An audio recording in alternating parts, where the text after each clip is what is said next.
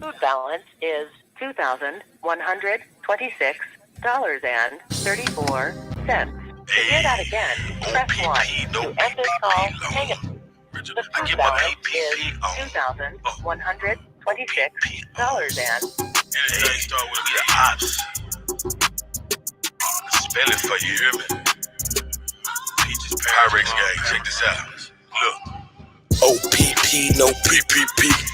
Ho see me, she key. All eyes on me, bitch. GTV. Look, go get it, gang, bitch. GGG. Hey, OPP, no PPP. Top tier talent, bitch. TTT. Who am I? Daddy Dope Dick. DDD. Hey, OPP, no PPP. Hey, OPP, no PPP. Hey, the ho see me, she gon' key. Ha ha. She wanna see that BBC. Big plumber lay pipe, no PVC. Plus I ball every summer like CP3. Thanks to COVID-19 and the CDC, I got 3,200 on my EBT. So now it's big king crabs when I eat AT. I'm one of the best like BIG or PAC. Look, RTNOCAP. In the streets I got a motherfucking PhD. See my piss in my blood full of TAC. You can see it in my skin like a TAT. When I put it in her throat, she gon' GAG. I ain't with it if it ain't about a BAG. Yup, like PAT. Paper, power, and prosperity. PPP, potent plants and parakeets. PPP, pretty pussy poking. PPP, plenty prostitutes provoking. PPP, black educated intelligent. BET, treat every bad bitch like a PET. I'm a dog, I ain't never seen a VET. But when you talking about hustling, I'm a VET. They need to let the real niggas out of TDC. Cause the kids out here stuck like PCP. The old head stuck in the past like a DVD. We some A, B, C, D, E, F, G's, H, I, J, K, elemental PIMPs. No JOBs, no GEDs. $1 million made off DOPE.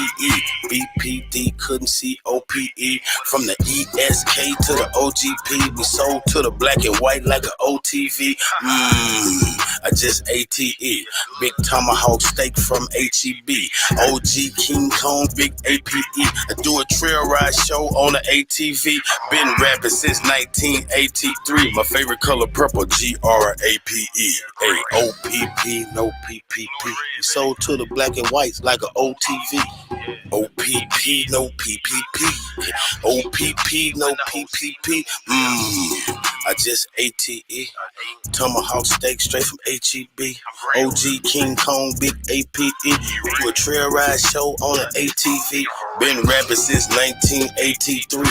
Color purple like a GRAPE. Blowing Zaza, no CBD. All my youngsters train to go, bitch. TTG.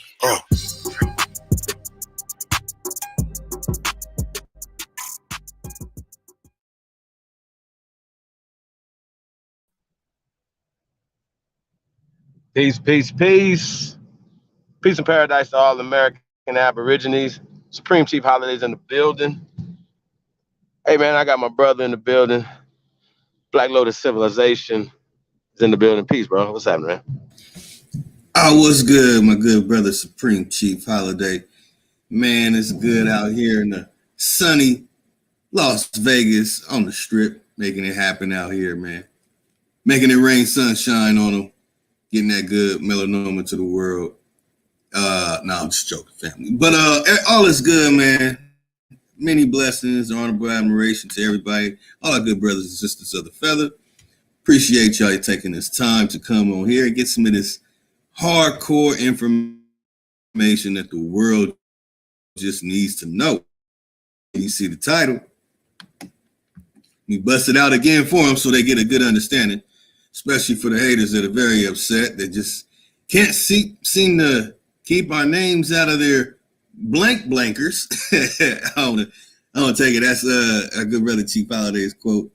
But today, man, we're going in with the Black Indians, Native Americans, Seminole, and Jay Nightwolf. Also, we'll go in with Judge Joe Brown on this subject. There's many other people, many other brothers and sisters of the feather who have shared.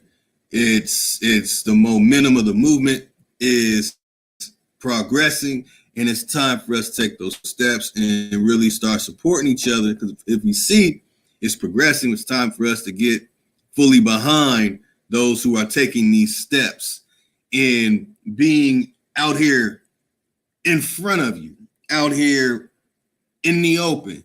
You know, we're not sitting behind some card saying we're Indian. Like, we're really out here with all the stuff going on, sharing this information and giving it to you. And we're going to start taking it to the next level in 4 days from now.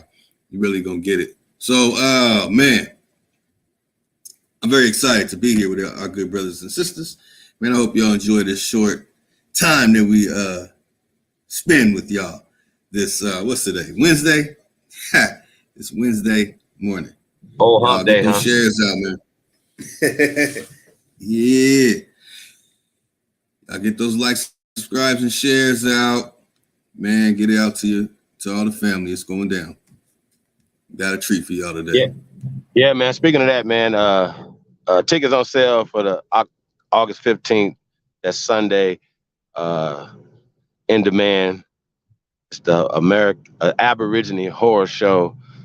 It's the destruction, the massacre, the total annihilation of the American indoctrination system, y'all. So, you know, your boy Jason Voorhees got something for y'all.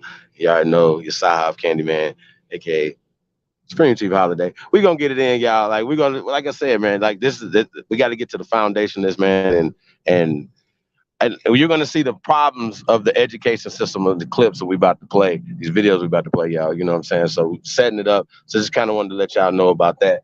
You know, from that situation, it's all about the educational system. You know what I'm saying? So,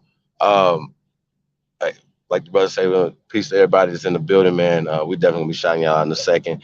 Lotus, you want to say anything else, man? Because I want to get right into this, man. Because it's very interesting, y'all. Like I said, it gets to the heart of everything that we're doing. You know what I mean? You know, it just gets to the heart of everything doing. Like I said, we're for solutions. So that's what this is about, y'all. It's about solutions. It's not about hate. It's about telling the truth and bringing people together. So just want to say big ooga ooga to the tribe. You already know what it is, man. You're tuned into the grace of all motherfucking time, man. Let's get to it. Let's go. Yeah, that's right, man. Hashtag that. When that uh when that ooga ooga come out, hold on. Y'all know. You already know what it is, man. We ready.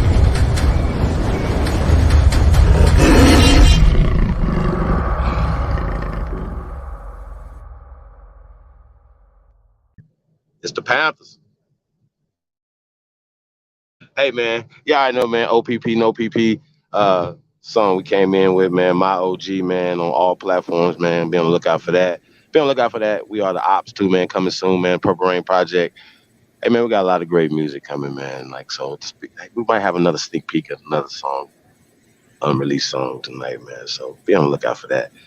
Shout out to Cali for the whole state. I already know, man. We get into the bag, man. I want to say salute to everybody in the chat room, man. In the building. Yeah, hey, yeah, we want to get right into this. It's a long video, man, so we want to get right into it, man. It's very interesting, y'all. If you haven't seen this, man, you already know the good brother Chief J Nightwolf, piece of the God, man. You know, he's a truth teller, man, and we definitely honor him, man. You know what I mean? So salute to the God. Salute.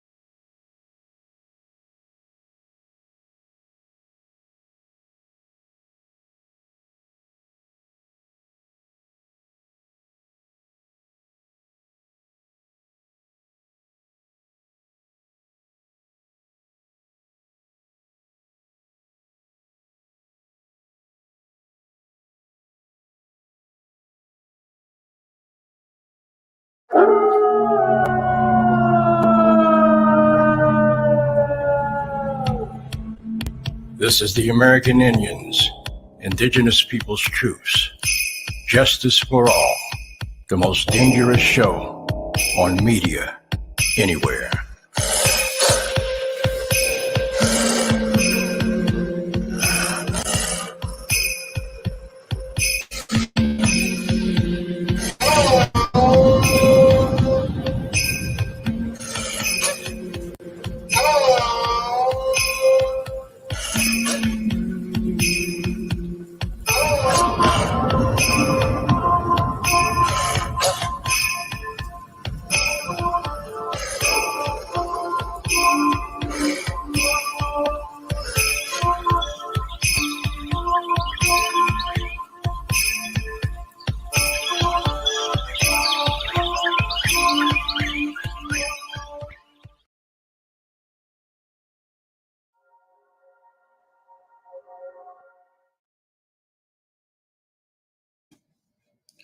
OCO, Taishu, Shadana Lai, Ayajagola Waya Sonoy, I'm Jay Winter Nightwolf, and this is News from Indian Country with my brother and my tribal member, Judge Don Walker. Take it away.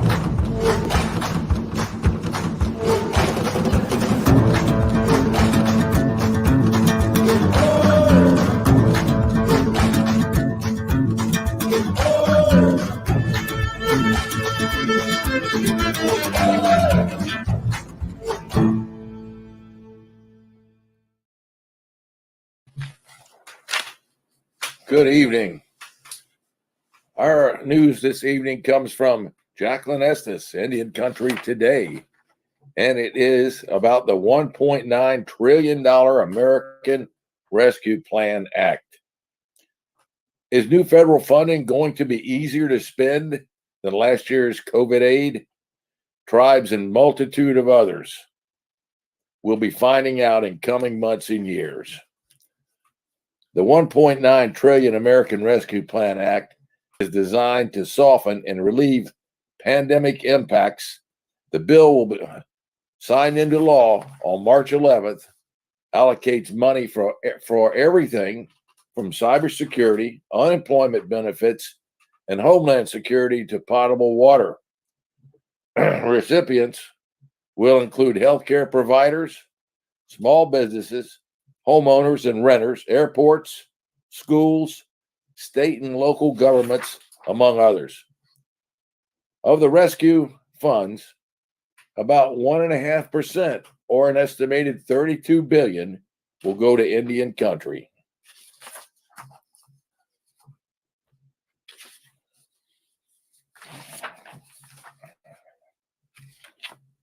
Hang on here for a second. I got a couple of pages crossed up.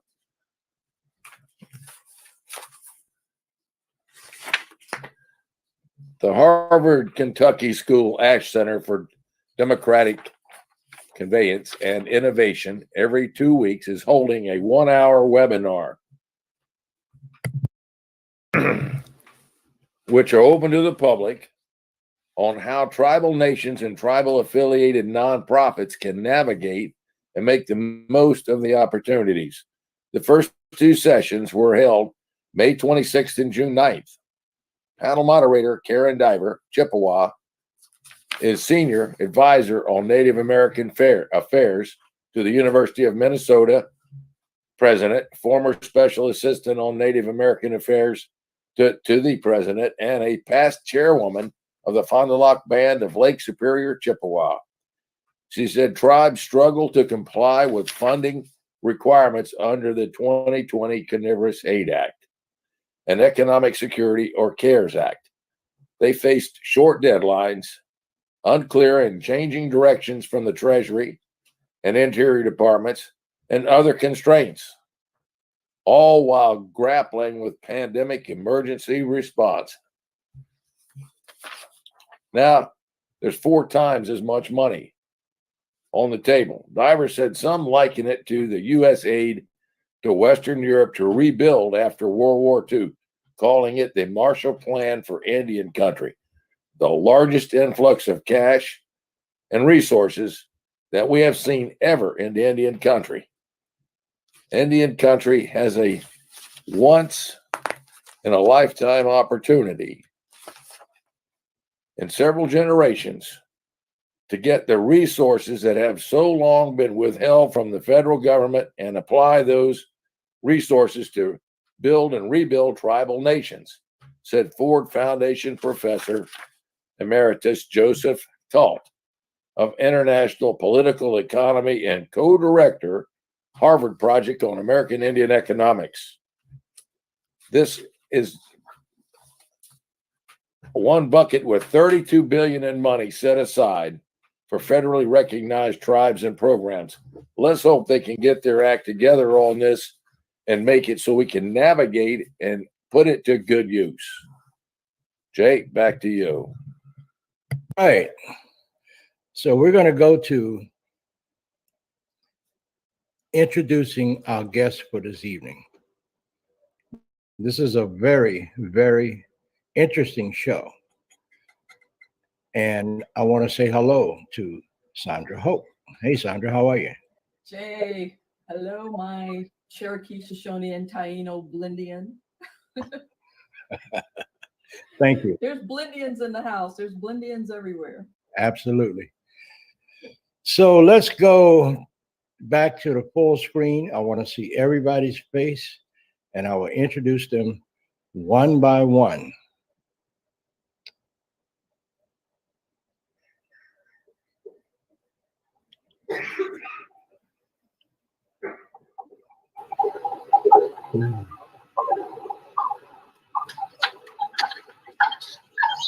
I know all of these people, friends of mine.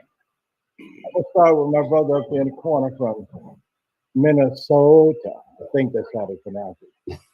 Mike Moss. Mike, how you doing, bro? Real good, brother. All right.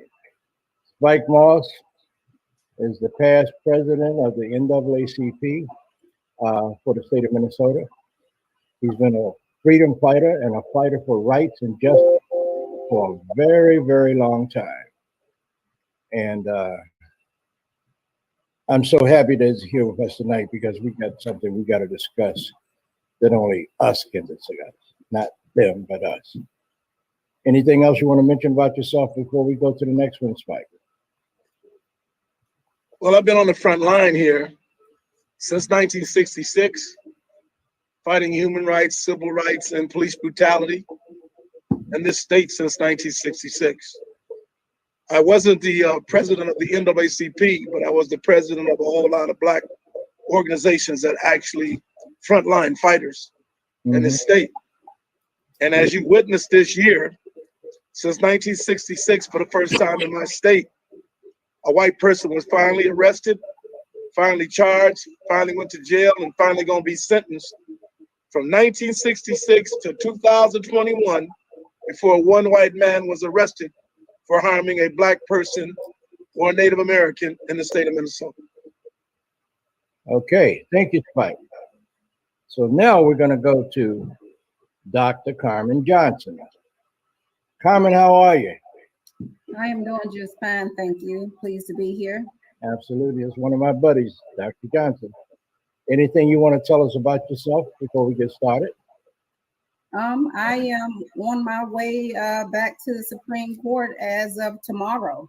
So it goes up for conference tomorrow, June 24th. So I'm excited about that. And I'll just leave it at that. This is my second trip to the Supreme Court. All right. Okay. Thank you so much, Carmen. Let's see. Who do I want to talk about now? Judge Don Walker. Friends for years. Don Walker is a member of my tribe, the Achota Cherokee Nation. And he's a retired of the Supreme Court of Virginia. Don, anything else you want to tell us about you? Jay, I think you got most of it covered, with possibly the exception that you and I are very close Cherokee brothers. Absolutely. Absolutely. Okay. So now let me go to another good friend of mine for many years, Judge Hassan, I believe is the circuit court, but you can correct me if I'm wrong. Prince George's County, Maryland. How you doing, Judge?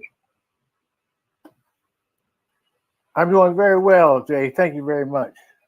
Anything you want to add about yourself?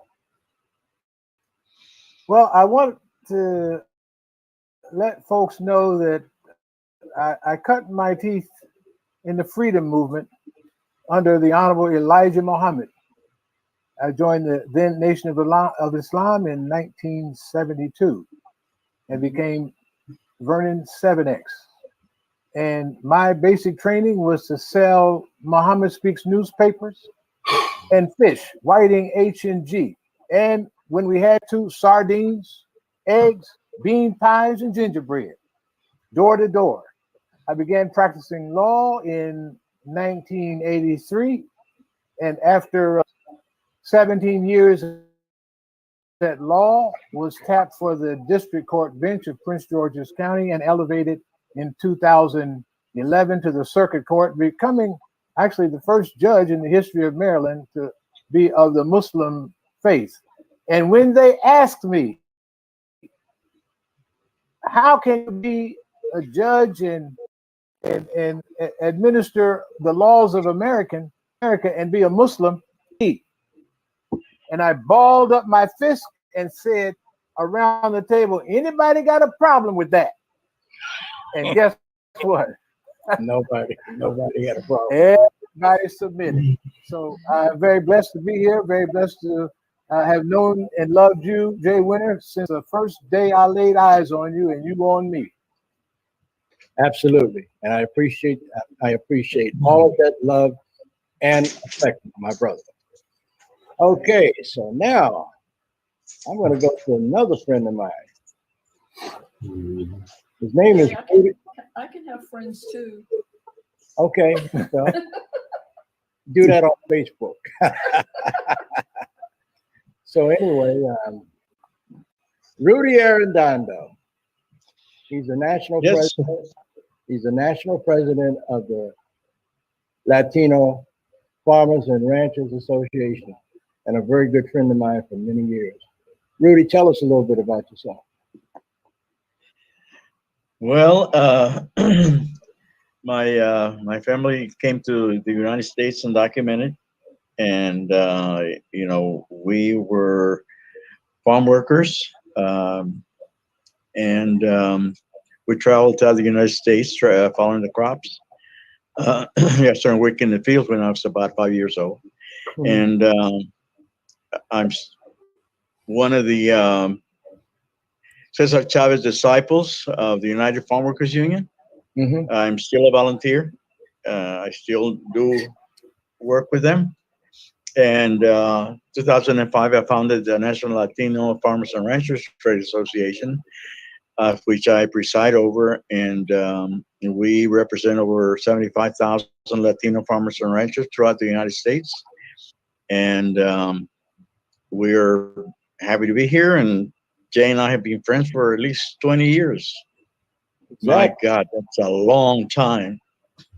What are you trying to say? What are you trying to say? Thank you, Rudy. Thank you.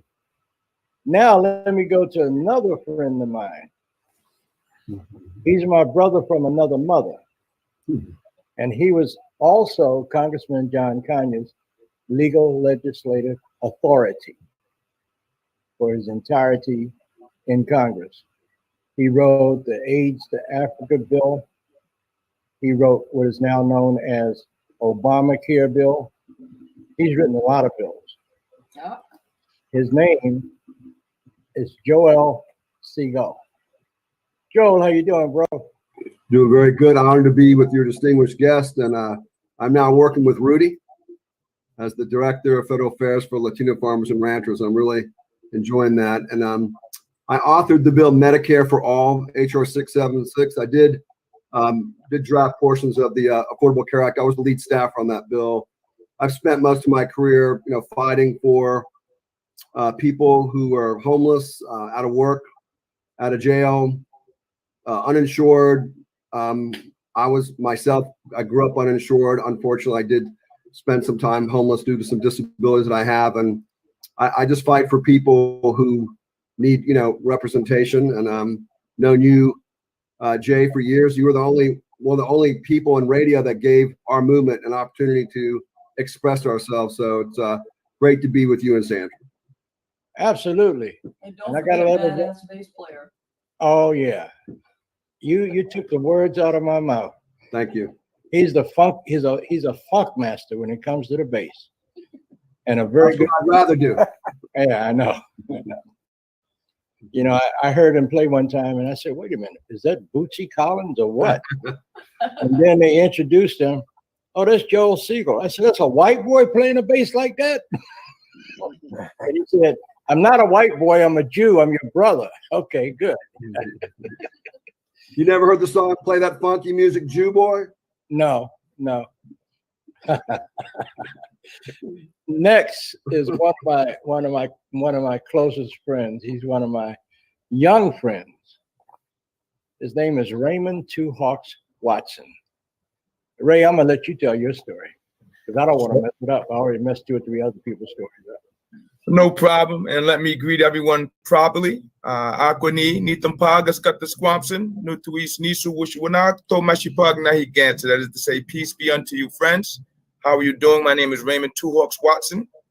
I am from the Narragansett people up here in Rhode Island, way up in New England, smallest state in the Union.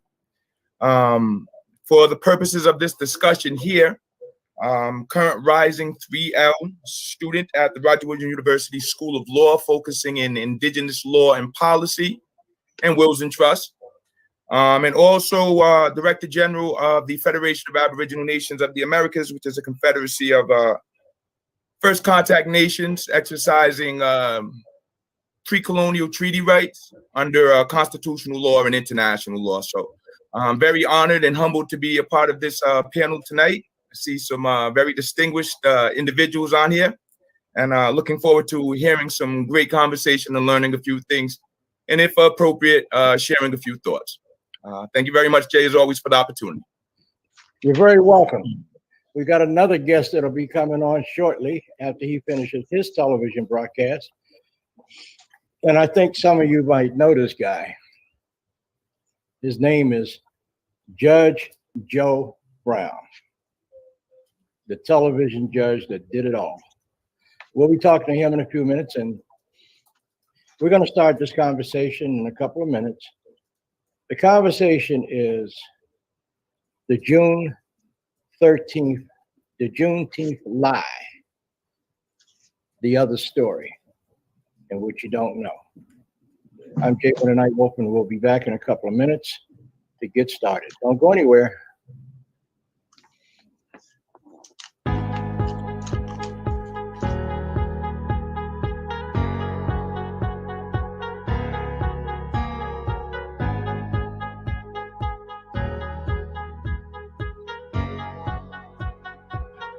I think it's interesting already, y'all. Sheesh.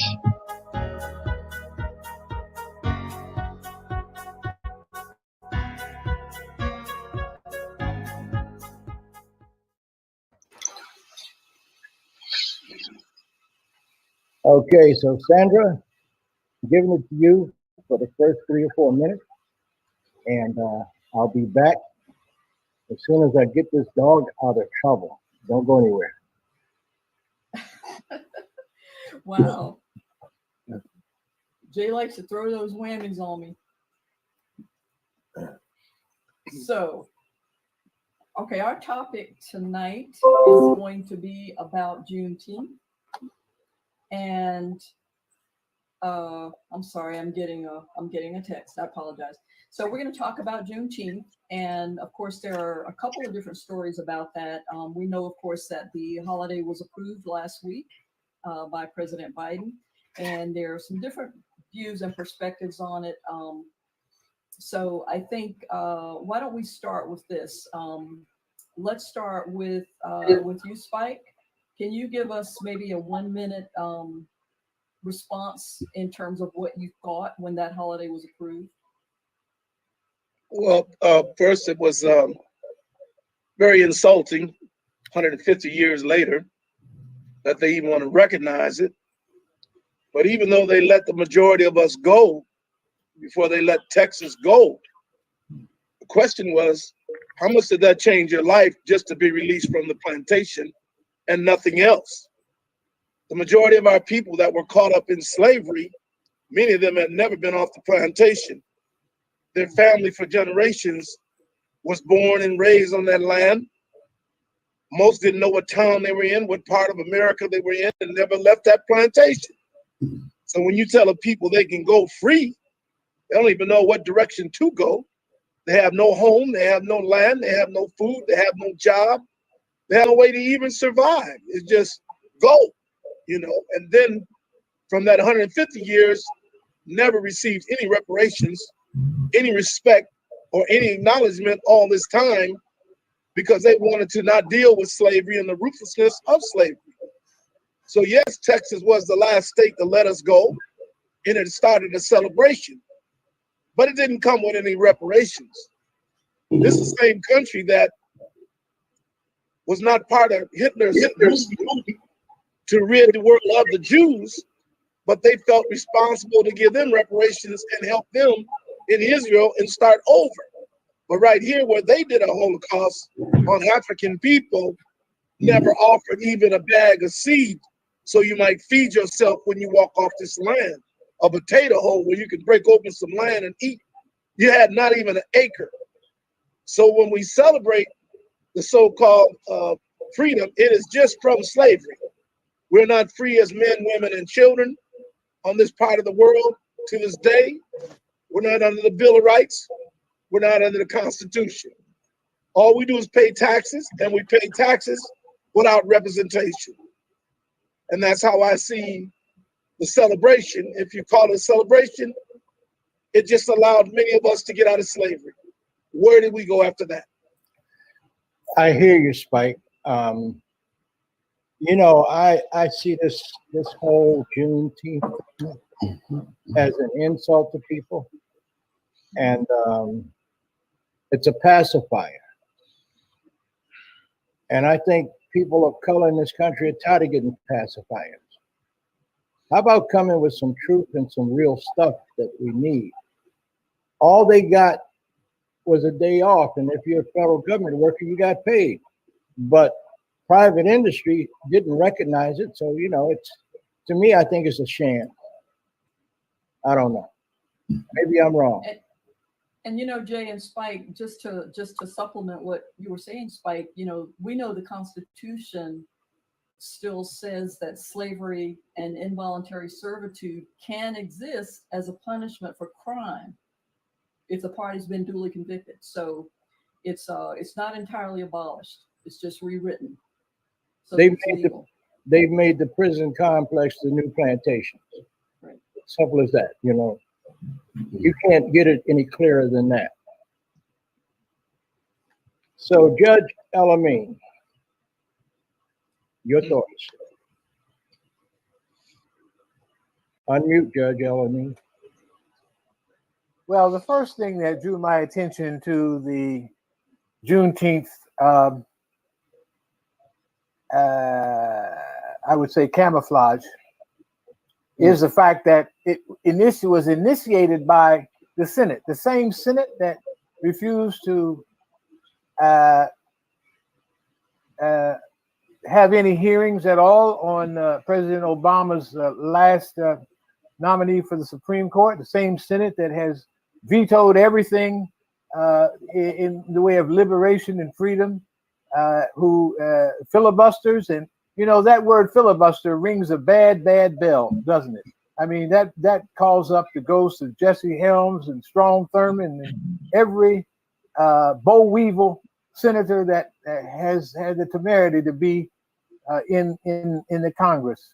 And so that raised the red flag to me. And as I begin to think about it, I'm saying, oh, this is just another chance for the Negroes to sing and dance. And that's just what we did. I'm a reparations man, and I'm glad that we have Brother Siegel here tonight, because I love John Conyers. John Conyers was a great speaker in our the J. Franklin Bourne banquet that we have in Prince George's County here, and he basically quieted the house when he said, I never will forget. This was pre-Trump, by the way, but he said, I've conducted a comprehensive study of all the presidents of the United States, and I've concluded that George W. Bush is the most stupid, worst president in the history of this country. And you could hear a pin drop. Everybody was shocked, and everybody said, wow, how dare he say something like that? But that's because, see, we have a big bourgeoisie in Prince George's County. We've got a lot of lawyers who, unfortunately, are scared of their own shadow as it comes to really where the rubber meets the road. And this Juneteenth, while it afforded some celebration, is a mask and a diversion from the real struggle, which is the passage of H.R. 40. Without the passage of H.R. 40, and let me quote, let me just quote a little from this book, Randall Robinson's The Debt. You're all familiar with it, but he says on page 204, African Americans will not be compensated for the massive and social injustice inflicted upon them by their government, and until that, there is no chance that America can solve its racial problems. And he says the gap between black and white is structural.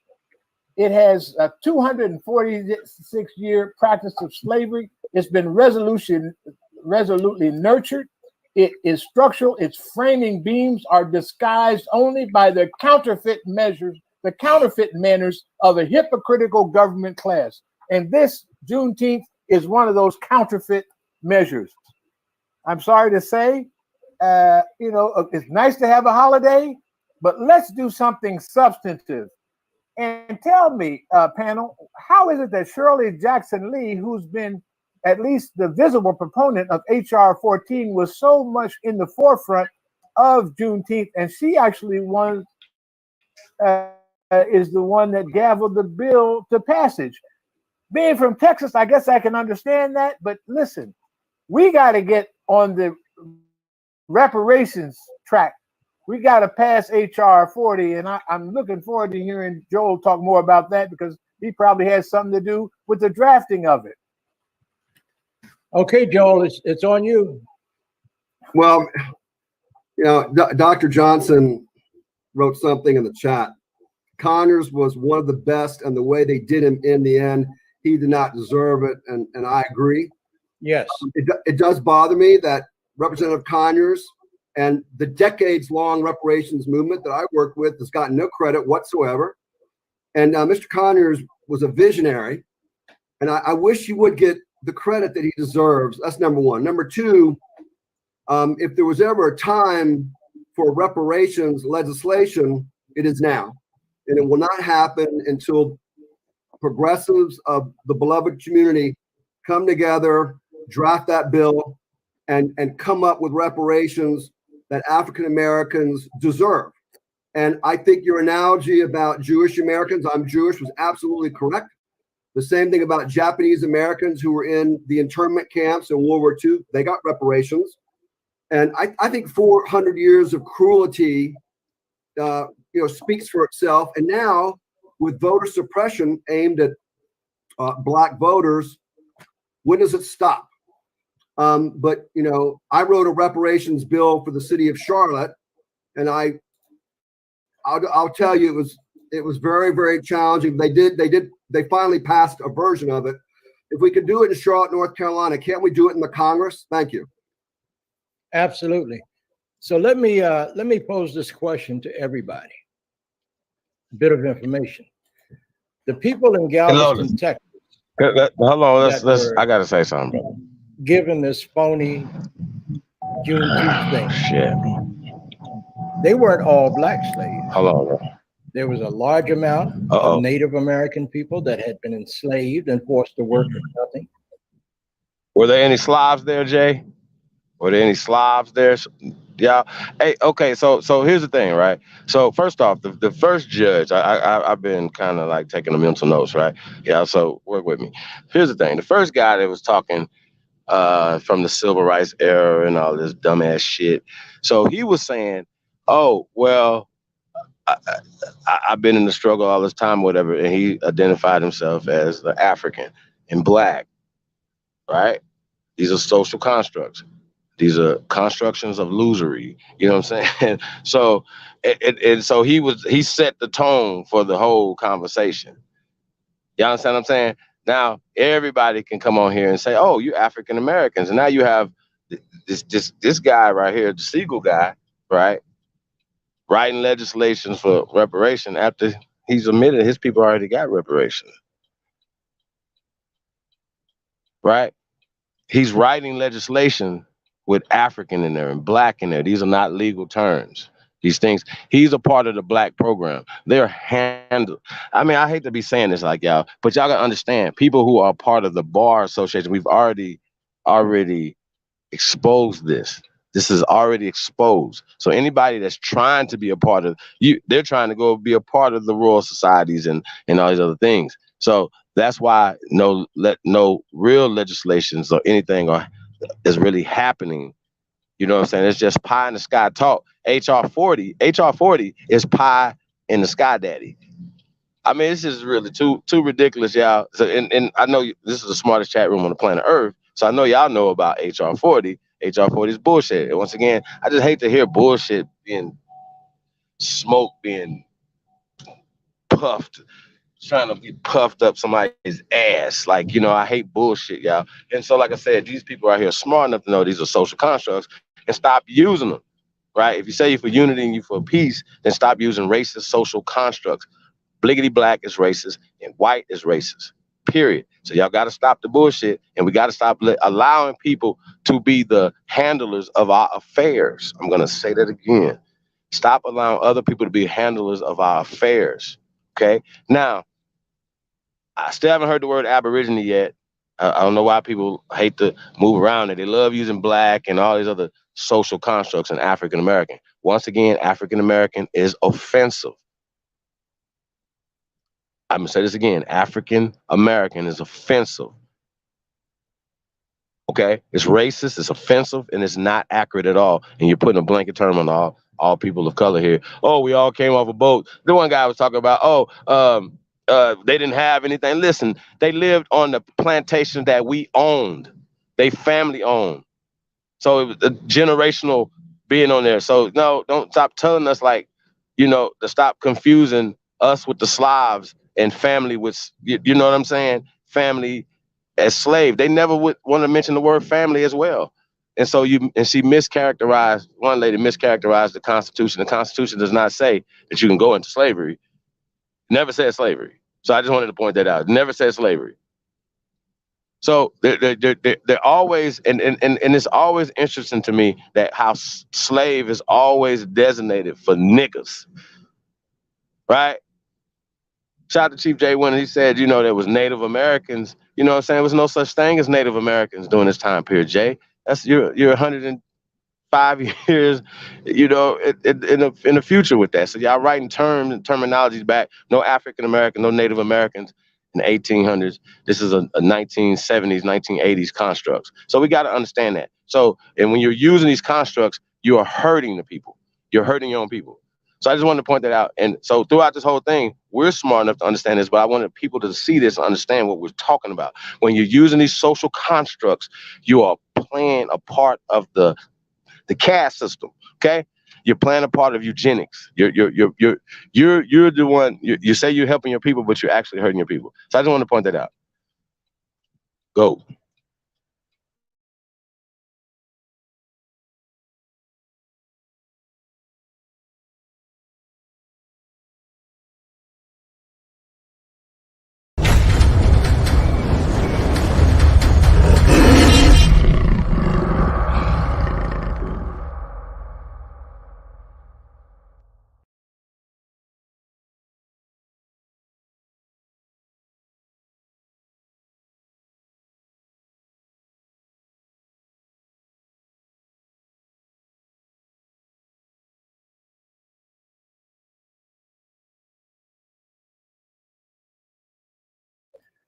There was a large amount of Latinos, those of us that they call Latinos, but we know that they're no more than Native Americans, just from a different part of the country.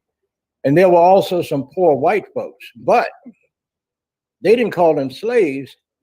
They played on words. They were called indentured servants. But if you work from sun up to sundown and don't get paid for it, then you're a damn slave. Hey, Jay, are you a slave if you get paid for it, though, brother? Come on, man. I'm in This full all agreement play with on that, words. Jan. You know, my people up here in the North have a very, very specific and personal relationship with slavery, going all the way back to 1638 in the Pequot War. I'm sure you do. And then, of course, continued in the King Philip's War and after that. So, yeah, I mean, it definitely all is just word games. We deal with a lot of that up here. The Negro terminology, the colored. And I'm in full agreement with everyone before me and all of their remarks. I really think it is a pacifier. It's a way to, you know, keep the people focused on something other than what's going to move them forward.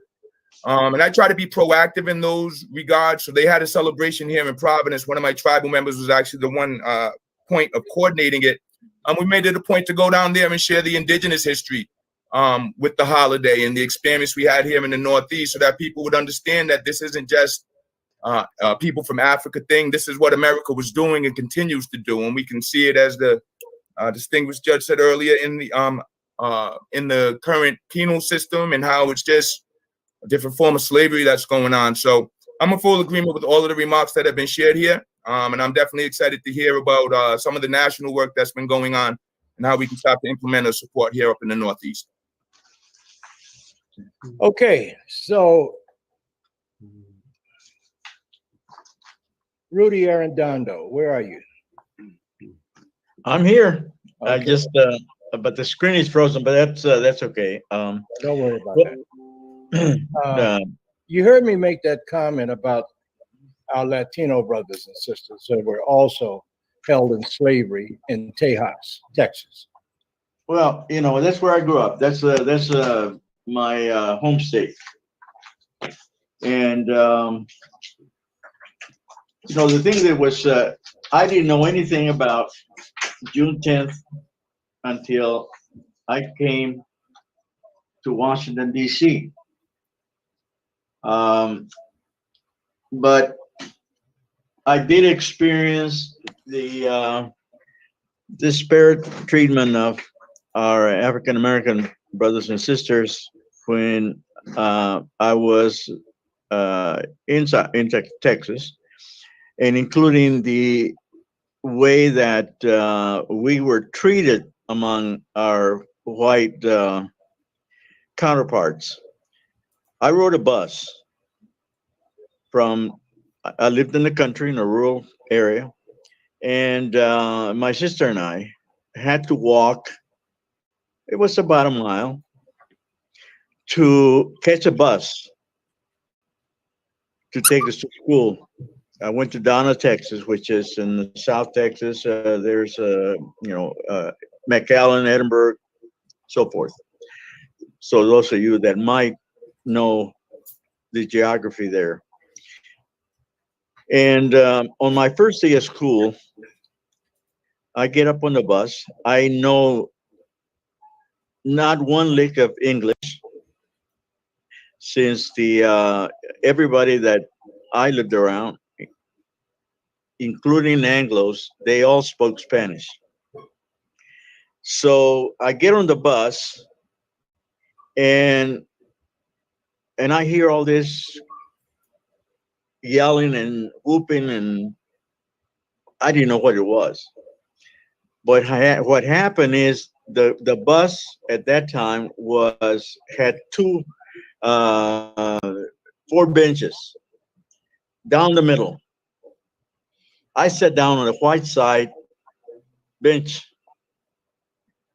and it wasn't until one of the people that were riding the bus, this young lady took me by the hand and took me to the side of where all the Mexicans were sitting.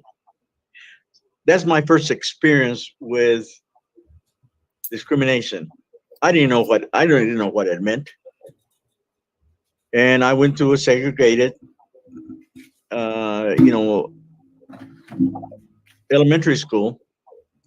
Everybody that I went to school with until the fourth grade were Mexican.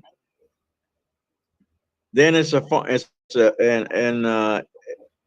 other thing that I did know was that the African American students were bused. There was no one no, there were no African Americans that I ever met during my entire public school career. But I did know that they would take African American students from the Rio Grande Valley, because there were not that many, and bus them to Weslaco, which was a hike. Okay. And folks would tell me that the bus would pick up, you know, students early in the morning in Edinburgh, and they went to these towns where they had most of the African American community were either worked for the post office or worked in government, and most of them were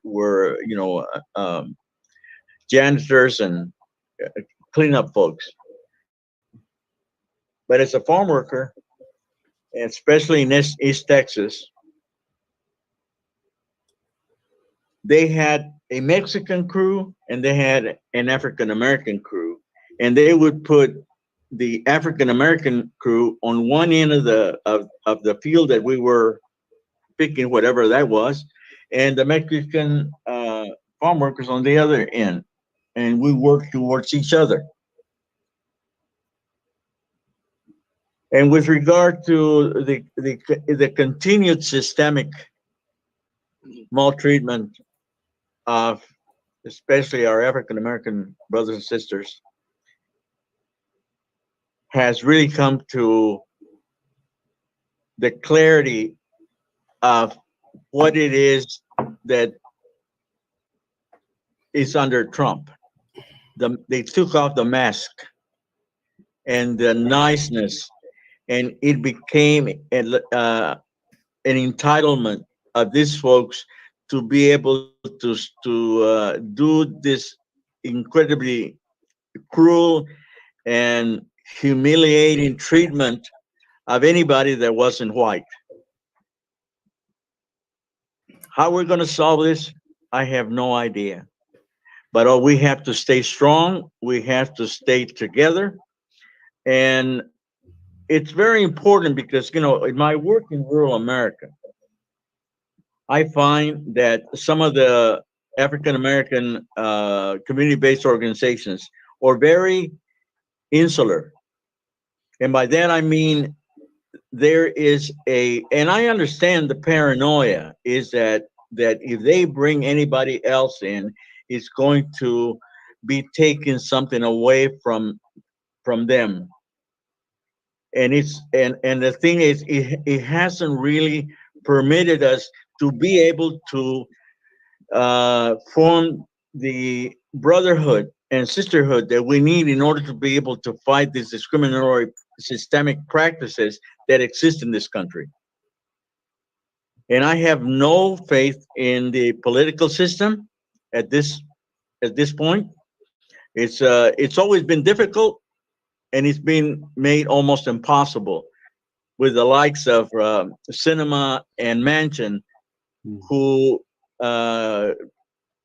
find interesting words to disguise their racist tendencies. Absolutely. Thank you, Rudy.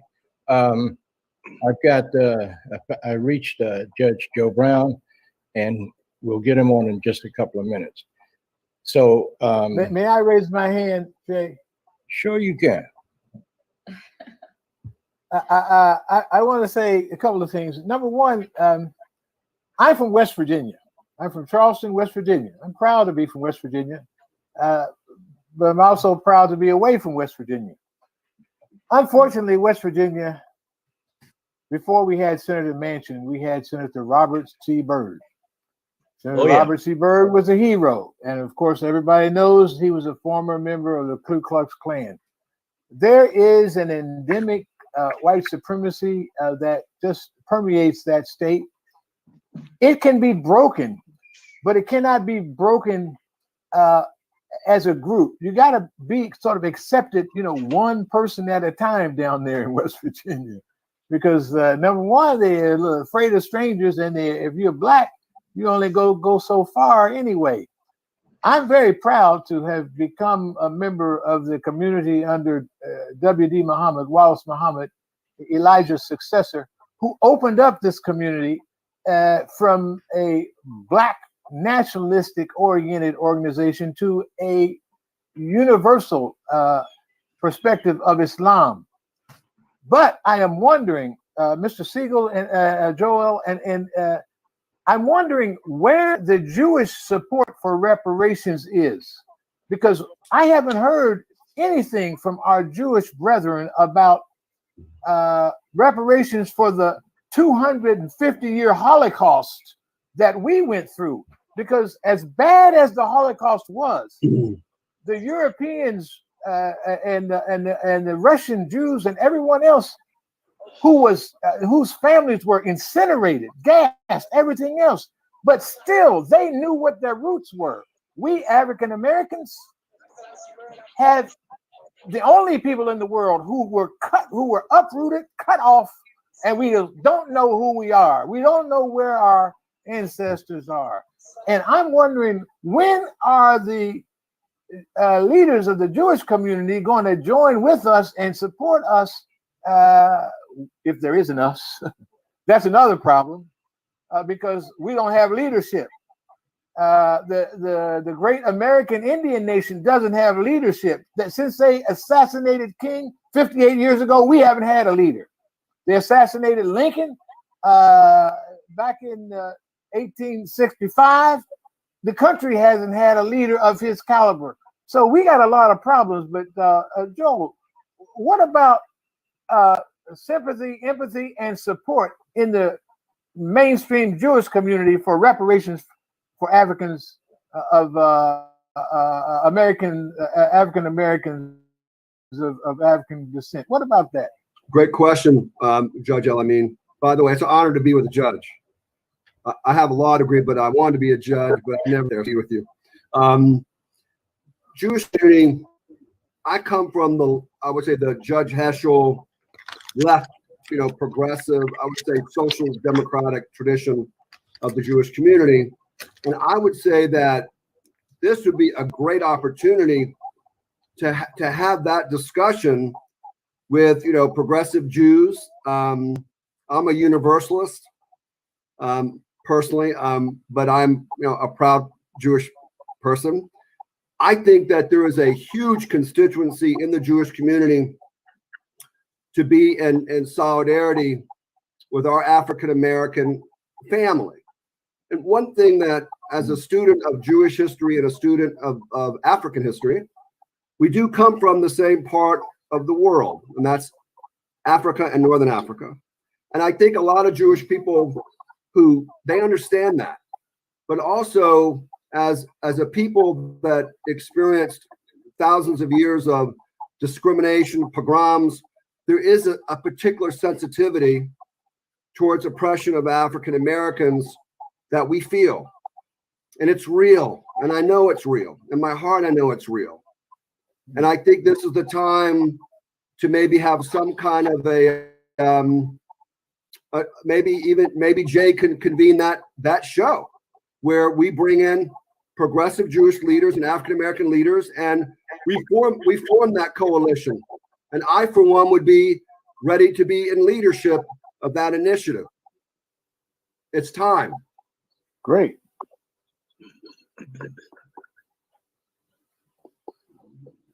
Let me interject something. I'm not here to defend anybody or be against anybody. But I personally know Joel Siegel for the last 30-some years.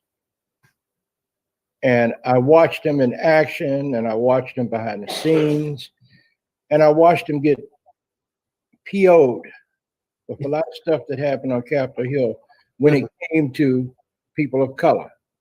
Yeah. I will never forget the conversation I had with him. I think it was the first year that we met. And he says, Jay, I don't understand what's going on. I said, what do you mean? He said, this country was founded on bloodshed. They tried to kill all of your people. And I don't like that. So then he said, what can we do about it? I said, Joe, first of all, you got to remember that you and I are the same. He said, what do you mean? I said, we come from tribal communities. We're tribal people. And that's how the connection was made with me and that brother. So I think we ought to form a coalition out of what we're doing tonight of people of color, people of the Jewish persuasion, and everybody else. Joel, you can help me do this. We need to put something down where we can all meet, representatives from all nations can meet. I think one of the biggest mistakes is how the United Nations has gotten sidetracked. We need to form our own United Nations. People that really care for each other and about each other. And as a point of interest, I think you all need to know something, that the very first slaves in America were not black people. They were native people. When that idiot, excuse me, Cristobal Columbus. Yeah.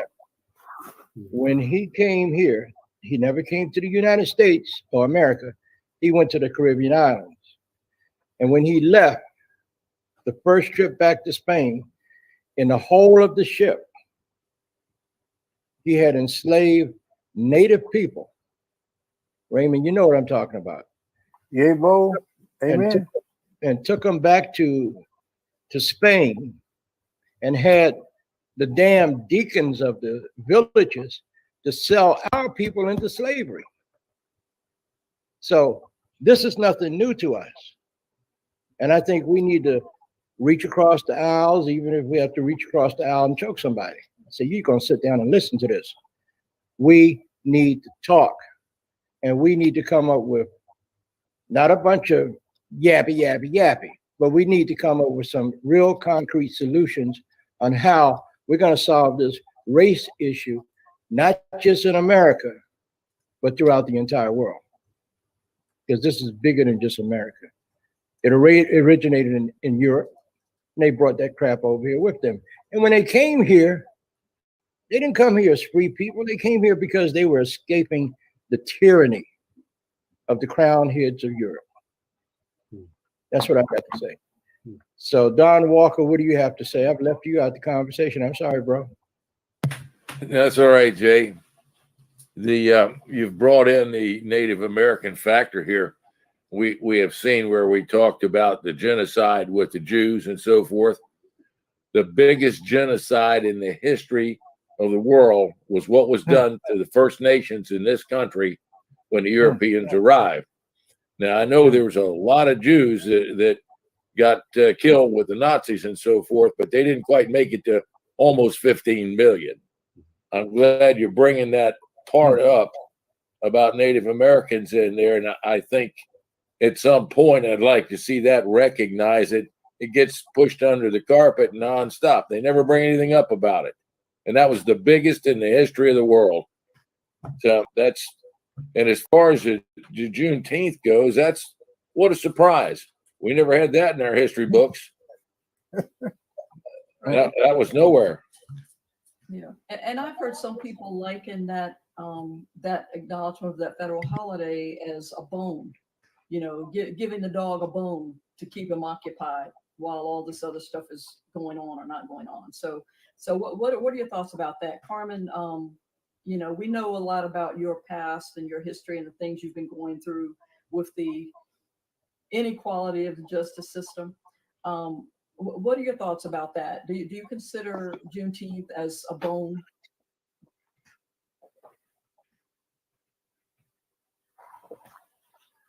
Unmute. I'm sorry. I thought I was a magician, but I'm not. I consider this new holiday an insult. And the reason why I consider it an insult is because mass incarceration and involuntary servitude, enslavement is still happening to black, brown, and tan people. So I consider it an insult. And if they wanted to make a difference, they should have gave reparations and mass liberations. You know, go ahead. I'm sorry. I didn't mean to cut you off, Carmen. It's an insult. That's all I have to say. There's so many innocent people that are sitting behind the wall in jails, camps, cages, and prisons. And then they insult us with this right here. And people that look like me and look like you are happy about this. And I was just sickened. And not to mention, I never heard of this before until like last year. So. Okay, now let me throw some more salt on the wound. While we are here discussing this, and while we are seeking solutions, do you know that the Nestle company, the chocolate company, the Supreme Court, I believe it was, a couple days ago, shot down an issue about enslaving African children on the continent of Africa to pick the cocoa beans and all of that. They're not paying these children, they keep them in cages, but yet and still, Joe Biden has the nerve to sign this fake Juneteenth bill, a holiday. You know, I remember one thing that Dr. King says, you know, none of us are free until all of us are free. So while they're putting this pacifier in our mouths to make us feel good, they're still enslaving children in Africa, a white-owned corporation, Nestle, and they refuse to address it. You know, somebody need to get to Uncle Clarence Thomas, because I don't think he ever had a soul. And how you can sit back and watch this come before your bench and you don't disagree with it. I don't like that at all. I see our brother has joined us. Judge Joe Brown, how you doing, bro? All right, how's everybody? Everybody's fine. Hey, Judge Joe. So we're getting into this conversation about this this bill that Biden signed, and I'm gonna call it like it is. It's a phony ass piece of legislation.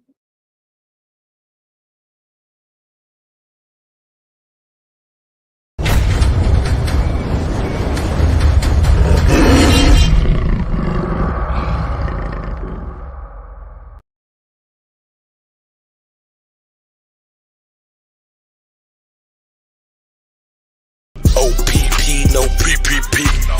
Ho see me, she key. All eyes on me, bitch. GTV. Yeah, go get it, gang, bitch. GGG. Hey, OPP, no PPP. Hey, top tier talent, bitch. TTT. Who am I? Daddy Dope Dick. DDD. Hey, OPP, no PPP. Hey, OPP, no PPP. Hey, the hoe see me, she gon' key. Ha ha. She wanna see that BBC. Big plumber lady.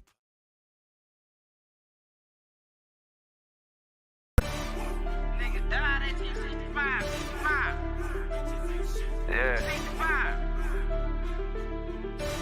Hey man, all I'm saying is, nigga, you always got something to say. It's like you don't shut up.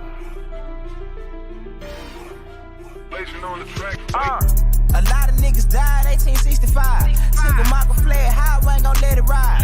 Everybody hollering black was never on your side. They do maps to tell your apps.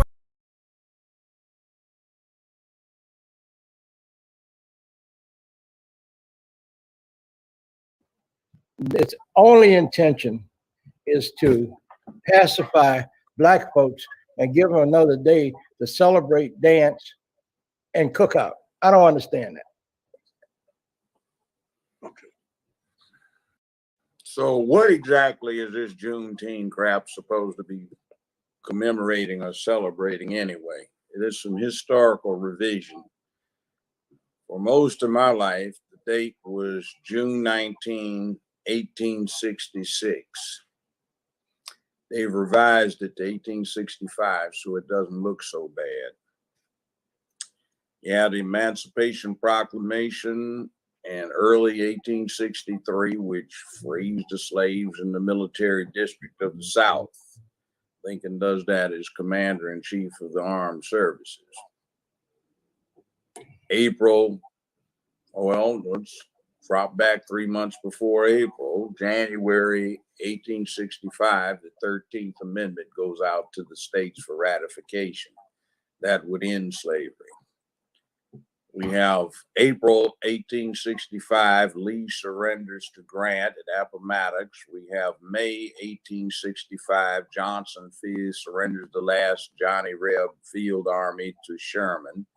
General Sheridan sends a troop of black cavalry, to Texas to inform the Negroes there that they are free. They hear their black brothers and they don't believe them. All right. Tennessee becomes the last state to ratify the 13th Amendment that outlaws slavery. And in June 1866, June 19th, there is a U.S. Navy vessel that's docked in Galveston, Texas. The captain looks out and notices that somebody is wielding a lash on the stevedores. He sends his XO down there to see what's going on. The XO comes back, says, "Captain, these fools still think they're slaves." By this time, the 13th Amendment has outlawed slavery. So the captain signs a letter, and he has his Marines send the letter or take the letter throughout Texas to tell these damn fools that they've been free for a year and 2 months, a year or 3 years and a half years, if you take the Emancipation Proclamation. And we're supposed to celebrate that when every other black person in the United States of America knew that the Johnny Rebs had had their butts beat. So what are we celebrating? It wasn't the ratification of the 13th Amendment. They could have proposed that as a holiday. It was not the end of the Civil War. That took place more than a year before. So just exactly what are we celebrating? And like you say, Negroes want to bug dance to banjo and harmonica music like they are back on some plantation, like they've been doing, and it's in the month of June, so it gives LGBTQ another way to subsume something associated with black. It's like December 25th being celebrated as Christ's birthday. Eastern Orthodox Church celebrates it either in late February or early March. They moved it from that time to December 25th because the pagans wouldn't stop celebrating Mithras' birthday on the 25th, Odin's birthday on the 25th, Osiris's birthday on the 25th, etc. So now everybody thinks the 25th is Christ's birthday, which it wasn't, and he isn't. They think Estra, the holiday for Estra, behind Estrus, also Isis, also Aphrodite, also Venus, the fertility goddess, has got to do with Jesus coming back out of the tomb, but you have the rabbit and the eggs because it's a fertility celebration. See, they co-opted that one. So quickly, if you want to see how fast they've done it, go on Twitter, hit hashtag Juneteenth, and you will see a rainbow fist come up with it. And they're already claiming it as something that they're celebrating because they have joined forces with the colored folk. You see how quickly that gets done?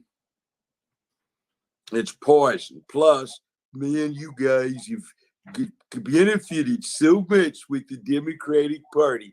See, we gave you a whole new holiday just for you guys. I mean, isn't that enough? I mean, it's all symbolic, isn't it? It's bullshit. I'm sorry. That's what it is. It has nothing to do with the truth. There's no truth in it at all. And if you really want to be honest about it, ever since the European was chased out of Europe by the crowned heads of Europe and came over here, it's been nothing but hell ever since. You know, I mean, you want to go further back in history? How about King Leopold? They never talk about the millions of Africans that he murdered when he went into Africa. He got a bunch. Yeah. So, I mean, the devil. See, colored folk are so damn foolish, stupid, and ignorant. Like Baragari, Tutaanani. Everybody wanted to speak Swahili, but speaking of Leopold, Swahili is a pidgin language set up by his folk, the Dutch, the Arabs, using some Bantu as a pidgin language to expedite the slave and ivory trade on the east coast of Africa. It's not an African language, but we want to use a language set up to facilitate a slave trade when we show our Africanness. That's really crazy. Learn Bantu if you want to, since most of us that have any black ancestry had that from Western Africa. Pick up Yoruba. Shedadani.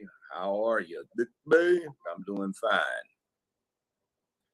Hey, Spike, you're studying over there. Tell us what you're thinking. You don't want to know what Spike is thinking. No, I'm really listening to what everybody's saying. And the problem I have with it is we're steering the conversation where he's still making all decisions and he's still in charge with our humanity. I disagree. We allow him to be in charge with our humanity. Mm-hmm. When you think about the Native Americans, when he arrived here, there was more than 20 million. When he started slaughtering them and finished slaughtering them, it was close to 12 million standing. They lived on 82 to 83% of all the land. When he got done stealing the land, they had 2 and 3%. He wrote up 400 treaties. He broke all 400. So you fight from there as Native Americans. Black people, we lost maybe 150 million in that water alone coming across here, besides that 240 to 250 years of slavery and how many died in slavery. So the first thing for us is we need to stop being what the judge is talking about and declare ourselves a nation. And we got to decide, out of African people, we might not remember which tribe each one of us is from, but we can still declare ourselves a nation and charge this nation with its crimes against our humanity. I don't care if we do it on our own or take it to United Nations. We need to charge this nation with its crimes against our people and then declare what we want in terms of reparations. We need reparations to speak from a point system. Everything we ask for should be a point. We work the land for free. How much land do we want? That's a point. We built all those facilities and buildings. What type of house do we want? 250? But it's a point. $300,000, it's a point. We built all those schools, wasn't allowed to go to school, and then the schools were built with our taxes. We should be allowed to go to the school we want and not pay any money. It's a point. We built those first colleges, and then slaves had insurance put on their head on the ships. A lot of that money went into Marquette and Princeton and places like that. We should go to college with no tuition, but that's a point. We have been forced to live under taxation without representation. We should be exempt from tax. That's a point. We've been asked and forced to fight in every single war with no benefit to ourselves, to come back home to Jim Crow and discrimination, denial of opportunity. We should be exempt from America's wars. That's a point. Because we do a lot of crime, based on the fact we were discriminated, denied, and oppressed, we went to prison. If your prison sentence is 25 to life, we should have an opportunity to go to another country and start over. But it's a point. Once we come up with a point system, we will cover everything we need in terms of our reparations. But we got to start with first being a nation. We can't be disciples and Crips and Bloods. We can't be Negroes, colored people, and the N-words. We're going to have to come together and become an American, African nation and stand up as a nation and charge this country with its crimes against our humanity. But everything we do, we're going to have to do as men and women. We're going to have to listen to what the judge says, first accept the truth about everything, and then begin to listen to our people. The dumbest thing we've done consistently is wouldn't listen to the leaders who are speaking from a free spirit. We run from them and stay with all the nonsense, which has allowed us to stay here from our unwillingness to leave his breast, suck at his breast, and stand up as men and lead our people out into the world, out into a new day. And one of the things you said is extremely important. The Jews were with us side by side through the Civil War. You got to go back together. In this town alone, I fought Native American police cases for 41 years. And you know yourself, Nightwood, when we started the coalition against racism in sports and media, I was asked to be one of their national spokespeople. I spoke all over this country. Our biggest battle was the Redskins. We finally got rid of that name. We changed names all over the country in colleges. It's what we do forcefully. It's not about what he lets us do. It's not about what he tells us to do. It's about grabbing our manhood as people of color who have the right to live on this part of the world where we live now and stand up and demand our own treatment as human beings. I don't ask him for nothing. When I used to go to meetings and he tell me no, I find another way to shut him down. When they built this freeway through this community, I went there. You're about to come through the black community. How many blacks you got working? How many blacks you got with contracts? They said none. I said, well, what time you get in this mud? He said 4 o'clock. I said, 6 o'clock. I said, we'll be in the mud at 4 o'clock. Tell them don't get on no tractors, don't get on no trucks, because we're going to be serious about these jobs. We're going to whoop everybody who gets on. And that's what we did till we won it. We got to do whatever we do as men to change our destiny, but not look for the person who's oppressing us to give us something like a holiday. He don't need to give me nothing. If we stand up, we'll take it for ourselves. James Brown said it clear in a song years ago. I don't want nobody to give me nothing. Open the door, I get it myself. So if you don't open the door, that means I got to knock it down. Woo! Amen. Amen. Hallelujah. Amen. Okay, Raymond. One question. If we get a nation state, where is it going to be? How do we defend it? First of all, where our population is really growing and excelling and educated right now is Georgia. We have too much education to act like we don't know what to do. Our ancestors built empires for generations, education for generations, first reading, first writing, first math, first medicine. Okay. 72, 73 scales of music. I'm saying it's in us to build what we need to build. I'm saying we're smart enough. We're gonna take Georgia. That depends on them giving it to us because we can't take it. They have M1 tanks, M2, M3 Bradleys. They've got B-1 bombers, B-52s, B-2s, F-22s, A-10. I'm not talking about all-out war with him. We're smart enough to figure this out. How do we get a state? If the state I'm telling you right now. How do we take it? I'm telling you right now, we're smart enough to figure this out, pull our heads together and figure this out and come with the correct question. Right. That's the question I'm asking. Okay, but let me give you one. Let me give you one. How do we take over? Let me give you one. Everybody move to Georgia. Let me give you just one, Judge. We should have years ago said we ain't going to take part in Christmas and brought them to their knees economically. We should have just said we ain't going to do Christmas. We ain't buying nothing. We would have brought them to their knees with those type of moves to get what we want. And we can't be afraid of being bold. We have to be bold. You've already tried kindness. You already tried peaceful. You already tried nonviolent marches. You're going to have to be bold. You're going to have to make him feel what you feel to get him to stop. You're talking to a man that lives in Minnesota. Let me tell you about Minnesota. We're the only state that has 6 rebellions before George Floyd died. When George Floyd died, we had 3 more. North Minneapolis, South Minneapolis, and St. Paul. That means we're the only state that has rebelled 9 different times. We were Ferguson before Ferguson, and most of us ain't scared to rebel. We got to get our people to understand you're going to have to rebel. You're going to have to go forward. Well, I'm not Bunch of joking fat old about it. ladies I'm trying to not break joking in and about it. steal And I'm Nike not want to tennis debate it with shoes, you or are because you you on setting another up a page. I'm perimeter and telling trying this to group, take something down? we're going to Spike, have to stand up as a people. We're going to Spike, have to do it. We're Spike, going to have to do See, it. Spike. I'm not saying don't. I'm just saying where, when. And We've been besides, overdue to do it. We've you been don't overdue talk to do about it. those things on a Spike, forum like this. There are Spike, people calm down, listening bro. in. And one of the problems is that you're going to have more informants, snitches, agents, and sworn officers from alphabet organizations inside than you do people who are trying to do what you're talking about. You're talking about provocateurs. You're talking about provocateurs. Yes, all of the above. Right. So let me just go somewhere else for a minute. And Carmen had a question too, Jay, I believe. Okay, go ahead, Carmen. Well, actually, I had a comment, and my comment is the fact that when I stood up, and I'm not afraid of anyone or anything, when I stood up and when I spoke out for our people, Black, brown, and tan, when I looked around, I was left standing by myself. So there was no men standing behind me. There was no women standing behind me. There was nobody standing behind me. So when we talking about coming together, I've been fighting the feds for almost 10 years for helping our people. And I continue to help our people even after this sabbatical that I went on. I still continue to help. I still gotta, beg to get people that look like me to help. And they refuse. So coming together, who's gonna come together? Okay. I know exactly where you're coming from, Carmen. I really do.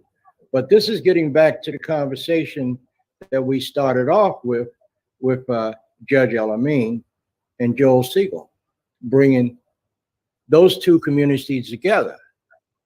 The only thing, and you're right, Spike, the only damn thing that this white man understands, and Malcolm said it too, he's not worried about you killing him or going after his family. He's more worried about the damn dollar than anything else. And the dollar can bring these fools to their knees. And we bring them to their knees and they see we won't buy a damn thing they make or anything else. Then they're going to want to come and talk. And when they get to that point that they want to come and talk, then it's time to drop the boom on them.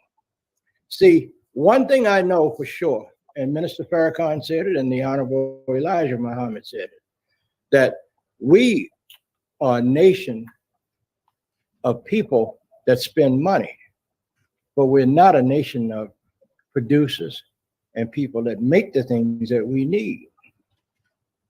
I'm going to leave that on you, Judge El-Amin.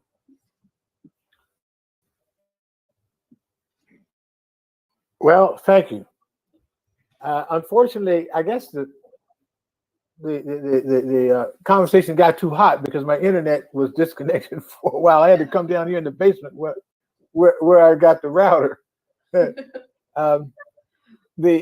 The problem is, and the kind of shame of it is, that in order to achieve justice, which to me, the biggest part of it is some recognition and then compensation, recognition of the harm that we have been through as people of color and as people of African descent and of Native American slavery and exploitation. Each of us needs to have a formula. And the shame of it is that we African Americans, we don't have a formula. We don't have the leadership which have come together to say, okay, this is the plan. This is what we need. We have to go to Congress to get that done. I don't know whether the Native American tribes or the nation of tribes actually has a governing body that has set out what would make Native Americans whole. I mean, is it to give back the land that they stole? What about the Black Hills? What about a rent on Mount Rushmore? America should pay Native Americans rent for everything in South Dakota. They should pay Native Americans rent for Montana. They should pay Native Americans big money for the land that they stole, and they know they stole it. They acknowledge they stole it. They acknowledge the treaties that were broken. And they acknowledge now more and more the cost of slavery. Look at Georgetown and all these universities. Look at even the exposés on King Leopold.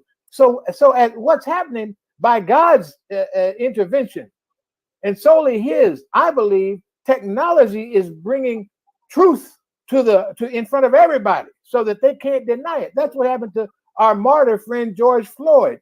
Yes, he was a deprived and poor human being who was really a victim of discrimination, victim of his own misdeeds and everything else from the time almost he got out of the cradle.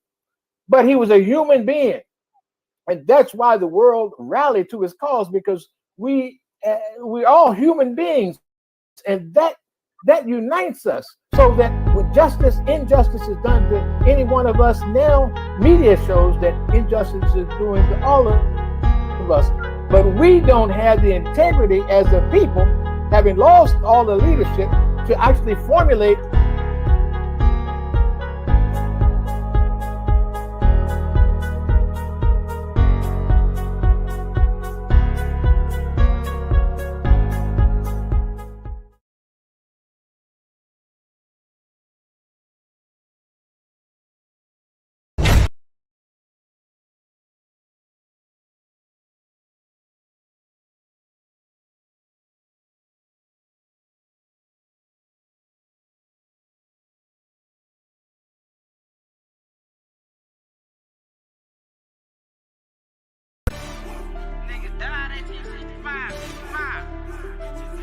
Yeah.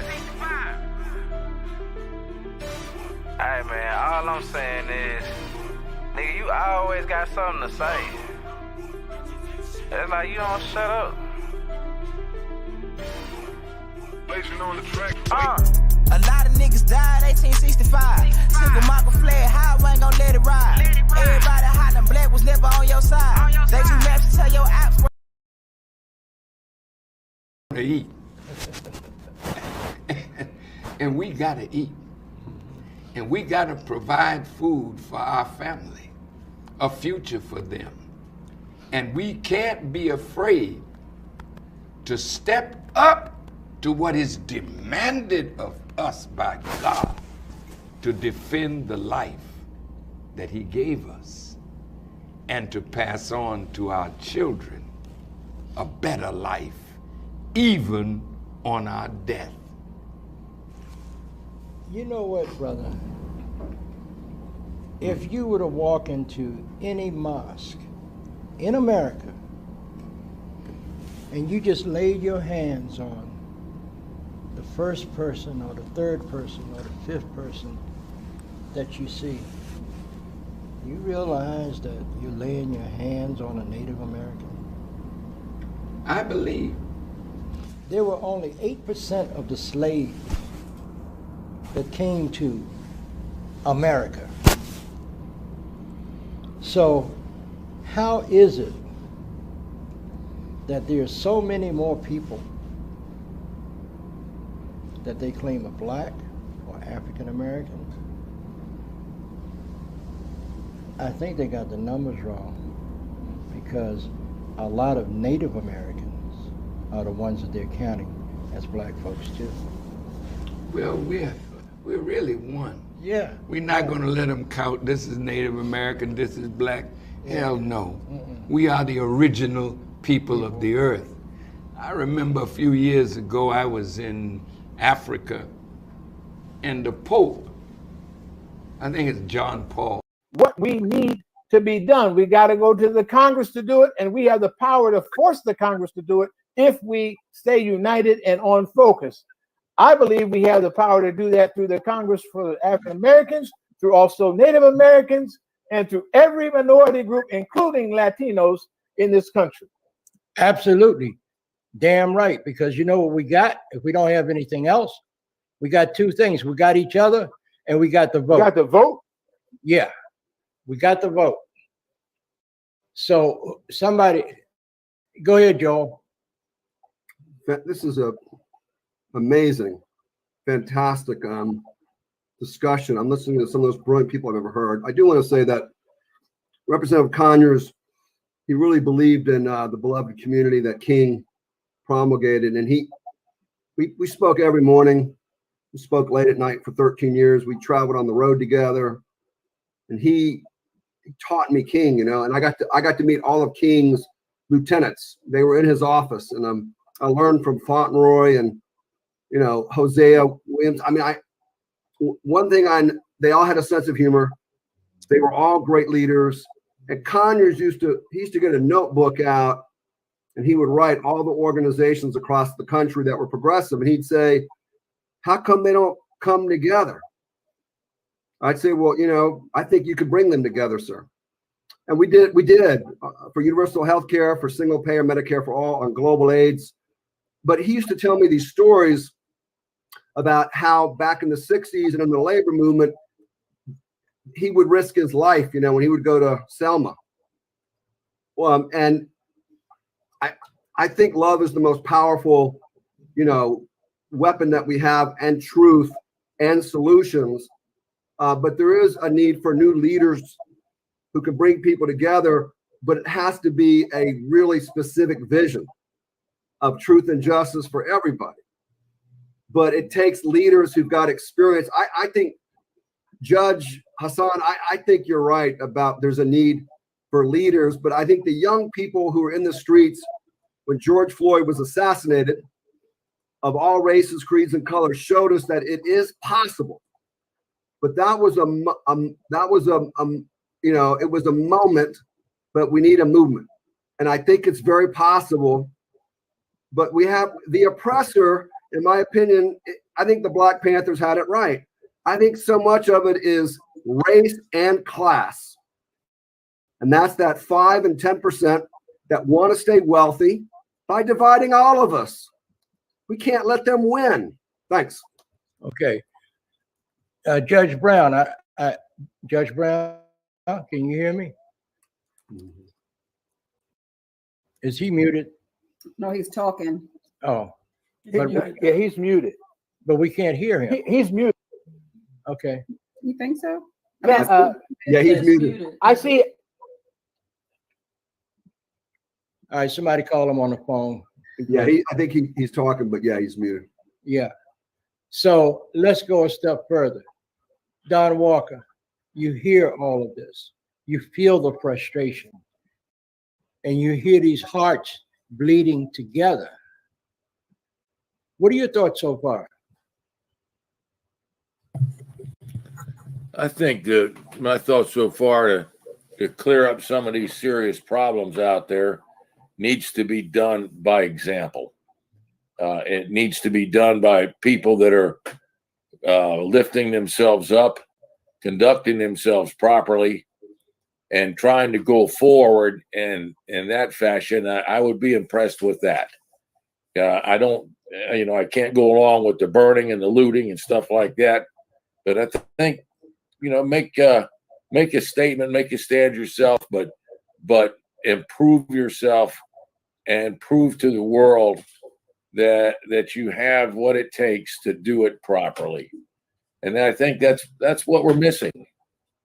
The world's looking to see that out there. So that's my thoughts on it, Jay. Okay. Raymond. Yes, Nightwolf. What are you feeling right now? So I heard some really fantastic thoughts. I'm a big fan of passionate discussion. So to me, that was a great discourse between the judge and Mr. Moss. And I think that discussion and that conflict is what ended me up in law school. Because we have to be able to stand up, and we most certainly can't continue to be in a position of victimization where we're always complaining about what happens to us. We're always talking about what they're doing to us. We always talk about how they didn't do this and that, because it gets us nowhere, and it's gotten us nowhere. But at the same token, the law is a very big issue. And Judge Brown asked a very important question. If we were going to start a new nation, where would it be at? And then as I learned more about the law, I realized that that's a significant question because you can't just go and take the land. It becomes a national security issue. If you start trying to practice autonomy outside of the U.S. system, you can get in potentially a domestic terrorism issue. So how do you move in this space? And we've been doing some really interesting things with the tribes up here. As I mentioned earlier, our focus is really on looking back. So first of all, establishing who we are, and then what our legal rights are in that capacity. For myself, I go back to two of the treaty signers in the 1600s, my Antinomy and Canonicus. My fourth great-grandfather was chief of the council here in 1881 when they told us we had too much Negro blood to be real Indians anymore and then detribalized us. And then my great-grandfather was chief in 1981 when the South County faction went and got federal recognition. So that was all done by law. That was all done by law. You know, it was all about the law and the way that they changed laws, the ways that they implemented laws to make uprisings illegal. You know, the Panthers start showing up with guns and now all of a sudden there's gun laws that are passed. So our interest has merely been in exploring how we take that passion that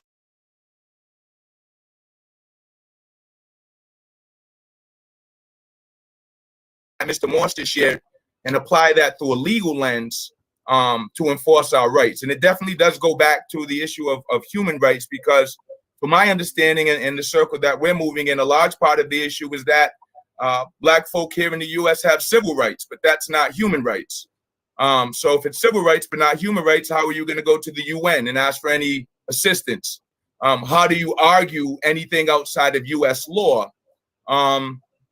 It's a major issue. So we've been exploring those. I'll just share a couple of concepts that we've been exploring here. First is that to Judge Joe Brown's question, well, where is the nation going to be? Well, we're saying it's not necessarily a physical thing. We're still here. We've been on the land. We never left. But let's look at what the claim actually is. And as we understand it, the claim's a commercial claim through the Commerce Clause, that Congress has the right to regulate trade with the Indians. And through taking federal Indian law, realize, well, that's actually what it is. So, okay, where do we go from there? Then we look at 8 U.S.C. 1401B, which gave Indians citizenship in the U.S., with the caveat that it couldn't interfere with tribal property. So we say, okay, well, it's commercial, and there's this conversation about tribal property.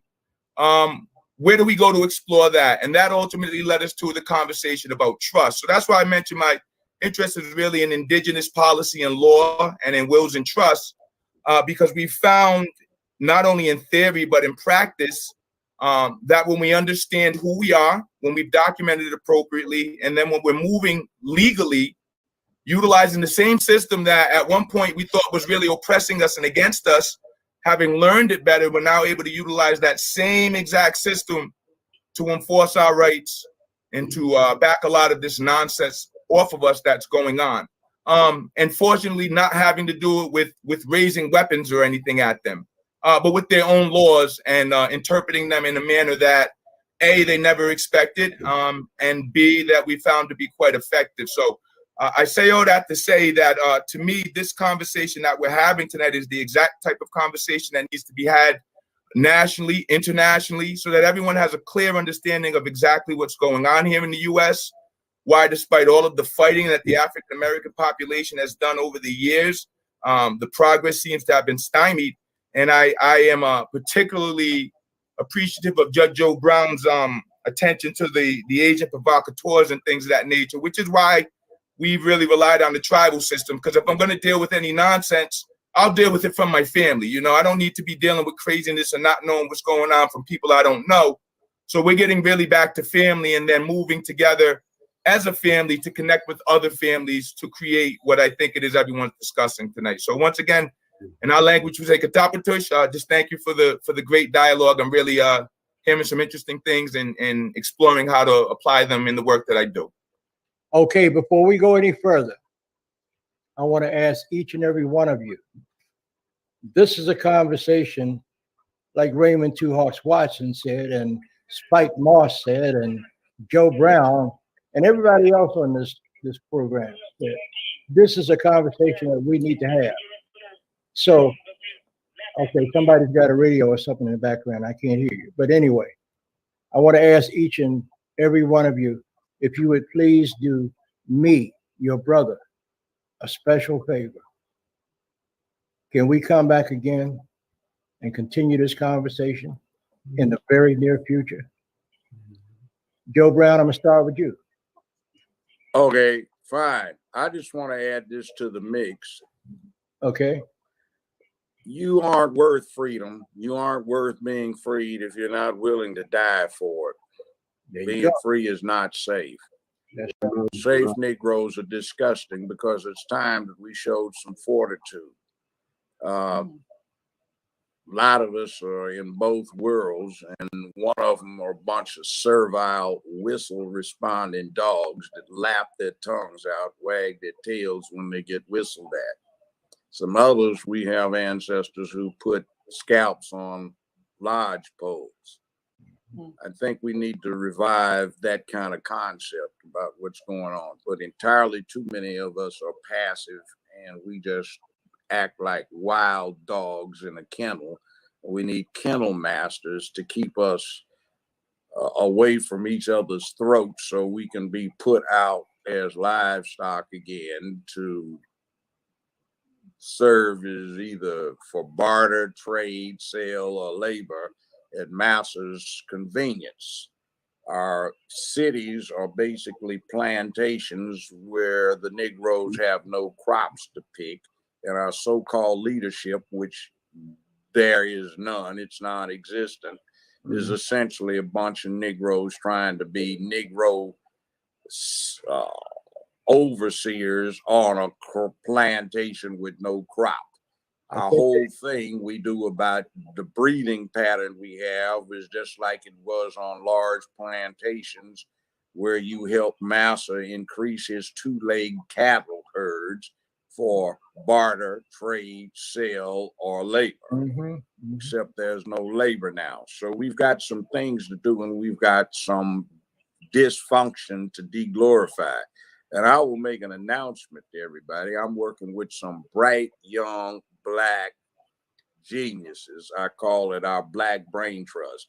They're physicists, they are scientists, they are engineers, they're mathematicians, they work for NASA, they're theoretical physicists doing the Einstein stuff. And what we hope is that instead of trying to get into a market, into a field that is glutted with very deep pockets, we come up with the equivalent of a new .com revolution so we can get in on the ground floor and build from that. We have to make stupid uncool. We have to make being brave cool. We have to make man up and woman up the things to do. We have to embarrass and shame and get rid of dysfunction. We don't need any more Cardi B's, Lizzo the fat hippo lizards. We don't need any more idiots going out buck dancing instead of being reverent to sacrifices and tragedies. We behave like you would think Jews would never behave, like going to Auschwitz and having a dance party in the streets to do what? See, we have to stop embarrassing ourselves and become men and women, and the formula's been there for thousands of years all over the world, and we have to start exposing people to it. We need to start getting these charlatans that we have in DC that are surrogates for the rainbow. We have to understand there are three functional national parties. One, the jumbo elephant Republicans. Two, the jackass donkey Democrats. And three, the rainbows. And you see, two of them are official and one of them's unofficial. The unofficial one, they have to go through an initiation. For the other two, they just declare. For the rainbows, they got to deal with the 6 B's: unbelt, drop britches, drop boxers, bends, spread butt cheeks, and get banged. And then there are members, and they can be jumbos and rainbows at the same time, or jackasses and rainbows at the same time. And we got a game being run on us by some fools that hate what they are, hate what they want to be, and are trying to impose that sick mess on the rest of the population, starting with us. Now, it's their right to get the freak on in the damn bedrooms. I don't care.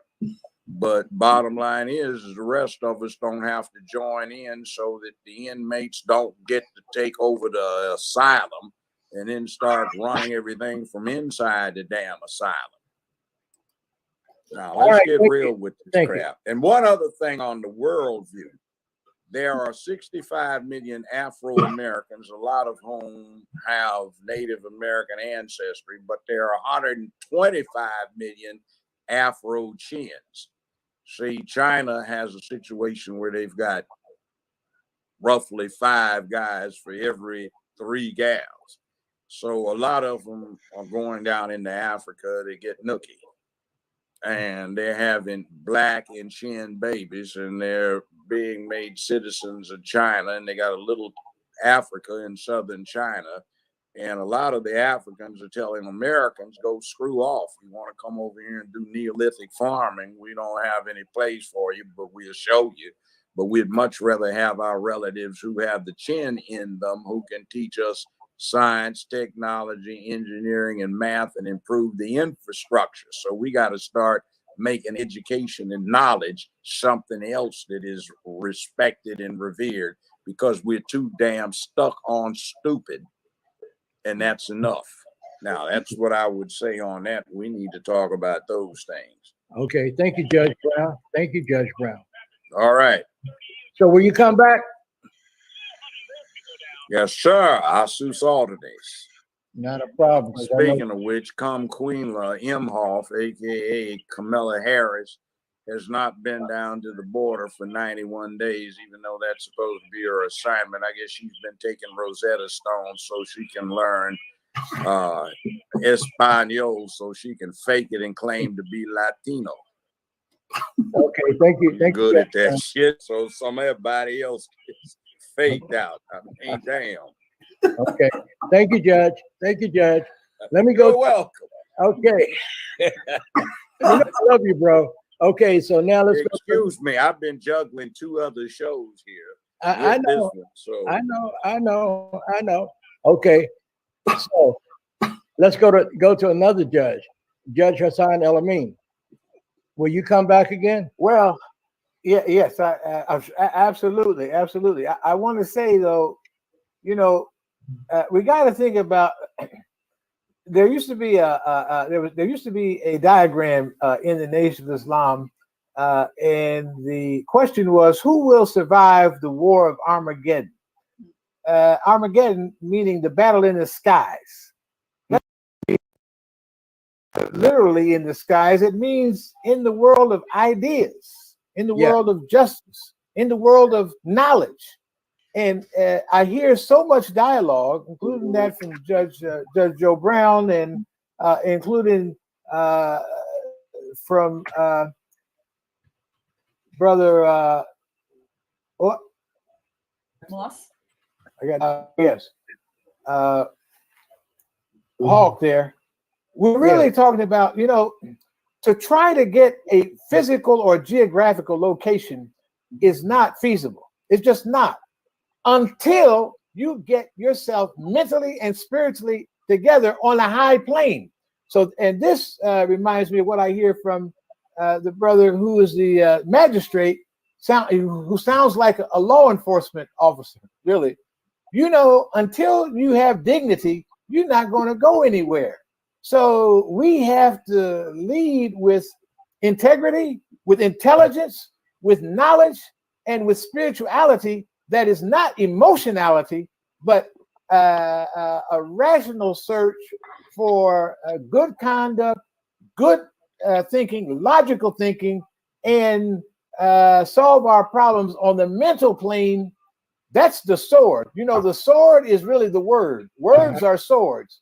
So forget about physical confrontation. Let's talk about mental and spiritual evolution and finding our path through leadership to a much better place.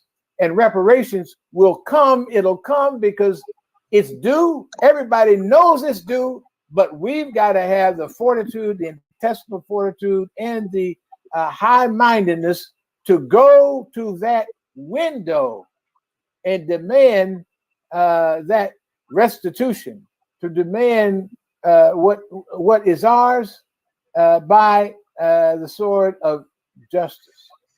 Thank you, Judge El Amin. I'll be back. If All right. invited. Yes. Oh, well, you're invited.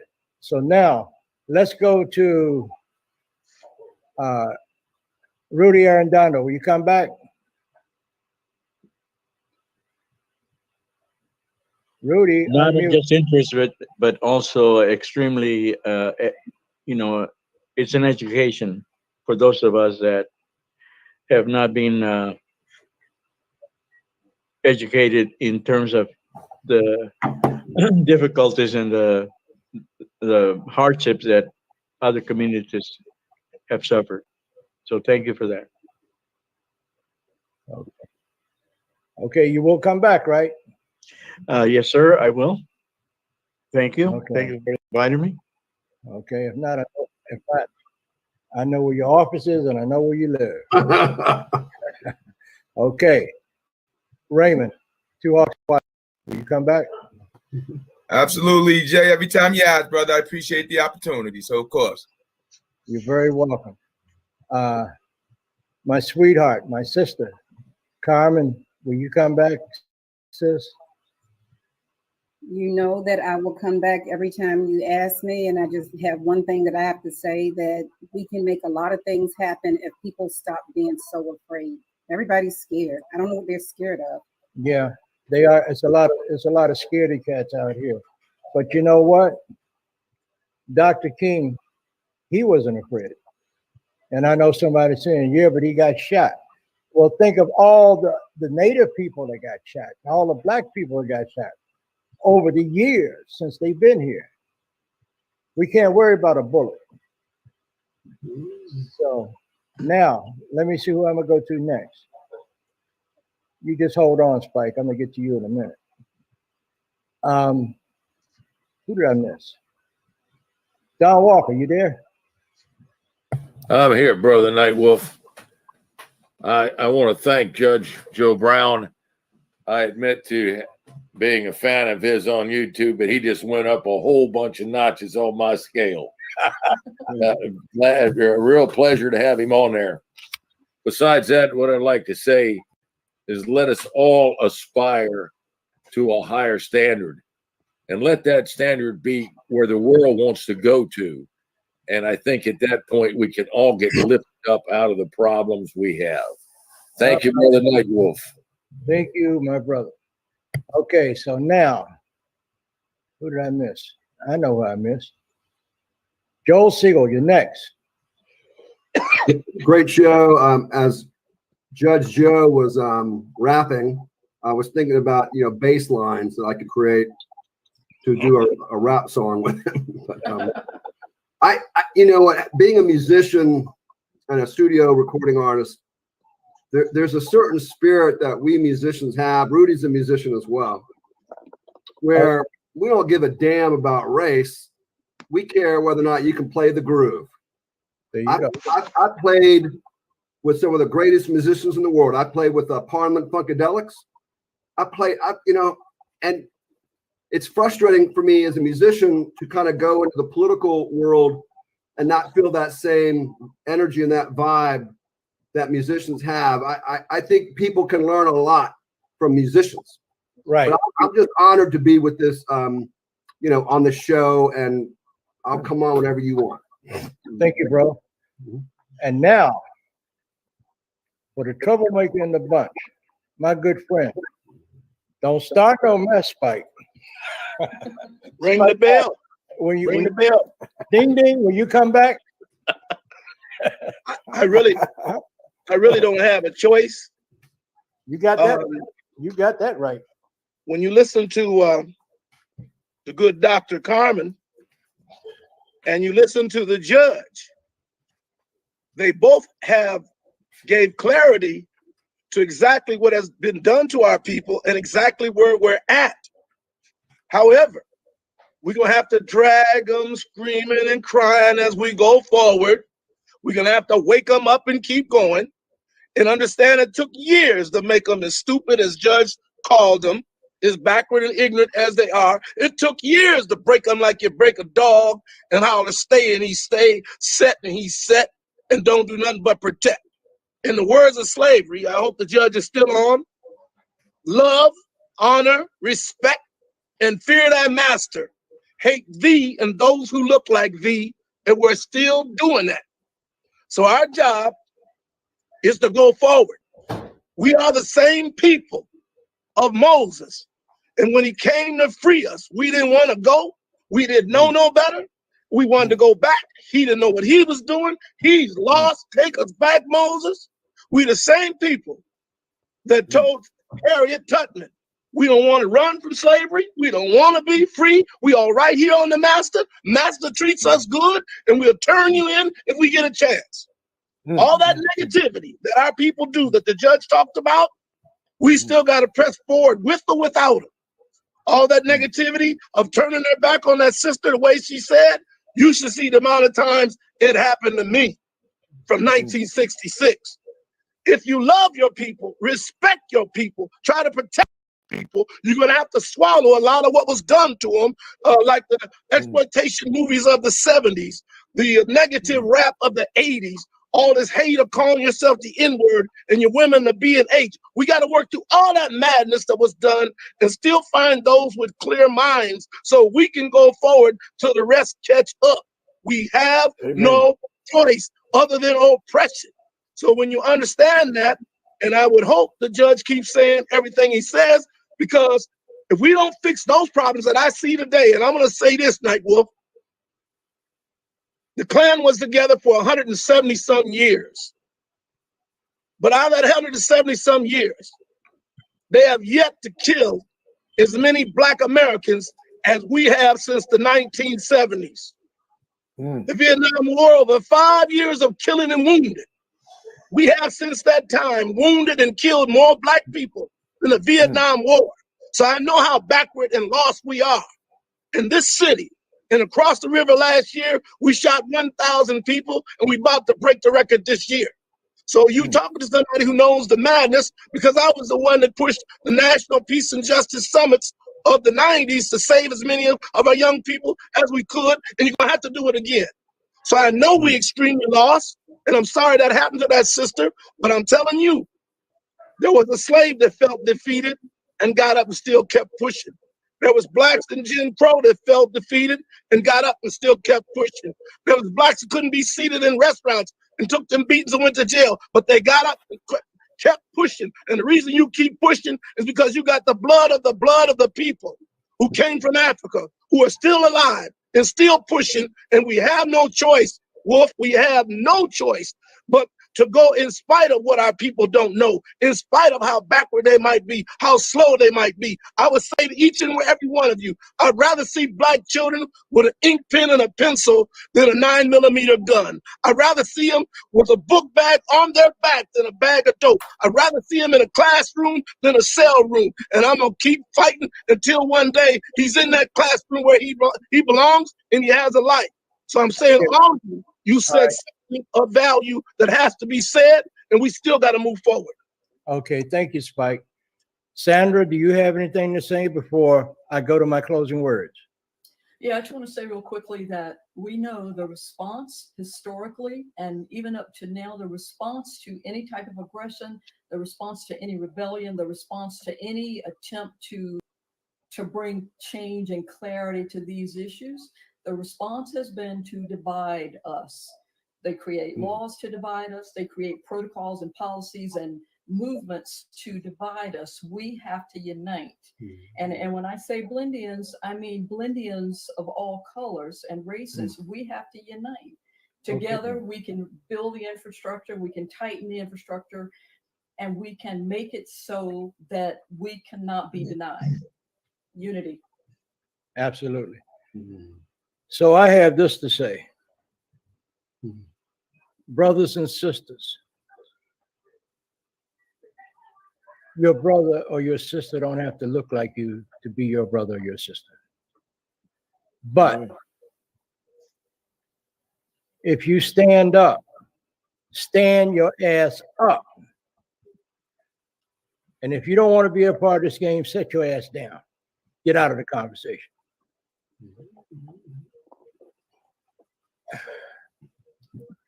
I've heard so many of my elders say, I don't know what it's going to take. Well, I know what it's going to take, because This is at a point of not just survival of any race of people, survival of humanity.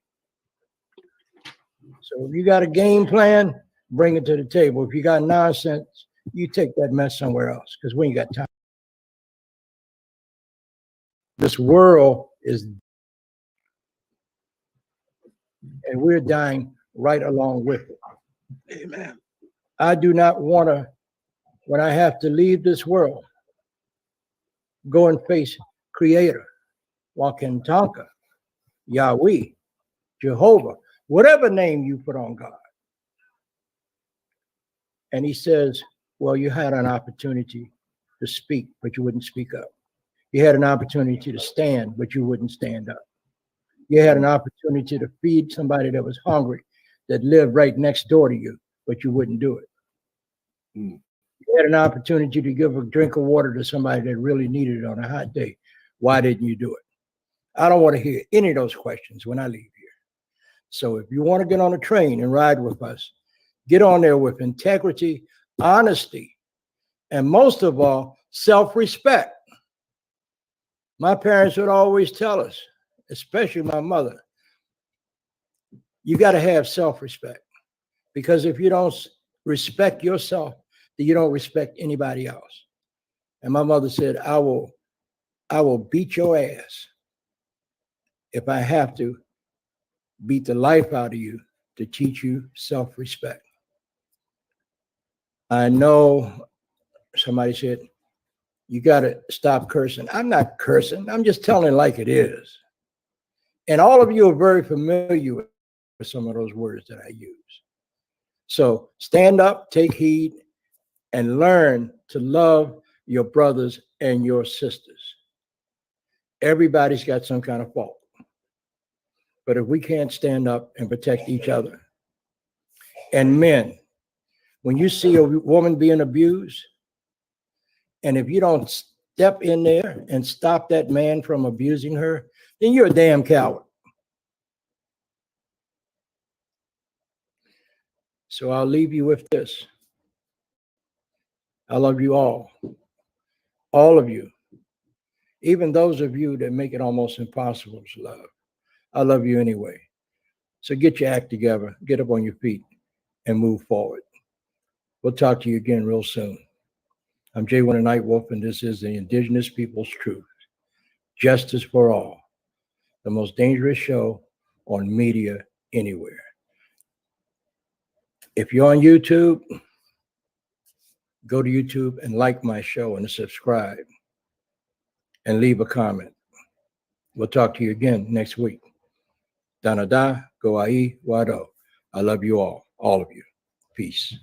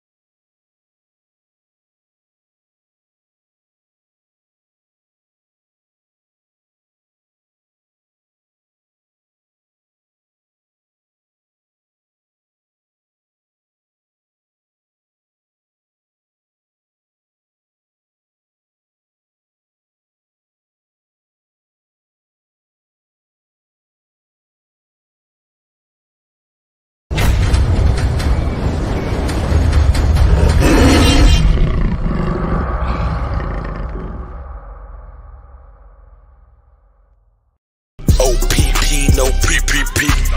Ho see me, she kiki. All eyes on me, bitch. GTV. Yeah, go get it, gang, bitch. GGG. Hey, OPP, no PPP. Hey, top tier talent, bitch. TTT. Who am I? Daddy dope dick. DDD. Hey, OPP, no PPP. Hey, OPP, no PPP. Hey, the hoe see me, she gon' kiki. Ha ha. She wanna see that BBC. Big plumber lady.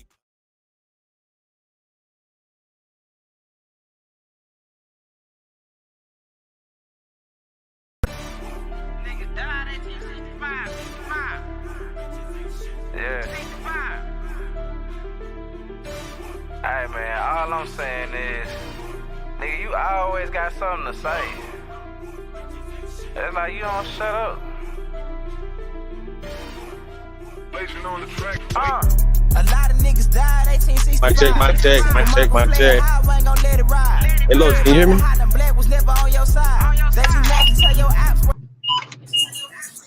Yeah, you live and direct. So, yeah, I thought it was, I thought it was interesting. You know, Judge Joe Brown and Spike Jones going at it a little bit, but that was really interesting. But once again, though, we got to look at the social constructs that are continually being used. Like, you know, when they talk about they want some solutions to some of these issues.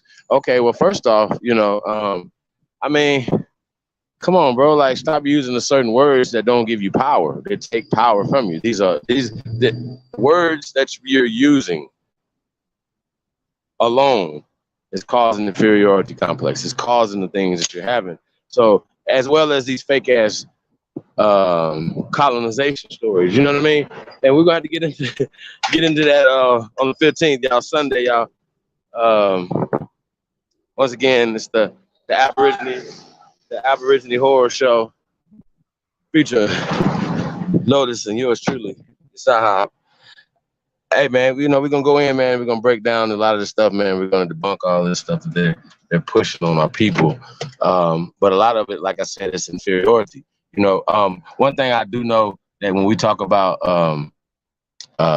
these Indian boarding schools and things, you know what I'm saying? I mean, it's the segregation and things of that nature, whatever.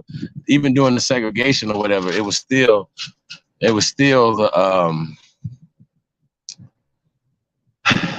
you know, we would like they, you know, you heard the stories. Oh, they get old books and things of that nature. You know what I'm saying? And just inferior shit. So just the whole system was set to indoctrinate you or to condition your mind to feel like a second class citizen. So I just hear that from Spike a lot. You know what I'm saying? Just speaking like he's talking strong, right? But he's weak and young and reckless. Y'all understand what I'm saying? It's like just unnecessary talking. Joe Brown trying to tell him, shout Judge Joe Brown. Like, hey, like, they got tanks and this, which I don't agree with that. This is our country. Who y'all fighting? Like this all those conversations are, you say Marxist and communist. This is America, Jack. Y'all gotta stop with the bullshit. You know what I'm saying? Somebody put battery or Marxist battery in your goddamn back. You don't even know what the fuck it is. You know what I'm saying? When I see these talking points, and like I said, all I hear is the step. If you're using the words, hey, Raymond Tuhawk, he said that, you know, they were talking about the constructs or whatever. But the word slave is not designated to a race of people. Race is a construct. All these are constructs. Family means servitude. Native means servitude. So they're using words interchangeably. And you know what I'm saying? Indian. Why don't nobody was sitting here calling themselves Indian? Indian is a descriptive term, colonized mind. See, these are just descriptive terms. So when they talk about Seminole, we wanted to get into that. That conversation, you know what I'm saying? Because a lot of times, you know, they're discriminating. Like, for instance, the Seminole Nation is literally putting out or not recognizing what they're calling the black ones. Well, Seminole comes from cimarron, cinnamon, right? Well, the color of cinnamon is brown, and maroon.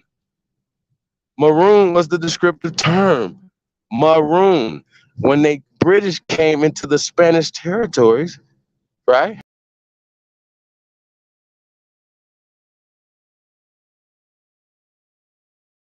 Away slave.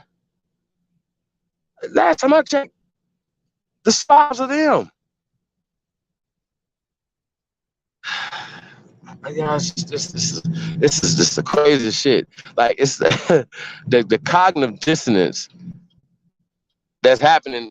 You know, like I said, this is global. The words that we're using are contributing to the psychosis. You know what I'm saying? The mental, the psychosis and the whitewashing of history, and it gives the pale people, the pale ones, entitlement. They feel entitled. Motherfuckers feel like they the first when you are mixed. So when you got Spike Jones and people like these people are saying, and even Two Hawks are not checking these people and saying, look, hey, we're first.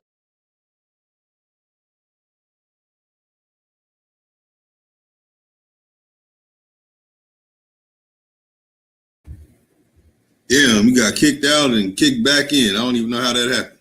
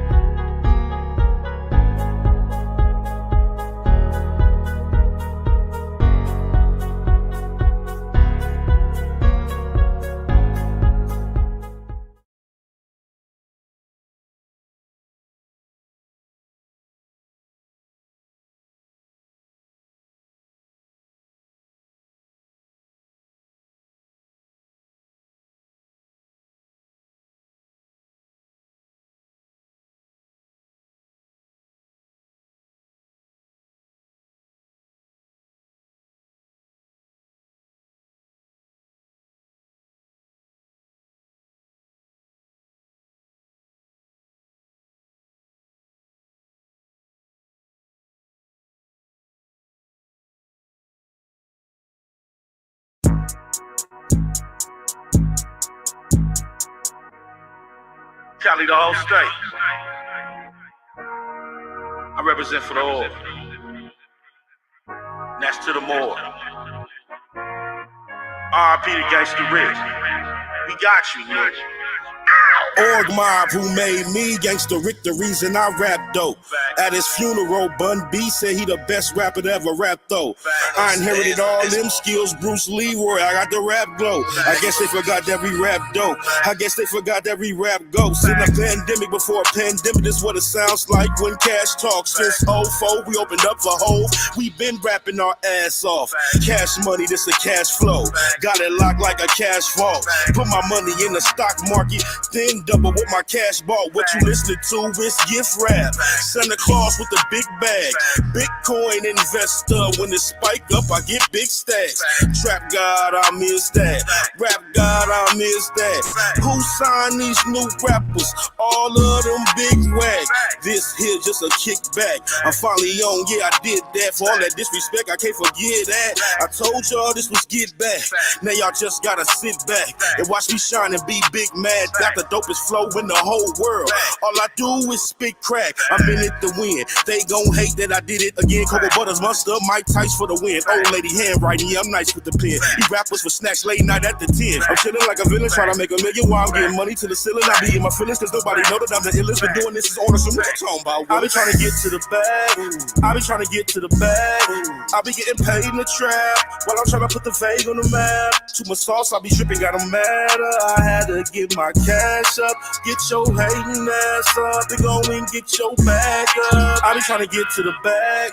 I be trying to get to the bag.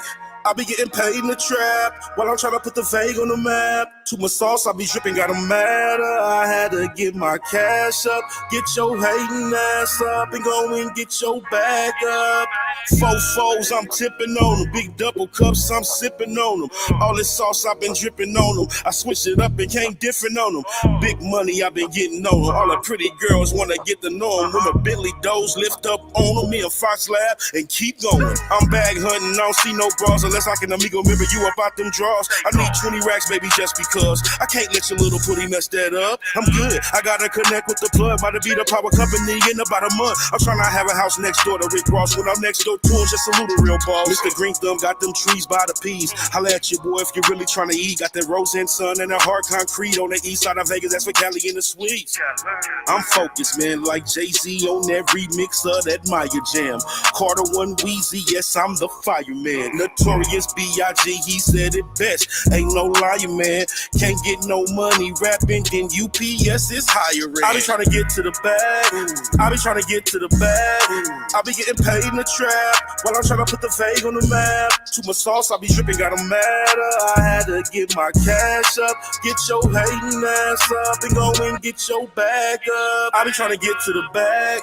I be trying to get to the bag. I be getting paid in the trap while I'm trying to put the vague on the map. Too much sauce, I be dripping, got 'em mad. I had to get my cash up, get your hating ass up, and go and get your bag up.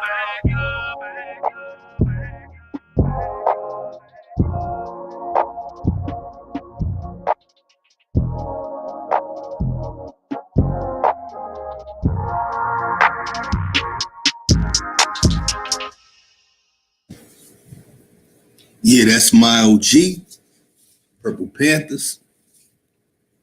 Good brother Chief Holiday will return. We might have to cut it short and come back on later. I don't know. We'll see.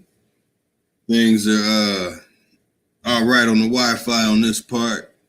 I don't know what's going on with Chief Service. So in a moment, y'all, be right back. Let me hit y'all with the video again. Let me hit y'all with the video of Chief Nightwolf and Louis Farrakhan. And we got to eat. And we got to provide food for our family, a future for them.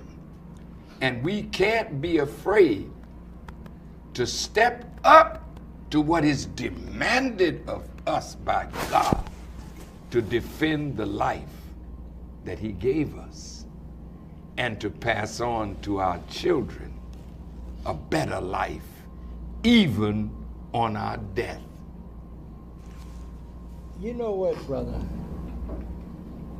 If you were to walk into any mosque in America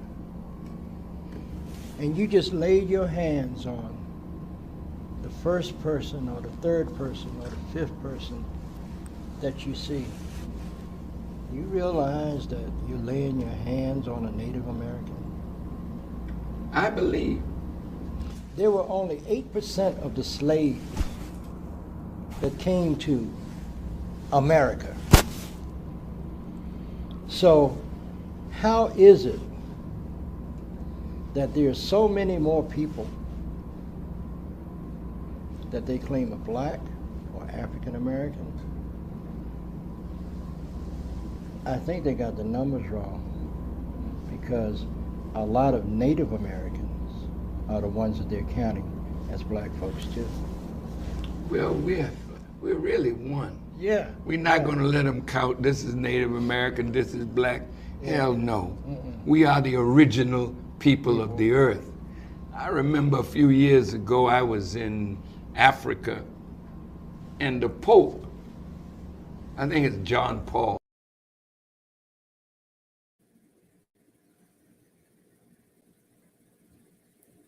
Yeah. We hear you, Farrakhan. Okay.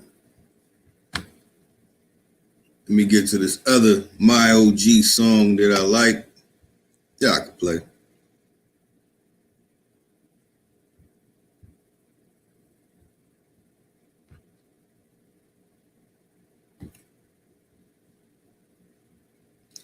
Bear with me, good brothers and sisters of the feather.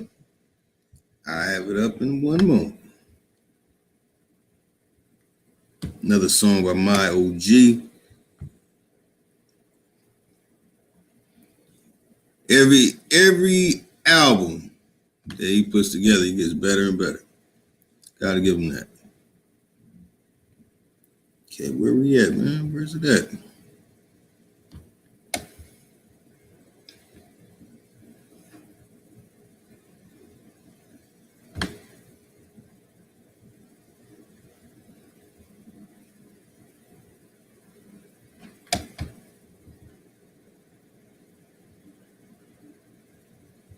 Hold on, y'all. It's about to pop up. Bear with me. I know y'all, well, not everybody, but some people are impatient. I'm finally growing to develop some type of patience. Not going well at all. But that's our day to day, you know, dealing with people still using these phrases and these spells, all these word spells, man, it's ridiculous. And it's cut to the damn bone. Sawed off. Need complete. Think that, yeah, shake some.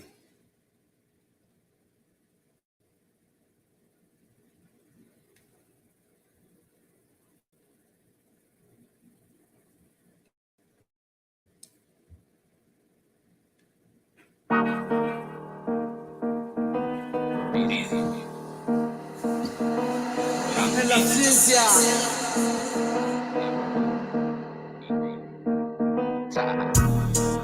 We get money just like really, nigga. Counting all these bands, I go silly, nigga. Spending all this money till I'm dizzy, nigga. And when it comes to getting money, we get busy, nigga. I'ma make it rain and she twerk something. When we hit the room, we gon' shake something. When we hit the room, she gon' shake something. 99 plus 1, I keep the shit 100. Eating greedy shit, you know how I'm coming. Main niggas in the back, the main niggas frontin'. You niggas super late, my niggas, we done been done it. When I seen the money, the only time you catch me running. Just came from the bottom and it ain't take long. Now I'm at the top, beating my chest like I'm King Kong. Yeah, we catching plays like I told my bro to go long. Seem like my weed been lifting weights, this shit here too strong. Gas got me coughing, but no COVID shit. I got everything I want, call me Richie Rich. Bitch, I'm super hot, I might need a cooling kit. You might catch me in the sewer, bitch, cause I'm the shit. We get money just like really, nigga. Counting all these bands, I go silly, nigga.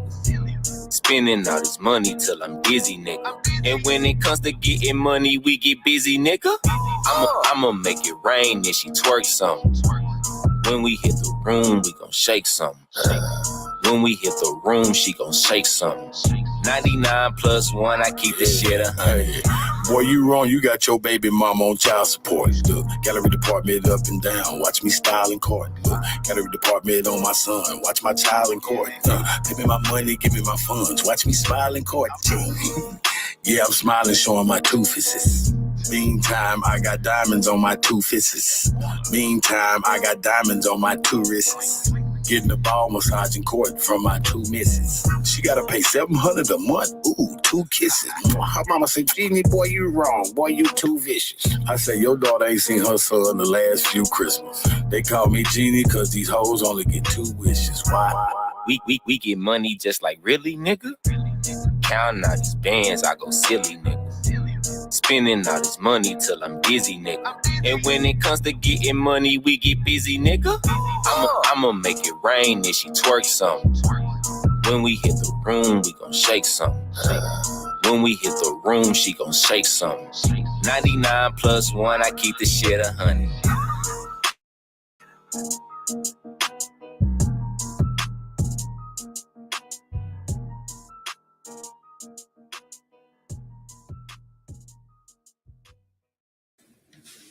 It's my OG and the other homie. I forgot his name, man. Sorry about that, good brother, man. I like that song.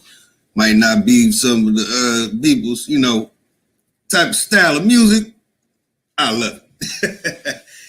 Yeah, that's my OG.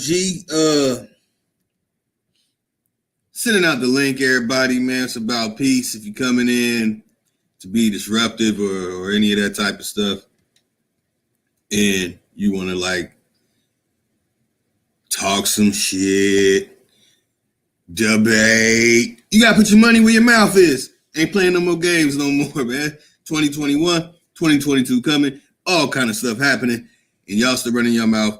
You still ain't got no damn Kunta curriculums. Y'all still ain't found Ubuntu in your great $5 African bloodline. So yeah.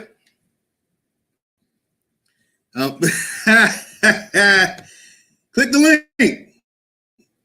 You know, I can't go too far because then I'll be spoiling what's going on the 15th. But I mean, it's, you know, we don't just cut to the bone. We saw it off.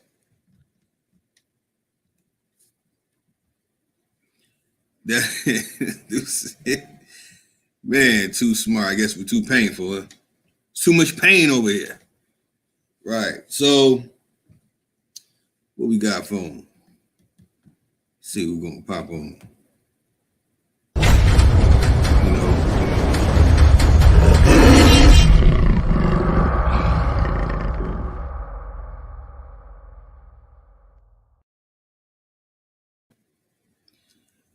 Message to my biggest fans, True Story and them. I really don't want to say like people's names no more. So I want to get everybody's name out of the way now. If you are about that education system or the religious system, the institutions, theology, the sky in the pie, daddy, you know, the sky in the pie, like our good brother Libra says. What's up, Libra son? What's good? Oh, man, you know. Man, peace to the gods, man. Peace to the gods. Yeah, man. That was interesting, man. That was interesting. Yeah. But, you know, some things you gotta look at, right? I think that that Nightwolf, he be trying to give them the information, but I think they just be hesitant. So I think he be trying to back off just to keep them engaged. You know what I'm saying? Right. You don't want shedding those daishiki tears. Yeah, right. You know, you start telling them they not black and they not African and shit. You know, no telling what would have happened, right? They probably end up shutting down and shit. Yep. You know what I mean? Yeah, it'd be a big fallout. Yeah. But I mean, you know, it's ways to keep people engaged in the conversation. I love it though. Judge Joe Brown came in turned up, going all kind of wrong directions and a few right directions. Like, what the hell's going on, Joe? Damn, Joe. He be tripping, man. Judge be tripping. You know what I'm saying? And I mean, you know, it's based on what direction their mind is going in. You know what I'm saying? And we all know for the most part that, you know, they go in circles anyway, you know. So I think Nightwolf was trying to meet people where they are, you know what I mean, and give them a voice to speak about whatever the topic or situation they were talking about. So at first, when I first watched it, I was kind of being a lot more judgmental about it. But as I had time to process, you know, I can kind of see that it's hard trying to get people together. You know what I'm saying? Yeah, it is. Yeah. It's all these different ideologies, and you know, it's just difficult, man, to get people to even, you know, get together just to talk about something that they have in common. You know, without them feeling like you're taking something away from them. You know, so. I get that. I know Jay Wolf know the truth though. I know he know better than that, you know. So that's why I got the video on standby. I have to come with these certain type of, not so much as a gimmick, but those gotcha moments where I could just drop it, where he says, you go into that mosque, you looking at Native Americans. Now we could deal with the wordplay. He said Native American. Right. But he's telling them, then he says, I think they got the numbers wrong. Like that math don't add up. Exactly. You know what I'm saying? Like I say, he be trying to give it to him, man, but they be trying to avoid it. They be trying to duck it. And yeah, I guess he say the only way to have a real conversation if you just let them kind of, bring their little baggage with them. You know what I'm saying? So, they're always trying to protect their little baggage and shit. So that's, that's just how it is, Yeah, it is. We got Noon in the building. What up? Hold on, let me drop that Panther. Had you in there. Drop that Panther.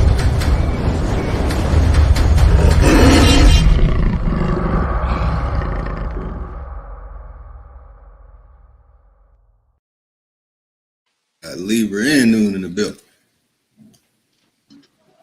Yeah, big bro. Y'all hear me? What's up with it?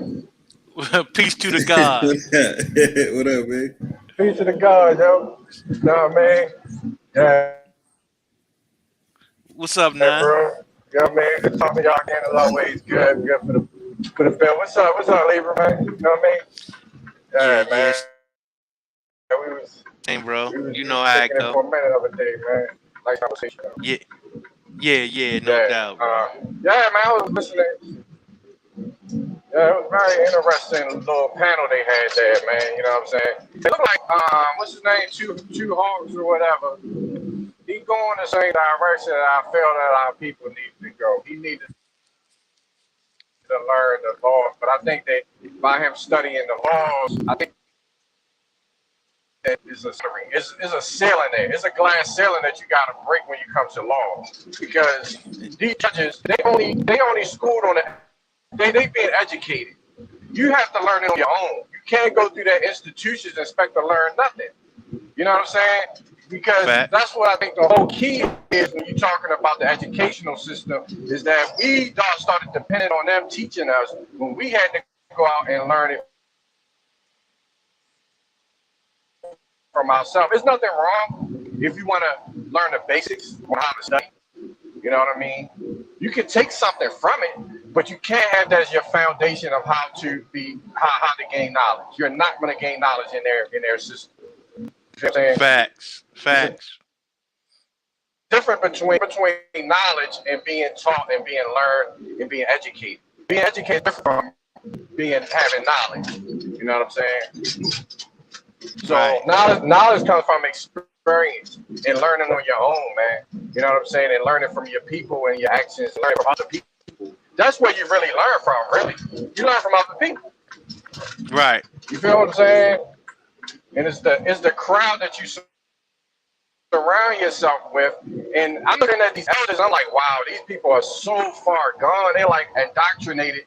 And it seems like these people gotta go move on. They gotta move on and let us, the people in that, you know what I mean, in their 30s, 40s, and 50s, that generation that came up after the civil rights. After the civil rights movement, I think it's time for us to say, okay, y'all was indoctrinated to the fullest extent.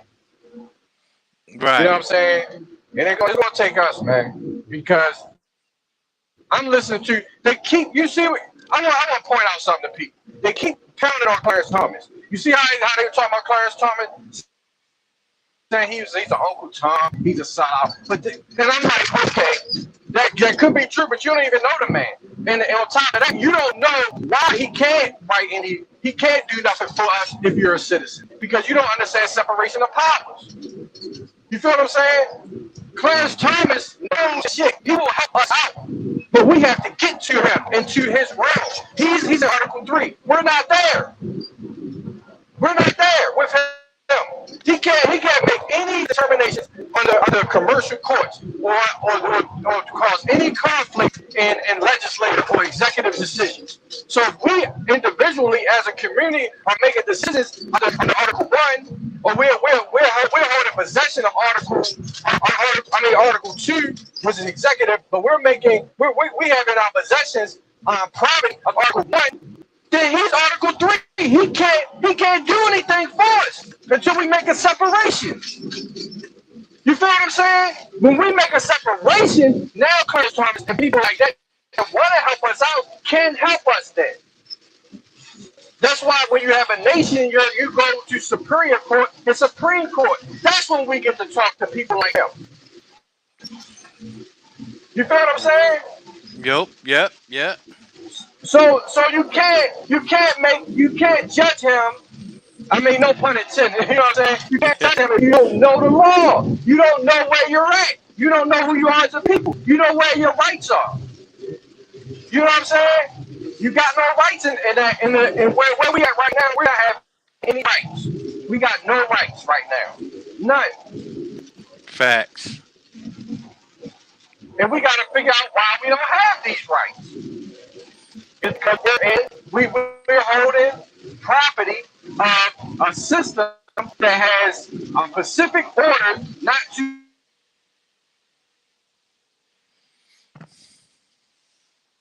interfere with why you got some balances. Just you, executive and legislative. Who's calling the shot? Legislators are calling the shots. And they shouldn't. You feel what I'm saying? They shouldn't be making no fucking choices for us at all. That's why Congress can't see nothing. You know what I'm saying? Because we're not working with them. We're working with our congressmen and shit. Right. When they should be working for us.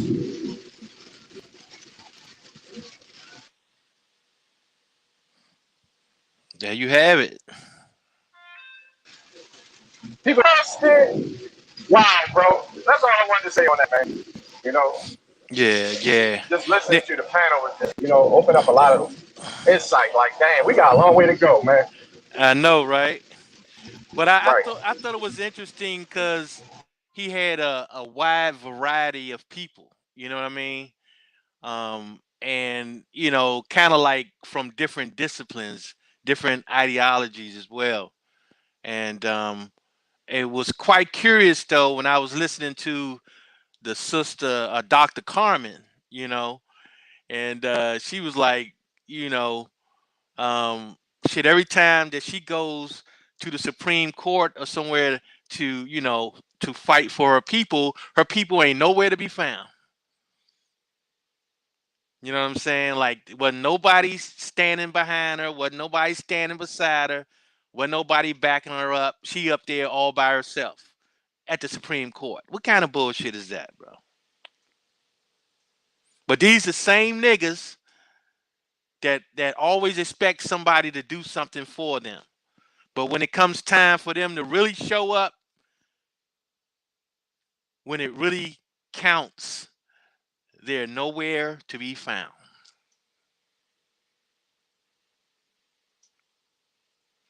Who was she referring to? I didn't get that part. Well, she was basically saying nobody was there with her.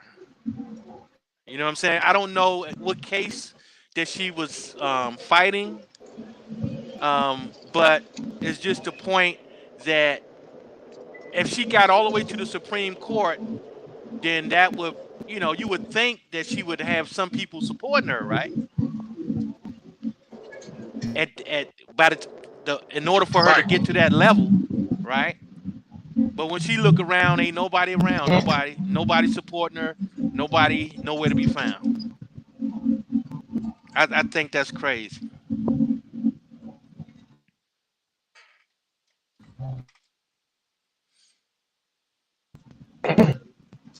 Well, so it's called communication. You know what I mean? So that's a form of poor communication skill. You know what I'm saying? I mean, you could say that. I mean, you could say that, but I'm sure that she's not like a sole entity. You know what I'm saying? I'm sure that she is a part of some kind of organization or some kind of something. You know what I'm saying? Like she just ain't walking off the street petitioning the Supreme Court. I'm sure. You know what I mean? So Right. it's just priorities, man. It's like you mean to tell me nobody was there? It's like that's crazy, bro. I couldn't even imagine that. Yeah, because you didn't get there by yourself. So I'm Right. pretty sure you had help. So, Right. That's what I'm saying. and even, but look, the thing about it is, even if you didn't have no help, if you got that far, you got to make an impact. You don't need nobody else to make the impact. Once you get the attention of the Supreme Court, whether you're in the statewide or federal, you know what I'm saying? You should take advantage of that opportunity yourself. Well, she You know did. what I'm saying? That's She why, did. Yeah, she did do that. like, But she okay, you she in the she lottery, was you just say, well, yeah, she was just saying because they was talking about unity. You know what I'm saying? At the time, that's what she was talking about. It was like, y'all talking about unity, and she was saying that I don't know who the hell y'all thinking about unifying because when it comes down to it, you be on the front line, by yourself and shit. But yet it's supposed to be some kind of unity. She was like, I don't know where it is. You know what I'm saying? Like that. mm-hmm. Yeah, that shit is crazy, bro. It's like, yeah, that's crazy. Nobody. Like, damn. That's crazy, bro. Right. Well, the thing about it is, you can't really. One thing about our people is that we are unified. We will unify with each other. You know what I'm saying? We might have our faults, but we will unify.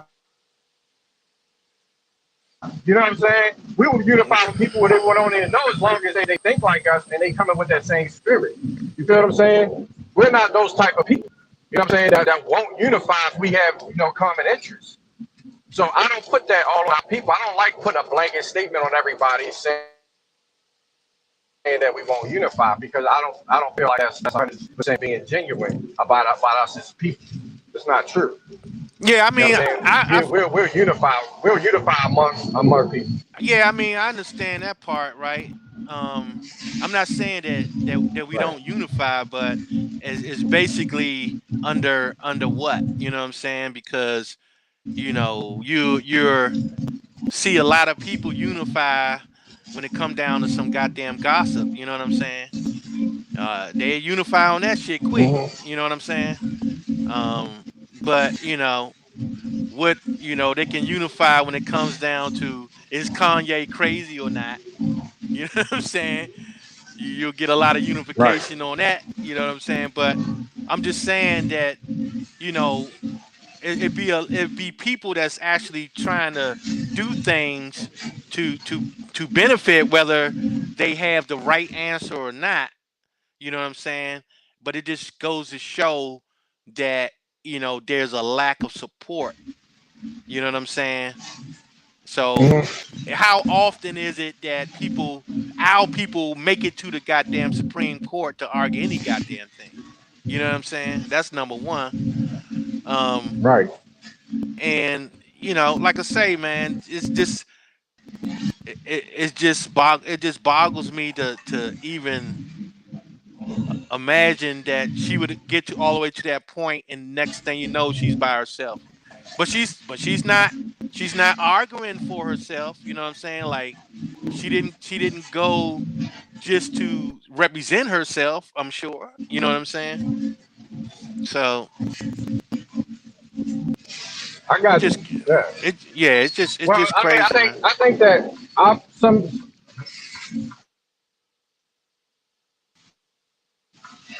Well, I see that some people just want credit. Maybe if you want life, and yeah, we all don't. We know that unless you brought that energy on yourself. You feel what And I'm saying? So she that by could be herself, that true. means that she wanted credit solely for herself. That could be true. You know what I'm saying? Because if you want people to come, you're going to get them to come. You feel what I'm saying? You can't just put it all on other people when you wanted the credit, so you go by your damn self then. You feel what I'm saying? So that's the spirit that she put out that energy. That she wanted to do it by herself, and it gets there and it says nobody was there. Me and you know, everybody knows that's bullshit. If you want somebody to go, you're gonna make sure they come with you. Even if somebody else has to get credit and they just know how to articulate in on front of these magistrates or whatever, judges and whatever. You know what I'm saying? Right. We want the credit for ourselves, and it puts out that energy. Other people that want to join you because they want to benefit from from whatever. Maybe they just want to help. You know what I'm saying? Or maybe they might by default get more credit for you, even though you put in work. Are you worrying about that? You know what I'm saying? When it's really about, I don't care who gets the credit for, I need this to happen for our people. You know what I'm saying? Yeah, yeah. I mean, that could be a case. That Yeah, could be the she put case. that energy out there. Yeah. So she put the energy out there, bro. I don't, man, come on, man. Yeah, but Anything like that, you know what I mean? You control your own, you know what I mean? We control our destiny, bro. We control whatever's around our spirit that's going to attract other people, no matter what. If you want it to happen. You feel what I'm saying? yeah, yeah. I feel you, bro. I feel you. You know what I'm Yeah, saying? because it seems like she blaming other people and not looking at yourself. You know what I'm saying? Yeah, I mean that could be the case, but you know, Another, yeah. at the same time, depending on what the issue is, right? Uh-huh. Um, it's the thing is do you see the benefit as a whole? I mean, that can be her problem, but you can't make her problem everybody else's problem. You know what I'm saying? Like if it's for everybody's benefit, you can't worry about one person wanting to get the credit for it. Like that's gonna stop. So okay, since this person want to get credit, I ain't even gonna go. I ain't even gonna show up. You know what I'm saying? Like should be too important for all that. You know what I mean? Yeah, but Libra, this is what I'm saying, bro. If you just listen to what she's saying. She's saying, I was there. I was there. So she's putting the energy that it was about what she wanted. She wanted the credit. She wanted to go down in history as being this top person. And if you were there, then you do it. You know what I mean? Then you get the credit. You shouldn't need nobody else. If you're going to talk about I was there and nobody else was there. You feel what I'm saying? Facts. Because you feel what I'm saying? Because all she's talking about was her and what she was doing and nobody else was doing. You feel what I'm saying? Why are you worrying about what somebody else is doing if you're doing it for the other people? Right. Well, the only thing I say about that none is that the conversation it wasn't like she was making that her conversation. You know what I'm saying? Like I didn't I Right. didn't s- I didn't see her any other time interjecting herself into anything else. You know what I'm saying? It was just when it came down to a certain topic, she just made an example. You know what I mean? So I mean, like you say, all those things could be true. You know what I mean? Right. Well, I'm not coming down on a woman. You know what I'm saying? The God is like that. I'm just saying that we do need to support our people in leadership, especially our women. You need to support them. But what I'm trying to point out is that, you have to inform people, and then when you get to a certain point, you got to execute. You feel what I'm saying? Because if you already have the skill to go that far, you got some sort of knowledge and skill to get to the Supreme Court, which is very difficult. You can't squander that opportunity. Yeah, I'm sure. But see, that's what I'm saying. I'm sure that she didn't give up on what she was doing just because it was You somebody got else now you got did. to execute that. Right, right, Even if you buy right, yourself, right, you got to execute. right. But see, and that was the Right. point. A lot of people don't The have point that is know-how. the point is that she didn't like take that and say, okay, since I'm here by myself, I'm not gonna go through with it. She didn't do that. You know what I'm saying? So I gotta be able to commend her on that part because she could have felt threatened being there by herself. You know what I'm saying? Yeah, or intimidated. Yeah, she could So, have been but she intimidated didn't. by You it. know what I mean? Hmm. Right, Right, but right. And she wasn't. You know what I'm saying? the only thing that nobody was there, you still got support. You feel what I'm saying? You still got support, and you still have people that may not know that you was that will support you. So you gotta have that. Even if you're alone, you gotta know that you're not alone. It's other people that will support you. Maybe you gotta come with that mentality. Our people gotta come with that mentality. Like, look, maybe I didn't. These people are not here, but I know it's people that would have been here if they knew or they had the opportunity to come. You feel what I'm saying? Oh, sure, no doubt, no doubt. Right. So I just didn't like. I didn't like the fact that she was saying we're not unified. We won't unify or galvanize behind her because nobody's all that's being abandoned in our sisters or brothers or whoever who's trying to do something positive just because you don't see them physically. You know what I'm saying? Yeah. We there with you. Yeah, I feel you on that. I think that's the mentality that I think our people have. Our mentality, our people have to, start developing, man. That you're not alone, bro. You feel what I'm saying? It might feel like you are, but you're not. Right. So let me ask you something else though. I'm gonna ask you brothers something else, right? Because I thought that was very important with the retired Cherokee judge said though about seeing people in the people being in the right light. You know what I'm saying? In the way people should carry themselves and be looked up to. You know what I'm saying? So what did y'all think about that comment? I don't remember that one. It was like back near and the. forth. I heard most of it. Okay. Yeah, it was at the end. He was kind of going through that. You know what I'm saying? He was basically talking about being able to lift yourself up. You know what I'm saying? And be able to come to the table. You know, uh, with some integrity. You know what I'm saying? And people see you because people do see you in a certain light. You know what I mean? Like whenever you stereotype. yeah, it can be that, or I mean, it's just a point of, when you meet people, you know what I'm saying, you're gonna make a certain impression, whether it be negative or positive in some ways. You know what I mean? But I thought that was interesting, though. You know what I'm saying? What did he say about the Cherokee, though? Nah, he ain't say anything. I didn't. No, he ain't say anything about that. He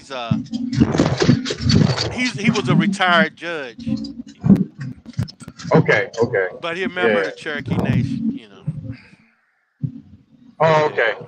I don't know, man. It's like, I mean, people gonna feel how they feel, bro. You know what I'm saying? I mean, it's like, man, be yourself, man. You know what I'm saying? I don't really like to try to worry about put the energy in what somebody think. You know what I'm saying, or whatever. I mean, that's not even more. I mean, because that's hard to do, man. Try to come off, a certain way when you really this way and whatnot, man. Well, let me ask you this then. Don't you think that I was kind of like looking at it as, if you have principles, you know what I'm saying, and if you carry yourself like you have principles, you know what I mean, like, you know what I'm saying, so. That's how I kind of saw it. I may be, wrong, but that's how I look at it. I was like, you can carry yourself. People can see, like, are you a principled person, or you know what I'm saying, or do you just, don't have any principles or whatever. You know what I'm saying? Like, you can give that energy off too. You know what I mean? Yeah, well, that's important too, because you're always being tested when you win the faces of these people, when you're in the presence of these people that want to put you in dishonor, and they want to make you out as being a savage. Right. Exactly. Or undisciplined. All these lower, beings or whatever are just, all we want to do is eat and have sex. You know what I'm saying? So they put you in that category, and now you don't have any principles, and they put you as being having somebody to caretake over you. You feel what I'm saying? When you don't have those principles, you don't have anything that you answer to. You know what I mean? You just do whatever you want to without any consequences or whatnot. You know what I mean? Which Right. is the foundation of the reason why they say they can do what they do, because you don't have any of those things. So yeah, Right. I understand that. Yeah, You know what yeah. I'm saying? Because some So people yeah. use it for justification, and then Right. again, other people see it as, Yep, that's what they do. why? Yep. Yeah, why are we wasting our time with these people? You know what I'm saying? Like, you know, Right. they don't have any principles or morals or whatever. You know what I'm saying? So when you bring in stuff to the table, you know what I'm Well, saying? that's That's yeah. well, that is a reason why the propaganda and the media is so important to these devils, because what they do is they put out this to the world that this is all that we are. We all we just kill. We got, you look at their women, all they do is twerk. They Mm-hmm. can't. They not staying loyal to their family, so they put this out to the world when we know that's not true. So they're putting justification for what they did in history to us, and then projecting something that's not us. Our women are not hoes. Our women take care of their family. You know what I mean? For Mm-hmm. real, for real. Our men are not deadbeats. We take care of our family. We are loyal to our women. So so they put out there we're not. They put out that our women are not immoral. They put out that our children are undisciplined. You feel what I'm saying? Mm-hmm. So that's how they put those images out to the world to justify what they've done. But when we know, I don't show that no, we had grandparents and grandmothers and grandfathers that yeah, they might not have got along, but they stayed together. You know what I mean? We have families that been. I have uncles that been together for 50 years. You know, they don't put that out there on the news. You know what I'm saying? Right. They don't put Exactly. out that we got land. They don't put out that we have land, that we had, that we own farms. They don't put that out there. You know That's what a I'm fact. saying? That's a fact. Yep. That's a fact. They don't put the truth. So yeah, you gotta. So now that's where we come in, and we try to put out a whole new projection out there, and they try to beat us down and try to say that we're, being disingenuous with our claims when it's not true. That's why I have a big problem with these Pan Africans, because these motherfuckers are going along with that same narrative. That we're just, we're just these people that fucking are just slaves and shit like that, and we had nothing, and our women was raped. Fuck you, man. You know what I'm saying? Right. That's Right. bullshit. And No, and no, no, another no. and another thing too, though, none is that we have to look at that if we only allow them to speak for us, right? Right. Then that's what we're left with. You know what I'm saying? Because we have to be the ones to be able to get to the table. You know what I'm saying? To be able to show our real self and true self. You know what I'm saying? And a lot of times it's like they have to take somebody else's word for it. You know what I'm saying? Because we're not even representing ourselves at the table. Exactly, bro. And that's why all these dudes, all these nations' hands are dirty when it comes to that. Because all of them are when you look at it, nobody is really fighting to say, well, shit, look at what we're doing. You feel what I'm saying? They're not putting out their faults. They're painting themselves in a positive light. You know what I'm saying? Right. Or you don't see them. I know for a fact that Jews got the same problem that we have. I know for a fact Chinese got the same shit that we did. All these nations got doing the same shit or worse than what we're doing. But they don't put that shit in the media. Yeah. Them motherfuckers smoke weed, smoke all that shit, smoke weed, do drugs, all that shit, bro. Yeah. Prostitution, all that shit. Kill each other and all that shit, man. You feel what I'm saying? That's a fact. But why the fuck are everybody's pointing to us? You know what I'm saying? Talking about what we're doing and showing that shit. You know what I mean? On 11 o'clock news. Oh, this so and so is going on southwest part of the city. It was 11 murders of these black. Like, come on, man. Nobody don't want to see that shit, man. Well, see, it goes back to letting them tell the story. You know what I'm saying? And we have to be able to project our own shit, project our own images. You know what I'm saying? And if we leave it to them to tell our story, shit, they're gonna tell whatever story they want to tell. You know what I'm saying? And until we stop them from telling our story and we tell our own story. Well, what we can do also is start calling these people out. You know what I mean? Yeah, exactly. These media corporations and shit. You know what I mean? That's where we should be concentrating on. Like the protection of our people. Right. But start calling them out. But on the other hand, that's the one part of it. But the other part is that we also have to be the ones that represent ourselves. You know what I'm saying? So it's one thing being able to tell somebody else stop saying this or stop doing that, but at the other end, it's like, what are you doing as an alternative as well? You know what I'm saying? Like, what are you projecting? What are you sending out to the world? You know what I'm saying? And that's where, we need to take on that responsibility of projecting ourselves to the world. You know what I'm saying? I got you, bro. I mean, yeah, point taken, man.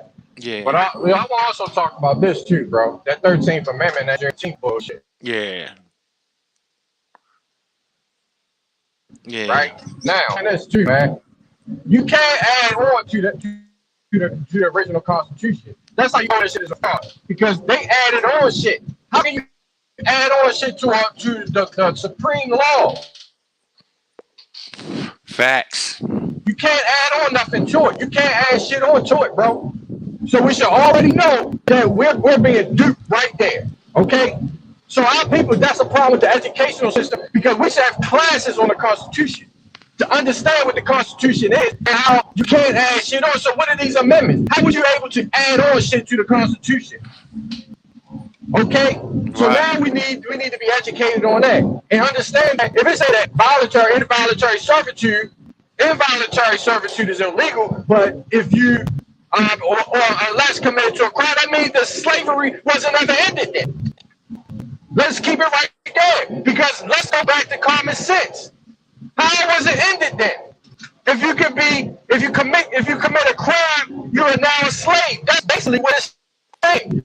So if you can add on to a new constitution created by an organic act, then say that any crime you commit makes you a slave, that means that the person that created the law can now make laws for you just breathing right now. Because that's what the fuck they're doing. They're making it illegal for you to breathe. So you're telling me that I'm a slave because it's illegal if I don't wear a mask. Now, this ain't far, we not fucking fair, people. But not fucking knowing what the fuck happened. And not knowing that they should never, ever have added nothing to that fucking Constitution. Facts. Those amendments are bullshit. There you go.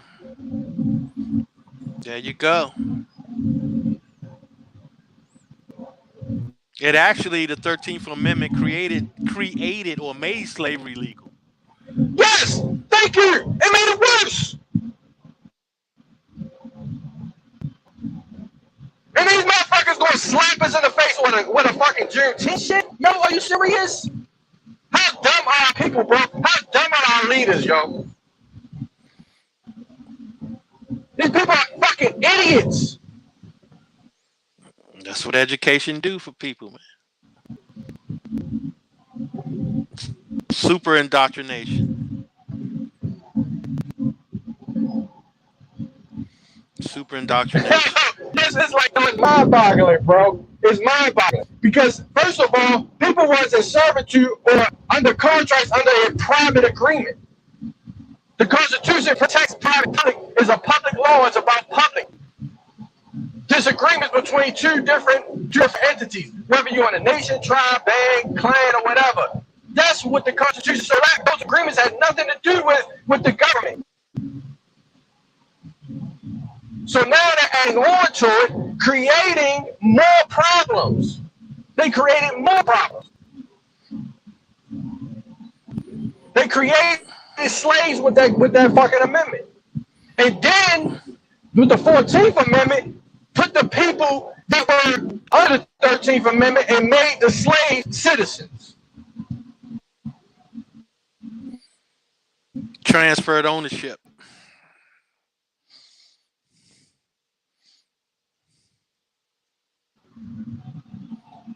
People, they free to say, okay, you got for these private institutions, come be a slave for us.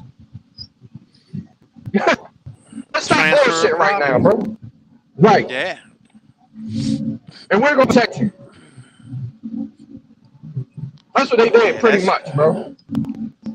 Man, that was. I mean, shit. You gotta admit that shit was diabolical. Yeah, bro. But it comes down to us not being educated on what the Constitution is, bro. It's diabolical right there. That's What was there for? What's the principles of it? Come on, man.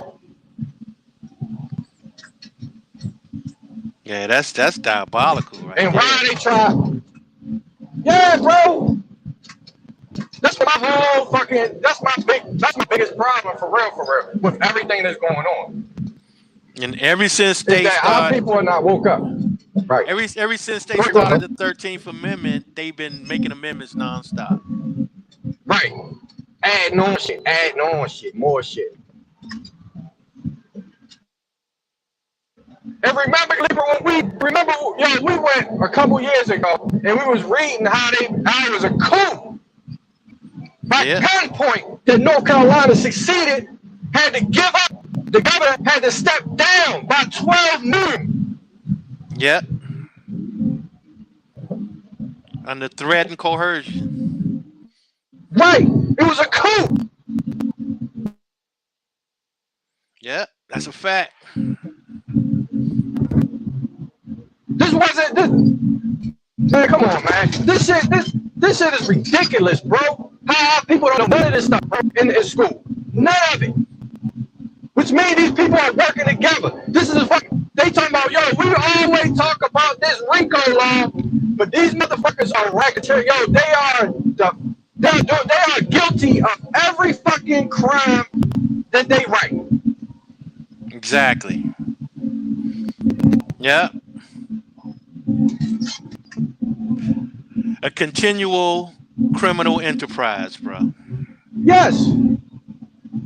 Taking turns, implement shit. What is the bankers? Okay, the bankers are running shit.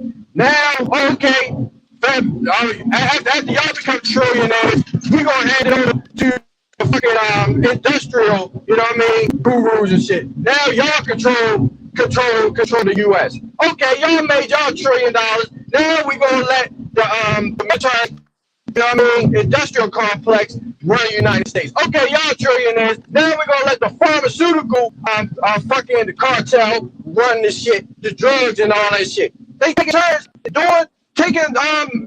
coming trillionaires under our fucking system that we created. And then add on laws, so now they got immunity. What the fuck?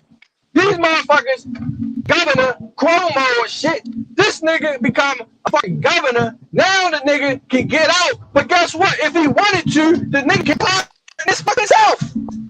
What kind of bullshit is that, bro? Shit is crazy, man. They saying he shouldn't do it. They saying he shouldn't do it because it's gonna look like he's guilty. But shit, he can, if he wanted to, he can just pardon his fucking self, bro. These motherfuckers are committing genocide and then pardoning themselves. Right.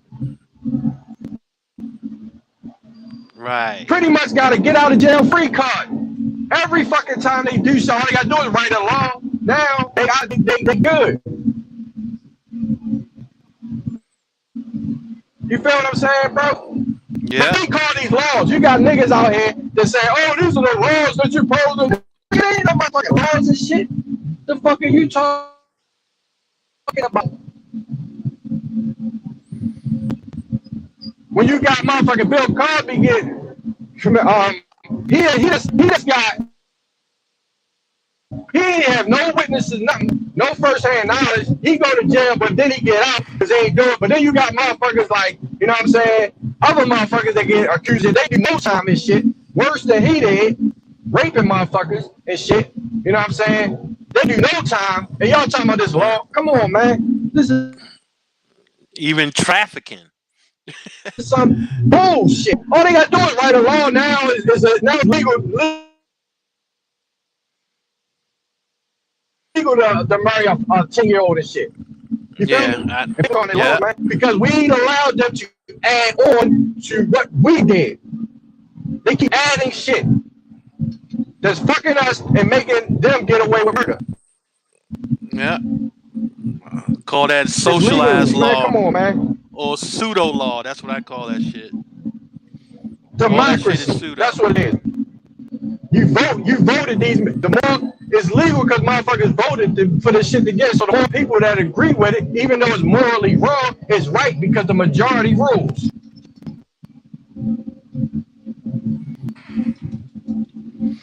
You know what I'm saying? Yep.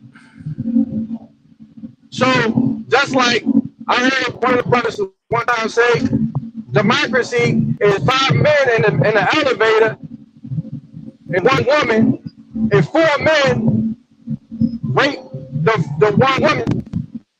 Then it's in democracy, that's legal because all them the four men say that it was okay to do it. And they outnumber the woman and the 1 man that said it was wrong. It's democracy, bro. Right there. Yeah, that's crazy. That shit's crazy. Let's keep it simple. For people that don't like to read and don't know what law is and know what real law, ancient law, the laws of the earth, natural law, universal law. Democracy has no place in our culture at all. This adding on shit don't have no place in the future. And I read nowhere. This shit is bullshit, bro. And they keep constantly getting away with it. Because we got our God as dollars. Paper is our God. Paper is our God. Pieces of fucking paper. Facts.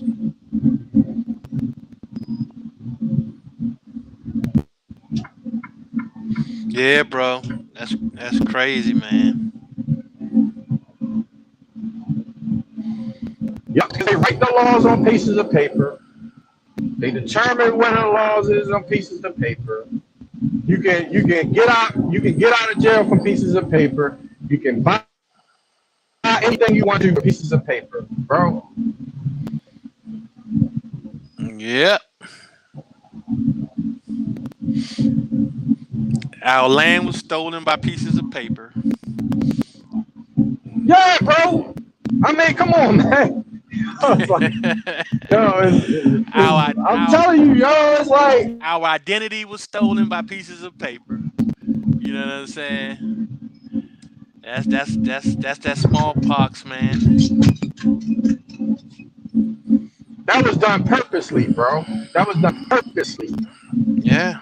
That wasn't done by no motherfucker. Once they had shit on paper, they started getting dependent on these pieces of paper. Yeah. We was done. That was the world was about. You know, they went to implement this paper fucking world, bro. Yeah, that's that smallpox, man. That's that smallpox, bro. That paper was wiping people out. Yep. You know what I'm saying? Because all the wars was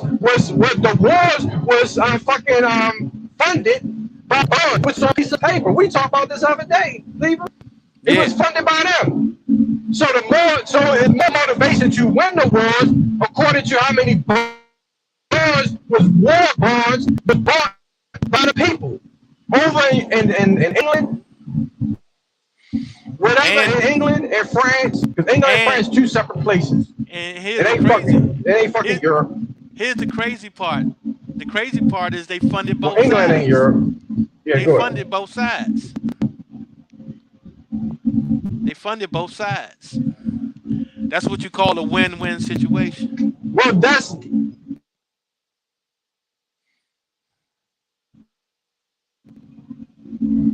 well, they're going to fund both sides, but both sides, but both they're about their own agenda. So Right, both but that's what sides had snakes for agents. You know what I mean? Well, that just was think working about for a coup. well, but just think about this though, nah. If you funding both sides, then that's a win-win situation. You see what I'm saying? Basically, that's how you hedge your bet, right? Because either side is going to implement what you had to have implemented. You see what I'm saying? So, and they always playing dodgeball, bro. They always on both sides throwing the ball at you in the middle. You know what I'm talking about? And that's why they always win. This is how they always winning. Because they always playing both sides. Heads I win, Well, tails you lose. You know what I'm the talking thing about? about it is, right. That's what it is. Well, the whole thing is this. Who's ever running both sides, who's ever the leaders on both sides are really the dumbass. Because when you're being funded by these people, these bankers, right? Because that's what's really going on. It was these bankers that's funding both sides. Whoever wins the leader will be eliminated because you have no need for them anymore. You feel what I'm saying? You don't need them anymore, and you don't want the people to look at them to have too much influence. So people behind the scenes are already plotting for your demise once you win. You feel what I'm saying? Yep. Because they already know that you're a traitor. See, that's what I think these people that are selling out their people, they don't realize they don't have any home. Once you turn, nobody wants to trade on their side, so people be thinking, oh, I'm capping for these motherfuckers. They don't cap for these well pale faces like the pale faces respect them. They don't. It doesn't pay to fucking follow or get help outside of your people. It never benefits you. Because what happened? The shit was taken over by the people that was funding both sides. The ones that's funding both sides are the ones that ultimately win. Exactly. That was my point. Right. Like it's a win-win. Heads I win, tails you lose. You know what I'm saying? So no matter what side of the coin you get, you know what I'm saying, you're gonna lose. You know what I mean? So right. So the North during the Civil War, according to their story, they got the North winning. But in all actuality, neither side won. Right. The fucking bankers won that war. Because you see they started implementing when Lincoln wanted to implement the greenback. That's what the whole war, all the wars was about. That was coming over here. Neither North or the South didn't win. It was those European bankers won. Exactly. They won the war. People need to get out their mind that it was the North. No, bro. No. What's running shit right now? The Federal Reserve. They won the fucking Civil War. Federal Reserve Bank won the fucking Civil War, people.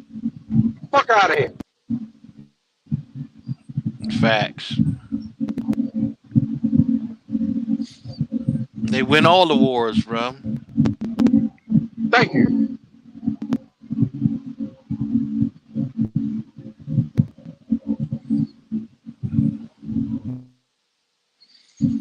Yeah, man, that's a fact. So all this, man, yeah, it was a turncoat, man. Fuck out of here, man.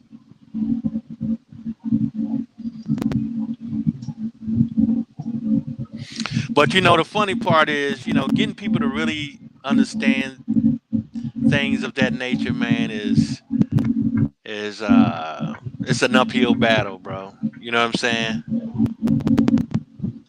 It's an uphill battle. Yeah, it's an uphill battle, but I think our people has lost the art of thinking, bro. Meditating. going over what you say. Think about what you're saying before you say it. Analyze your own thoughts. Write them down. Record them. Listen to what you're saying.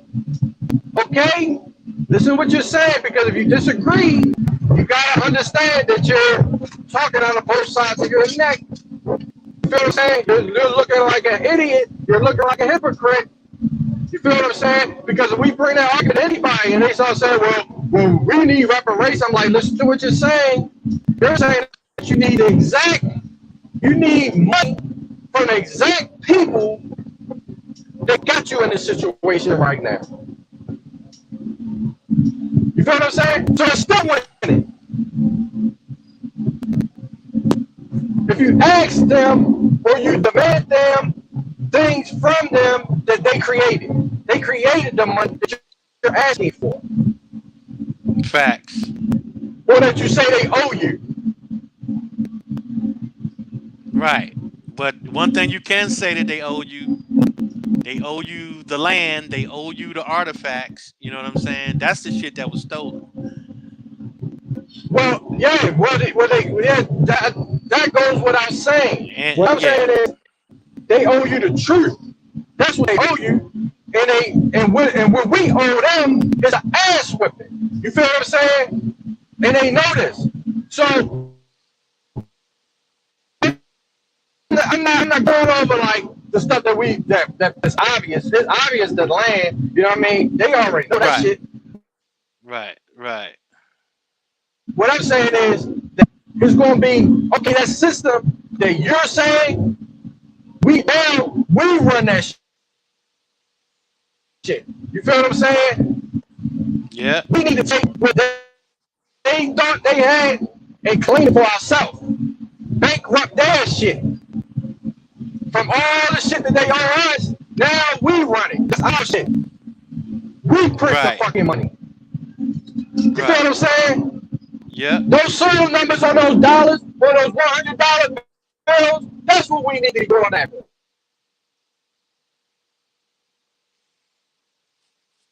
Nigga, and that's connected to those dollars, nigga. We own those too.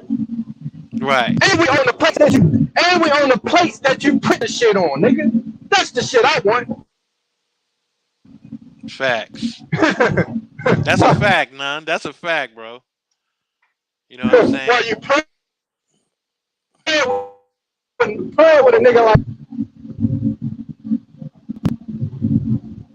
we want to print our own shit, nigga. Just nigga want to be bullshit, for real. We own fucking Water Street. What's that shit? 500 Water Street, nigga. We own the holding company. Right. And the monetization of these fucking fiat. Nigga, we got a stake in that. Yeah. See, the thing is, man, shit. when they denationalized us and made us into a color, right? They took the keys to the castle, bro. They called themselves Americans and took the keys to the castle.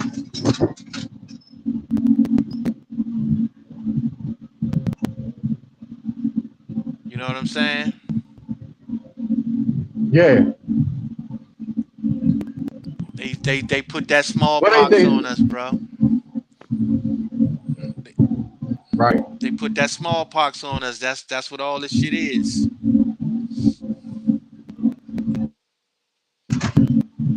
Yeah. Like I was saying, it's them. They the smallpox walking. They the walking smallpox people, bro. Exactly, bro. Exactly. Just like you said, man. You know what I'm saying? Yeah, they walking viruses, bro. Right. So they killed all of us on paper and reclassified us. I mean, shit. That's how you eliminate a group of people, by reclassifying them. You know what I'm saying? That's just like a virus. You know what I mean? So that was the smallpox blanket that they put on us. The U.S. corporation is smallpox, bro. Right. Right. Because it didn't show up until that shit showed up. Right. So that's just a code word for the U.S. Smallpox. Right. That's what I say, you know. Yeah, man. That shit, man, it's crazy, right? I just had to think about that shit, man. I was like, right, damn. You know what I mean? Like, yeah. But and the thing about it is but look, we quarantined them in a 10-mile radius, and that shit still got out of that shit. Right. DC. Right. We quarantined the smallpox called DC in a 10-mile radius, and that shit still spread across the fucking whole continent. Yep, that's a fact, bro. Now you see how it all makes sense now? Right. It all makes sense, bro. They was being quarantined and they broke out of the goddamn quarantine and spreaded that paper all across the goddamn landscape. You know what I'm saying? Right. Spreaded that virus all across the landscape. That shit makes perfect sense, bro. Mm-hmm. Yep. And all we had to do was motherfucking, the cure was the motherfucking just put that, force the motherfucker to stay inside their own district and come out when we tell them to come out. There you have it, bro. God damn. Yeah, that's what's up, man. Yeah, man. Some of them panels, bro, I be like, damn, I wish I was up on that motherfucker, bro. For real. Yeah. Yeah. Man was getting a little hype. Yeah. And like I was saying earlier, man, I think that Nightwolf I think he just didn't want to alienate everybody. You know what I'm saying? Because it would have been a lot of hurt feelings up that motherfucker. You know what I'm saying? Like I could see that. You know what I mean? Just to get everybody engaged, you know, he let them live. You know what I mean? And, so yeah, man. But the opportunity is there. The opportunity is there for guidance, though. You know what I mean? Like a lot of them, they be having good ideas, but they had the wrong guidance. You know what I'm saying? They don't have the good guidance, man. And I think that's what causes them to fail. You know what I'm saying? Because they're trying to do things that's not within their means of doing in the state that they're in. You know what I'm saying? And with the proper guidance, man, you know, some of these things can actually go through. Exactly. And that's definitely what's missing.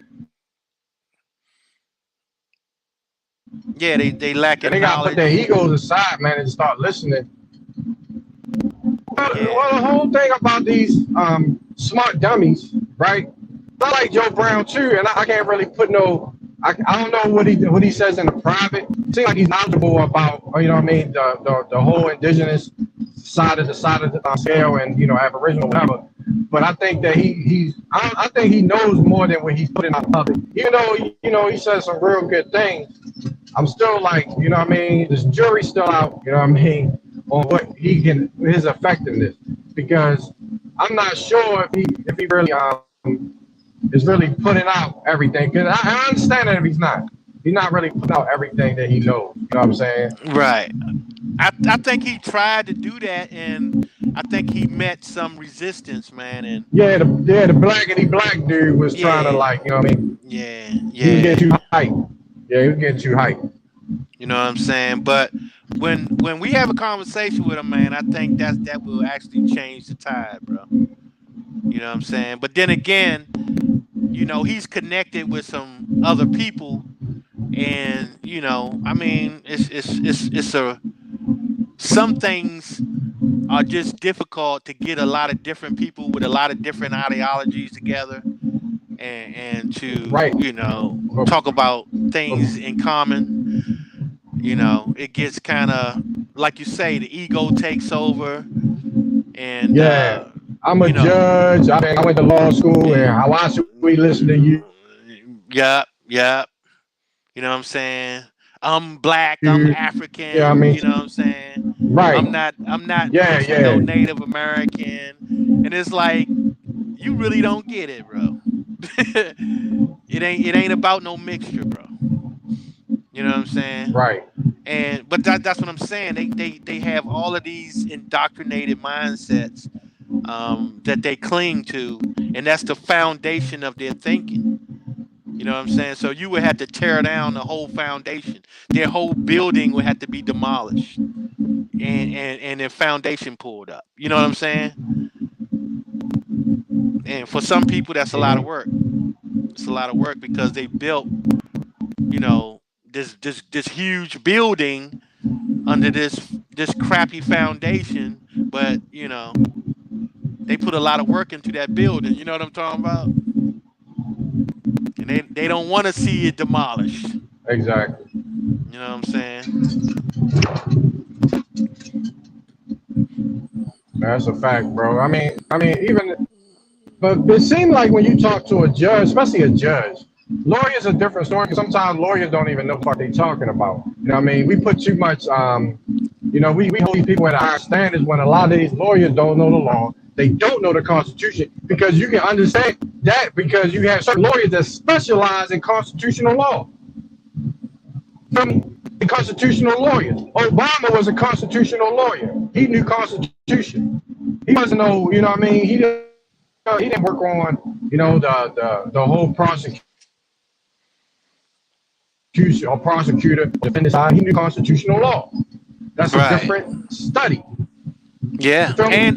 And it was Than also a based paralegal or on something right, or a but it public was defender. it was still based on what he was taught. You know what I'm saying? Even at that, you know, and Right. a lot of They understand there you procedure. go, bro. You feel what I'm Yeah. saying? They understand procedure and they understand administering law through the confines of probate. That's basically what it is. Constructive trust. Constructive trust. That type of law. From abandoning your estate that was given to you when the 14th Amendment was created. And then they built on that, perfected it, 1933. After they made the Trading with the Enemy Act, gave you Social Security numbers, and then gave you a certificate on ownership, a birth certificate that you never claimed in the United States corporation. So they're administering your ownership that you never claimed as the administrators of that particular estate. There you And go. holding you liable for your negligence for not knowing how to administer that estate through an estate number. So they're naming themselves you as a trustee, and you're in a violation of your fiduciary duties and improperly representing the U.S. entity, which is the all caps letter name, which is an abbreviation of your name that your mother and father intellectual property gave to you. And you never protected it. So you're in dishonor. Up.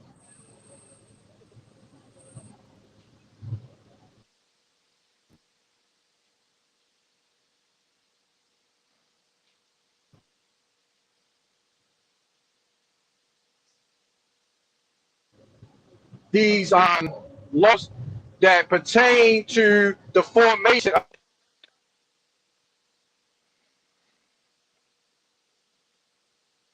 You breaking up, none? of the United States Code's jurisdiction. Yeah, I know. Yeah. Go ahead, bro. I'm driving right now. Yeah, Sorry. yeah. Shit, I'm looking for Chief, man. Um, Lotus, you still there, Lotus? Yeah, Chief got. I don't know where Lotus at. Can you hear me now? I see him. I see his avatar. Lotus, you there?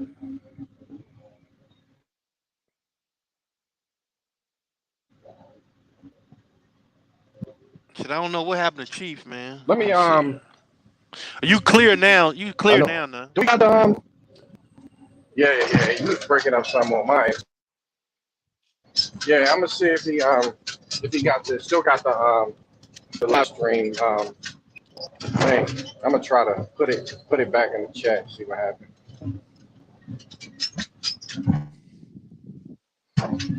Put it back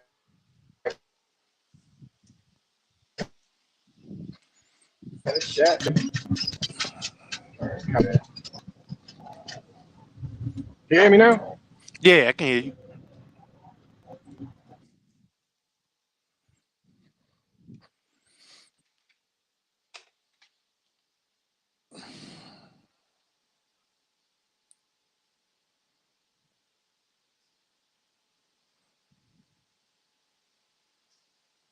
No.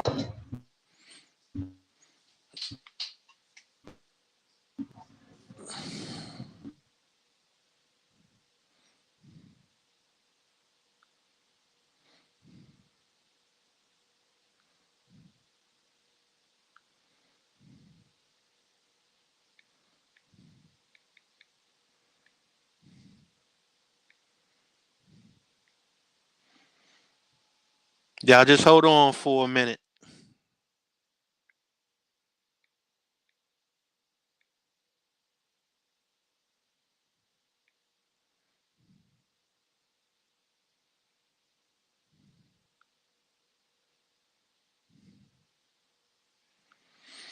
I'm trying to see where everybody at.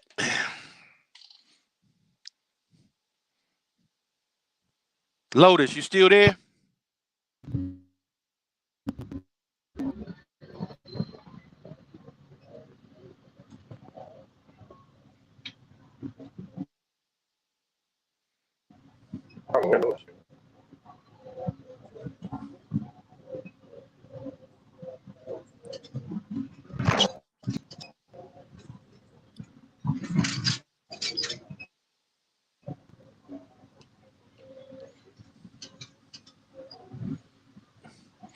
Yeah, man.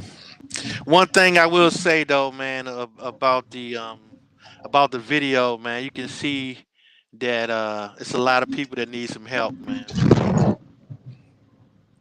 Mm-hmm. It's a lot of these organizations out here that really need some help, man. They need some guidance. That's for sure. Right. Right. You know what I'm Well, saying? I mean, So there's people out there that can help, man. It's just that, yeah, yeah. But it's all about, can you trust them though? That's the whole thing. Is, can you trust these people? You know what I mean?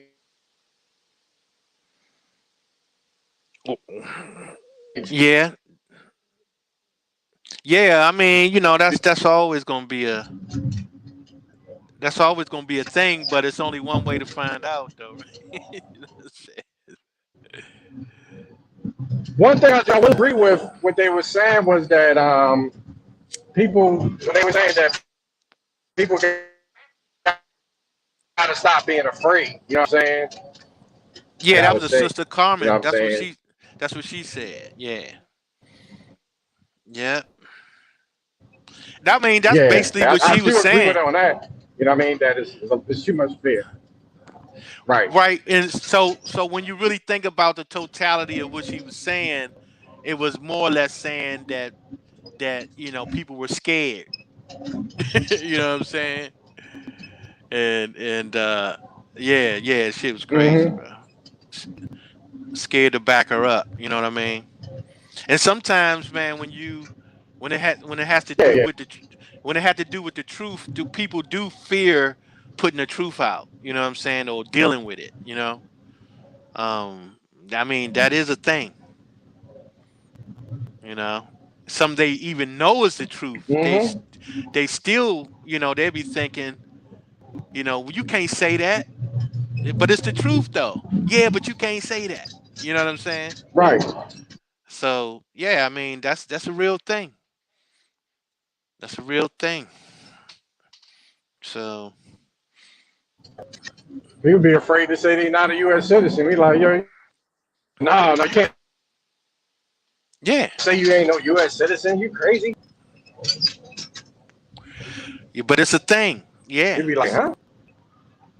I'll be like, you know what I mean? Even though their fourth great grandmother or whoever in 1700 wasn't U.S. citizens, right? Or some of us, our great grandmothers, or great great grandmothers weren't U.S. citizens. Our great great grandfathers weren't U.S. citizens. But today, you're afraid to say you're not a U.S. citizen, even though you are what your ancestors are. So if your ancestors weren't U.S. citizens, how are you a U.S. citizen? Exactly. Riddle me that.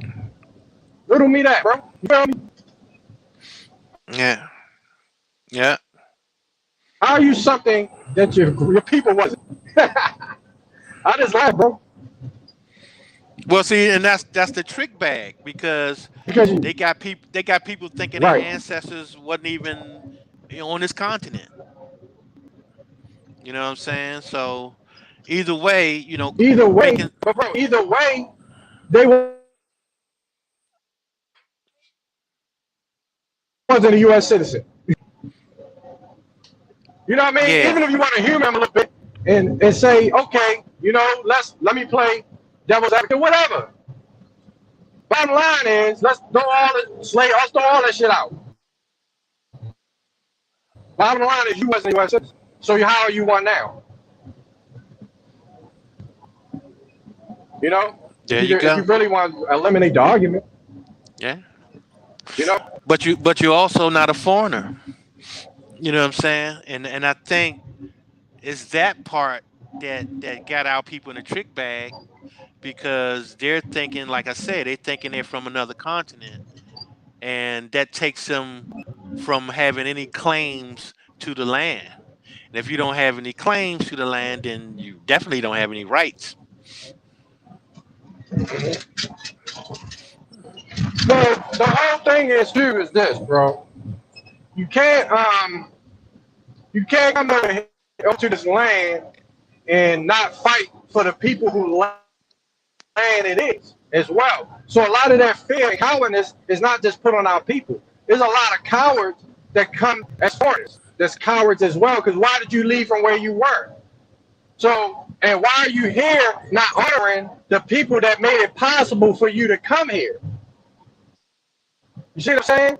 That's Yeah, where exactly. the cowardness comes from as well. It ain't just come from our people. Oh no, their people You just know what as I'm saying? indoctrinated. Yeah, their people just as indoctrinated, no doubt. Right. But that's how you keep a system going. You got to indoctrinate everybody. You have to indoctrinate everybody in order for the Right. system to stay alive. You know what I'm saying? Right. And a lot of these people, that a lot of these foreigners, they can't even go to their other countries, the countries that their ancestors from. They won't even let them live there. You know what I'm saying? Yo, let me tell you something, bro. A lot of these, it's people that came from other countries that were at war, right? So a lot of these people that's over here in America was brought here because their country was at war. Like, you know what I mean? When they were kind of refugees or, it was called an asylum. You got certain states that give asylums, to different foreigners because their country was at war. Mm-hmm. You feel what I'm saying? So you have actual people, foreigners that came here where the United States military went into these countries and by gummies and gave them safe travel to the United States. Yep. That's when most of them start flooding over here. You feel what I'm saying? Exactly, bro. So don't try to, don't try to come off like, like we didn't make this shit possible, and you're not going to at least try to honor the fact that the people here gave these people, whether they did it right or wrong, and you feel you owe them a debt. But the original, we was in the original fight. You feel what I'm saying? Right. We the original. The original fighters that was making that shit possible. You feel what I'm saying? Yeah, So man. that's where a lot of our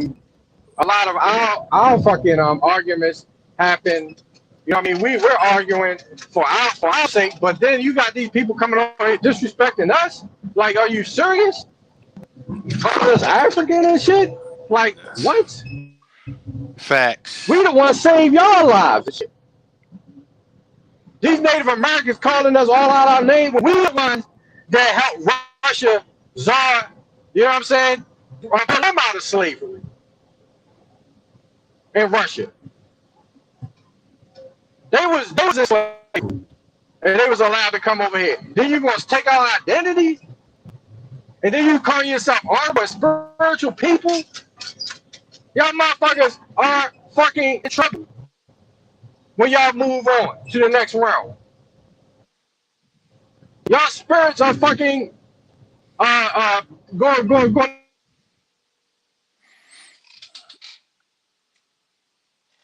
to be tortured. Y'all motherfuckers going to be tortured because you're liars.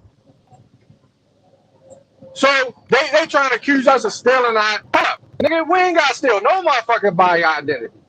For real, for real. Right, We because stronger ours than was the y'all. ones that was stolen. Right. Fuck, we got to steal somebody's identity for, bro. Nigga, our women look better than y'all. Our men stronger, faster, fucking more intelligent.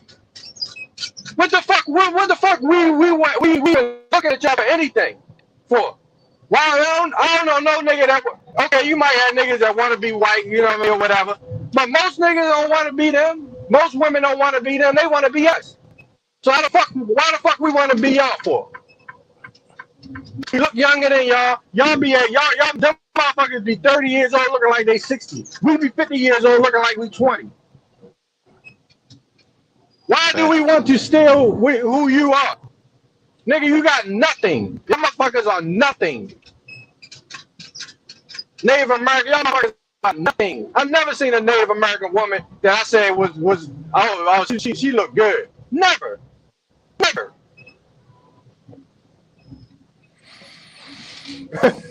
Period. There you go. Never seen nothing of their clothes, their culture, their food, none of that shit. Then I said, I was like, yeah, man, I like that. No, fuck y'all. Motherfuckers got nothing, bro. That shit is crazy to me, bro. Yeah.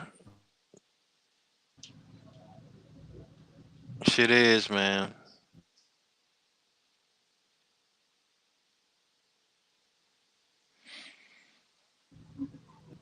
The last ones talking shit. They should be the last motherfucker talking shit, bro. You feel me? Yeah. I can't believe they giving them problems online, bro. And I'm like, what? These fucking vagabonds? It's like, yo, come on. You feel me? Yeah, it's just because some people, but you know, some people don't got their number though. You know what I'm saying? Like, be trying to make peace with us, yo. Right. Yeah, that's what you would think. And I think some of them they should have common sense. Had to be. Yeah, bro. Like, yo, we the last motherfuckers they want to fuck with, for real. We the last motherfuckers they should be disrespecting. We will destroy them, bro. We will crush them like easy, bro, like ants. If it came down to some show enough legal and public shit, bro. Well, I mean, it is a way to get it out in the open, though. You know what I'm saying? If they want to go public, you know what I'm saying? They gonna have an opportunity to state their case. You know what I'm saying? So it's all good for us. Like that's not a losing proposition for us. That's what I'm saying. That's what I'm saying. Like, do y'all really know what the fuck y'all fucking with? Y'all really trying to wake up to a sleeping giant like that?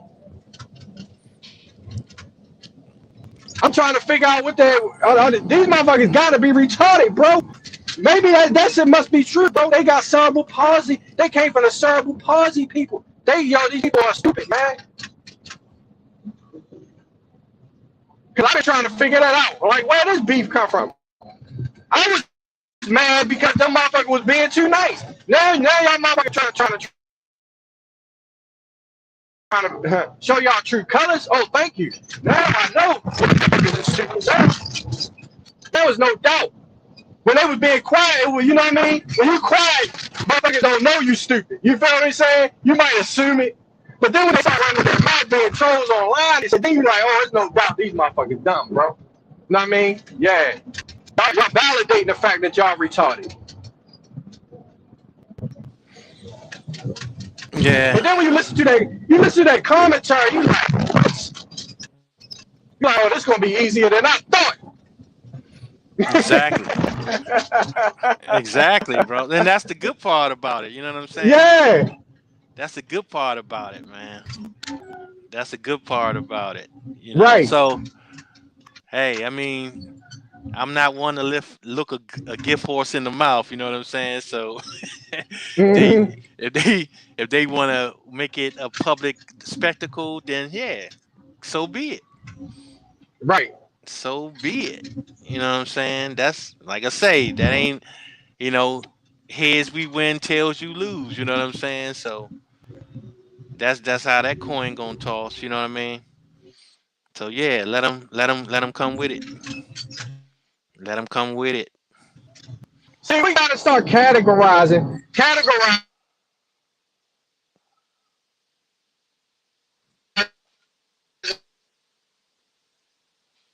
these motherfuckers on their cause being done. The panel, one thing you gotta get to, they good at keeping that motherfucking mouth shut about the history. If you pull them up on it, they gonna secretly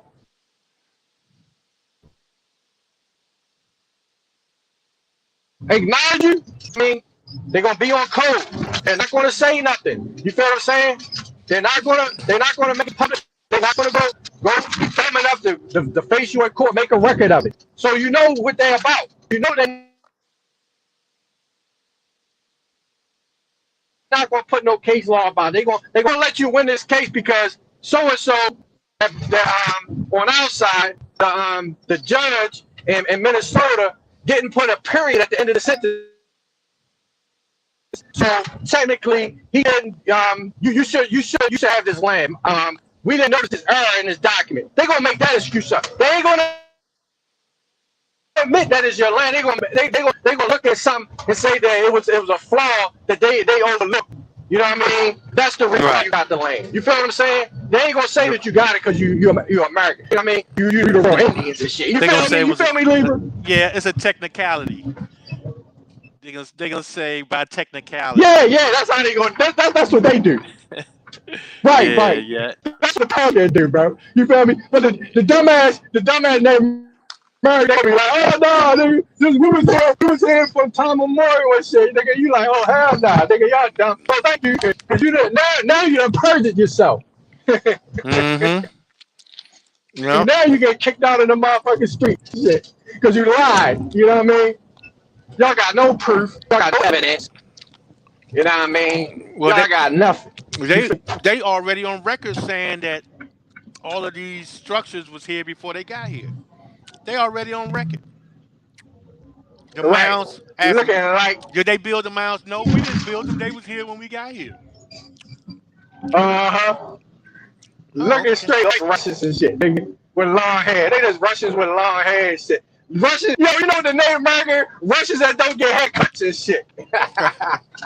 That's all they is, nigga. You feel me? They ain't got no barbers and shit. You ain't never seen no Native American barber, for real. Mm-hmm. Some of them Filipinos and shit. You know, yeah. But I mean, like I say, man, they ain't got nothing coming, bro. They can come with it if they want to. They gon' nah. The world will be embarrassed, pretty much. You know what I'm saying? Like, yeah, bro. They really ain't trying to bring that. They really ain't trying to bring that. The facts and back. They know not to fuck with us on the motherfucking at the table, bro. Everything, I'm telling y'all, everything is gonna be done quietly, bro. If y'all thinking that this shit gonna be done in the public, it's not gonna be done in the public, bro. They gonna let all this shit we talk about is gonna be done quietly, bro. You feel me? But the dumb motherfuckers like the Native Americans going online running their mouth, oh, let them run their mouth. Cause now we got a win-win situation now. Right. That's a win-win for us. So basically, you know, it's a situation whereas if you think that we're trying to steal your identity, sue me, bitch. Sue me. Right. Let's see. Because you gonna see this on the right, you gonna see this on the motherfucking contrary and shit, nigga. We gonna, yeah, you feel me? Nigga. Because nigga, on the motherfucking flip side, nigga, let's do a counteraction on your shit. Because number we got one, more evidence. right? Because we already know that it ain't no such thing anyway. So if you wanna sue on some make believe shit, like there's no such thing as a Native American. So yeah, we would love you to do that. Go ahead, put that on the record. Put that on the record. Can we get that on the record? Can we get that in writing? Can we? Right. Yeah. So that's. Hey yo, you know, but they so dumb. They do it, but they so dumb. They're dumb.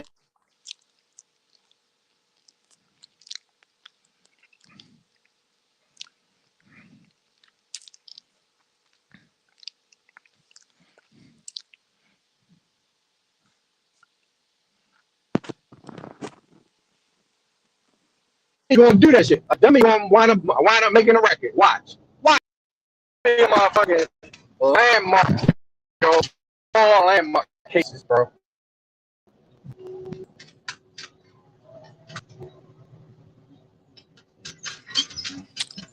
They not about that life though. No, they ain't about that life, bro. I wish they would step out there though. Yeah, that's what we waiting for. That's what you waiting for real. Yeah. They talking shit, bro. Too much though. Talking shit, bro. Yeah. Know what I mean? Talking about some slaves. Step out there. Step out there. You know what I'm saying? Yeah, them niggas dumb, bro. Motherfucking using all on with Nam Jagor. Nam Jagor are war names. That's your name, your military. Like you know how these military people be having war names and shit. So them motherfuckers was using war names, calling it their names and shit. Their regular name. Like we got names when we went to war. You feel what I'm saying? But then you got your surname, which is your family name. You know what I'm saying?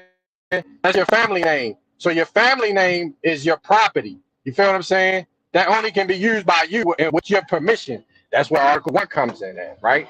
That's your property appropriate persona. Your nom jagor would be Article 2, which is the military, which is your military name. Stand-in, wolf, all that other shit. That's Article 2. That falls under military power, tribunals and shit. Article 3 would be your allegiance name, which is the all caps corporate name that you're doing business with. Them motherfuckers don't even know the difference. So they're using all of these military names, you know what I'm saying? Calling it their regular names and shit.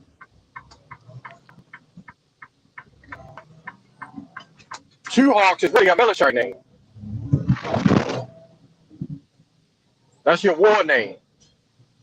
That's not your family name. You feel what I'm saying? Yep.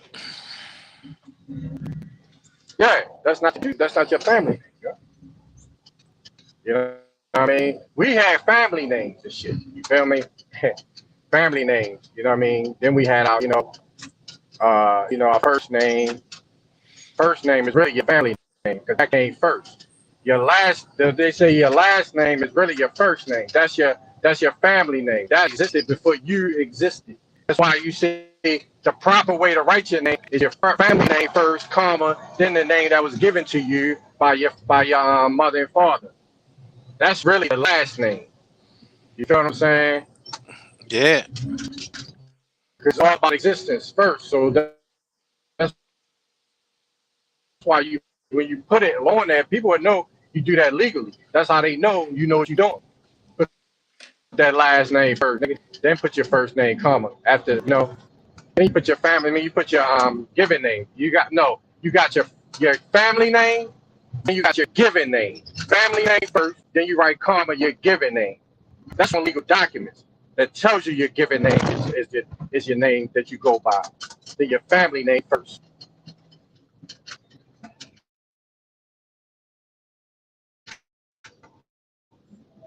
That's actually on they'll say your family name, and then they'll have your given name, which is what we call first name. But that's really your given name, given to you by your parents. And your family name is the first one, is your first name.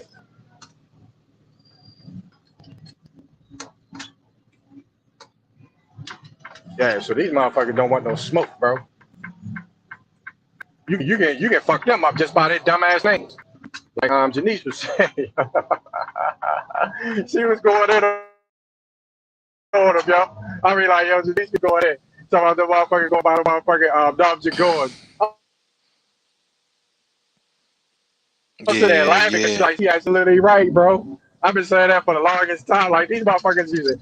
Yeah, yo. I was like, wow, these dumb Yeah, motherfuckers. man. It's a lot. It's a lot to it, man.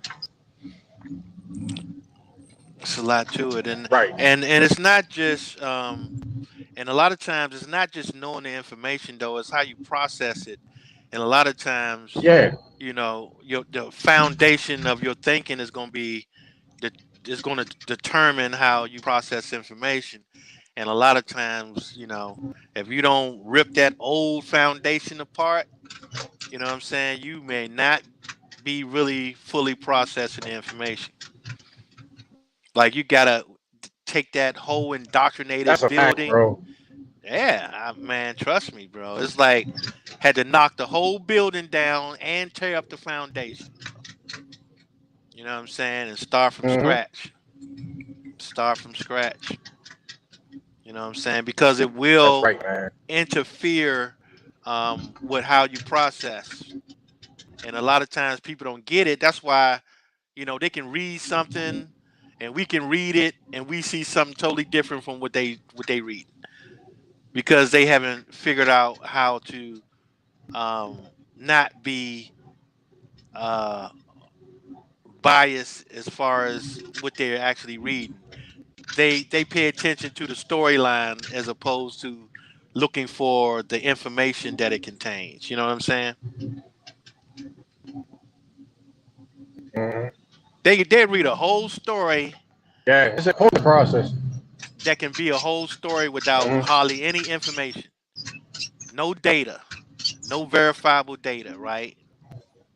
And they will read a whole story and take the story and run with Right. it. It's like, but where's the information at? Where's the data? You know what I'm saying? That you can cross reference the data. You know what I'm saying? Anybody can tell a story and it don't even have to be saying shit. You know what I'm saying? You got to have some verifiable data that can be cross referenced, dates, places. You know what I'm saying? Things that can be verified.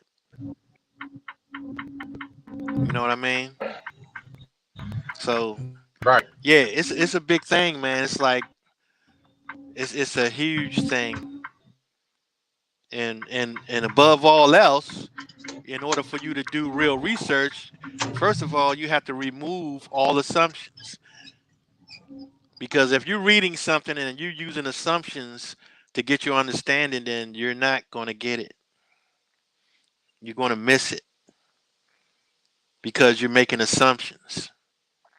Like whenever certain people see the word African, they making an assumption of who they are, even though that they didn't say who they are. You know what I'm saying? Yeah, that's a fact, bro. They see the word Once slave, the same once thing. you take that assumption card away from them, they're done, bro. Yeah, If you take that assumption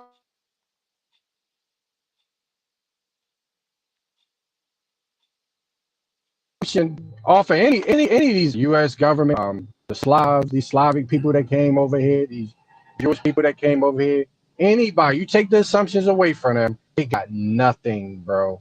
That's what I'm talking about. Because in some of the stuff, they're not really identifying who these people are. They say slave. You don't know who the slave is. You assuming who the slave is.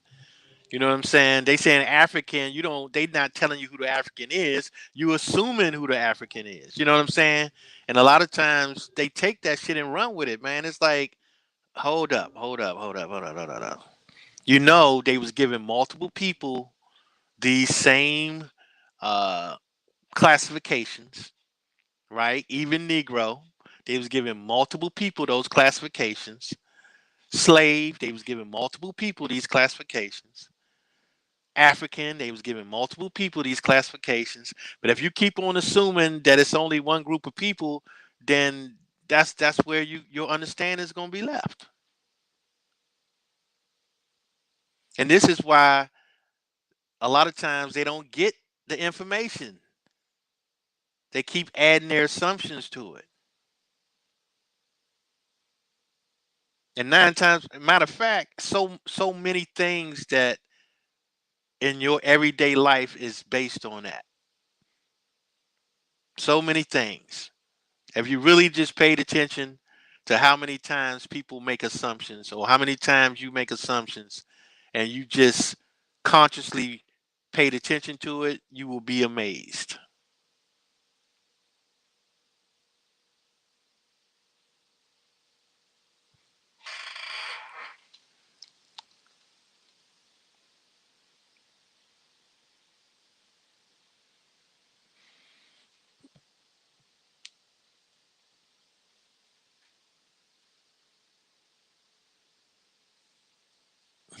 So yeah, that's just some food for thought.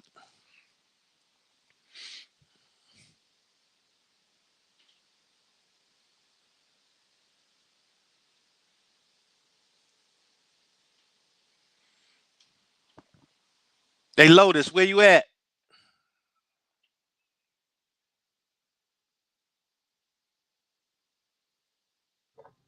Yeah, I'm back, bro. I had to step away for a second. You hear me? Yeah, I hear you. I was trying to see where Lotus is, man.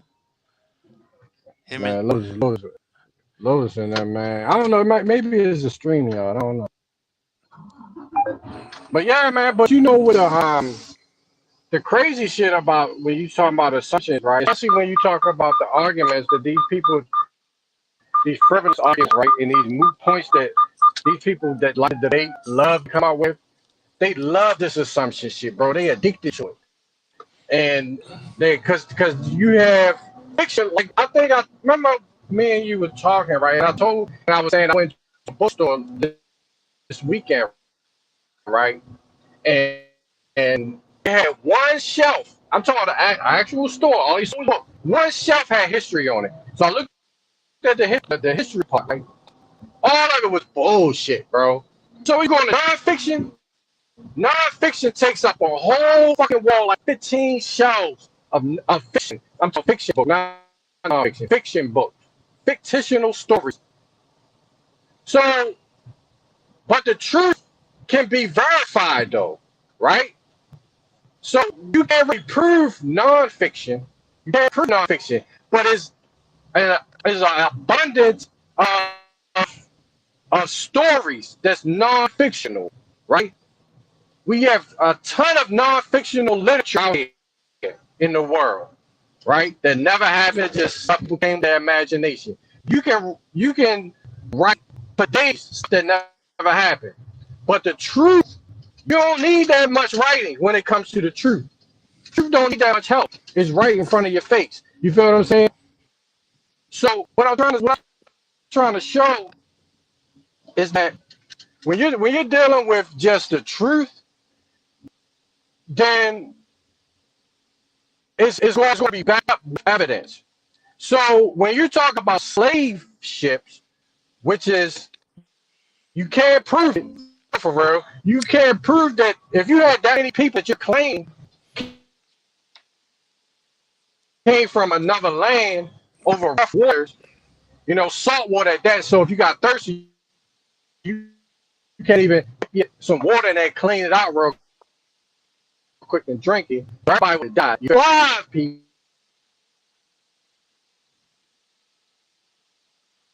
right? Ships, right? Ships where people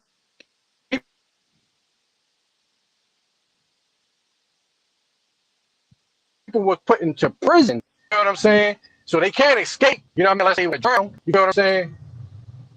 Yeah, you kind of broke up on some of that, None. You broke up on some of that, bro. For that. Yeah. I'm at this airport. But yeah, but what I'm saying though is that you got proof of these prison boats, right? Y'all heard of the prison ships. That's what the really Declaration of Independence talk about, the captive, right? That's where I'm going. And what I'm trying to point out is that you got actual proof of these prison boats. Feel me? These prison ships. Did you hear me? Yeah, I can hear you. Yeah, we got proof of those, bro. You know what I'm saying? You got actual documents, actual historical letters talking about these captives on these ships in the Declaration of Independence. Talking about these captives on these boats. But your story is saying that slaves came from Africa, they was in chains, chained up. That's not slaves. Those are prisoners. You're describing prisoners. You feel what I'm saying? If you're saying that somebody's in chains, flip the script. Those are prisoners. You flip the script. But in the proof that we have, yeah, that's what I'm saying. So the only prisoners that we show are people that's coming from London or coming from the British Island, the British Isles of Man, Ireland, Scotland. You feel what I'm saying? Because it was a prison island over there. The Isles of Man was prison island. No, don't forget this. Those orphanages, those early orphanages that they had, they called those children inmates. Exactly, bro. They were shipping these children all over, bro. They actually called them inmates. Yep, they actually called them inmates. Yeah, no doubt. We tend to forget about these movies. It was a ton of movies in the 40s, 50s, 60s. Those were the first movies was always talking about orphanages. Mm-hmm. These little Palestinian kids coming from orphanages. Little orphan Annie and them. Yes. Yeah, when those pedophiles was watching her dance around and all that shit. Yo, look, this shit is fucking well documented, bro. We got amnesia for some reason. Yeah, how people get? We got 40 years. Yo, forget about the amnesia from fucking the 16, 17. We got amnesia from just the 50s and 60s, bro. Yeah. Well, they was telling us that they were slaves. Yo, this shit is new. This other bullshit is new, bro. Mm-hmm. This shit is new. That's what we be trying to tell these dumb niggas. This shit is new, bro. About this slave boy, about us being slave. This shit new, bro. This ain't that old, bro. They was talking about them being fucking orphans and shit. You know what I mean? That shit was common. Having movies about that shit, where most of them came from orphanages. They don't even know where their ancestry go back to. They don't know. So they look at a movie and think they owned us too. Mm-hmm. That's what they was taught. That's what they were taught in these educational systems. They were, you know what I mean? That their ancestors were the slaveholders and we were slaves. Right. They got no proof. Just assuming it. They assumed it. They assumed that they were slave masters with no proof. And you got niggas on co-signing that bullshit ass story. Yeah, man. It's all types of shit. Which gives it life. right, which gives it life.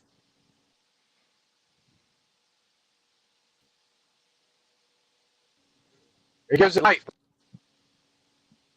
Just like you say you're a slave, they're gonna put it out. They're gonna post that shit and put it on a billboard. Oh, we got a bunch of them admitted they were slaves. People, we got proof. They just breathe life into a fucking false narrative. That's why we tell you the gods. I got Because that you're gonna give reminds me life to too. whatever you fucking say. I gotta send you this video too, man. Very interesting. From 1959. And you can kind of see the mindset of how indoctrinated it was first. Um, you can see how people got indoctrinated back then. The ones who were the educated, right? Man, shit is crazy, bro. Wait till you hear this. Wait till you see this joint. I'm gonna send it to you, though. Yeah, shit is crazy. Well, also a lot of these the educational system is also a status type thing too. People don't go to school. You don't really go to school to learn shit. You're going there for the connections and get that certificate that gives you status. You feel what I'm saying? You can brag about this shit. Like, yeah,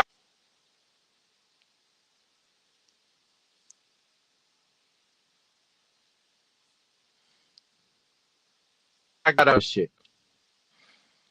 See, and another thing too, man, that African Colonization Society wasn't All you just. want to do is hang that shit up. Hey, check this out now. That African Colonization Society, it wasn't just colonizing, people in Africa. They was colonizing the mind of our people first. It's like I never really gave it too much credence, right? But when you really had to think about it, it's like they was colonizing our minds with that African Yep. shit. You understand what I'm saying? And those same groups were It was a status thing, yeah. yeah, they was still in Harlem trying to establish those same groups was still in Harlem going strong. See what I'm saying? They had different names for them, but they was doing the same shit.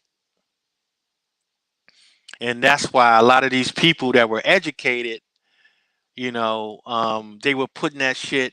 They had to been putting that shit in their education because they was saying the same shit.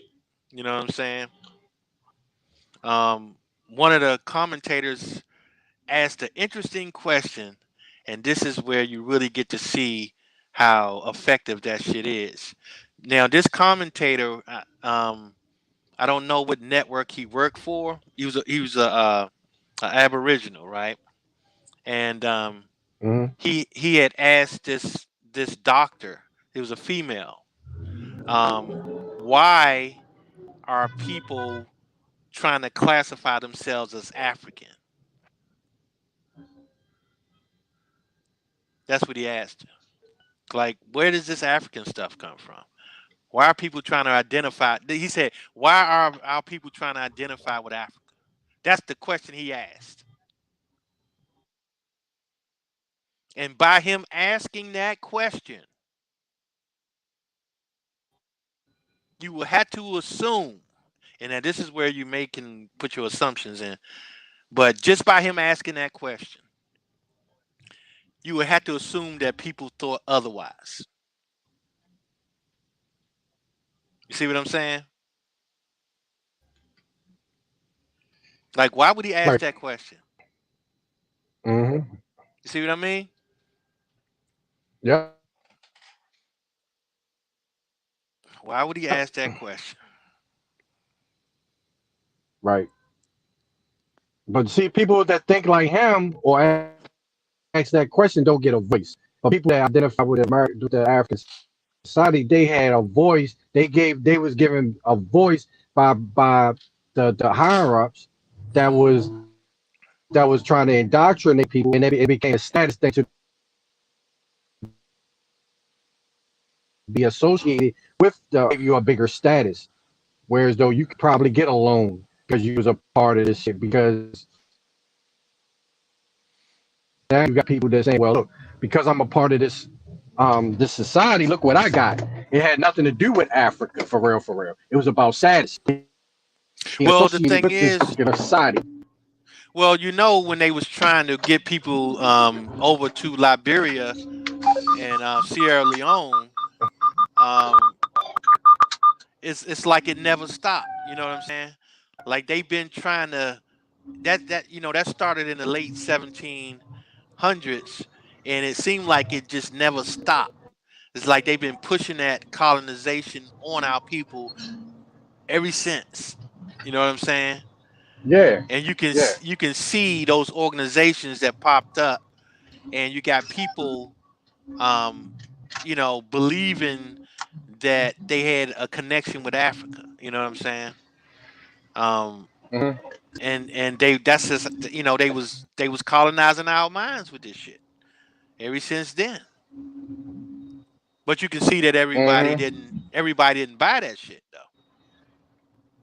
But that shit was Right. it was strong though. You know what I'm saying? Right. It was because they had it in the churches Because and shit. That's they another know it's thing. easier to control niggas in Africa. That's why it's easier to control Africa. Because Africa, them niggas is fucking sellouts over there. No but out, bro. They backstabbing and sellouts over there. Yeah, but they were still trying to remove us from the claims of the land. You know what I'm saying? Right. That's what I'm saying. So the easiest place is Africa, because Africa, like I said, is fucking is a fucking Africa is bad. Nigga, Africa is 10 times worse. Yeah, I think they was 10 just times worse for them as far as corruption. As far as corruption anyway. yeah. I think it was just a continuation of trying to uh, transport our identity. You know what I'm saying? Yeah. And then once we go to Africa, it's easier to get rid of us. Oh yeah, yeah. Like, Then bro. Oh my gosh, bro. We could do a whole nother live on that shit, on that situation. For real. For real. Because it's embarrassing. It's embarrassing for anybody to even it's embarrassing for anybody to even say they it's African people that's embarrassed to even be from where they from over there. It's so corrupt, bro. I challenge anybody that talk this African shit on that. Because it's so fucked up, bro, what they be doing over there, yo. Matter of fact, nigga, it's countries over there where they get how we got there's a coup happened during the Civil War, right? Where we got chicken North Carolina. We talk about that. That shit happens all the time in Africa, bro. Where a motherfucker can be a president of a country in Africa, right? He get overthrown by a coup. The president that used to be the president of that particular country, you can actually walk by this nigga homeless on the street right now, drinking a drunk. facts. And you walking by like my motherfucker be like, damn, he used to be the prime minister of this country, and you walking by like, what? Yeah, that's how bad it is over there, bro. No bullshit. And this be by their own kind though. That's a fucked up part. Yeah, by their own people, bro. I dare any motherfucker try to say bullshit, nigga. But that's not even I don't even go in like that. That's easy information. That's how bad it is. They talking we from there, we need to go pay shit like that. They don't talk about all the shit that's going on right now. Like right now, they trying to build Africa up, right? They get loans from China, right? I'm going to do one. They try to build China up. But guess what the fuck is about to happen though? They about to do the same thing they trying to do over here. They're gonna redline, they're gonna gentrify all those homes, and when they build that shit up, they're gonna move the Africans right the fuck out of there.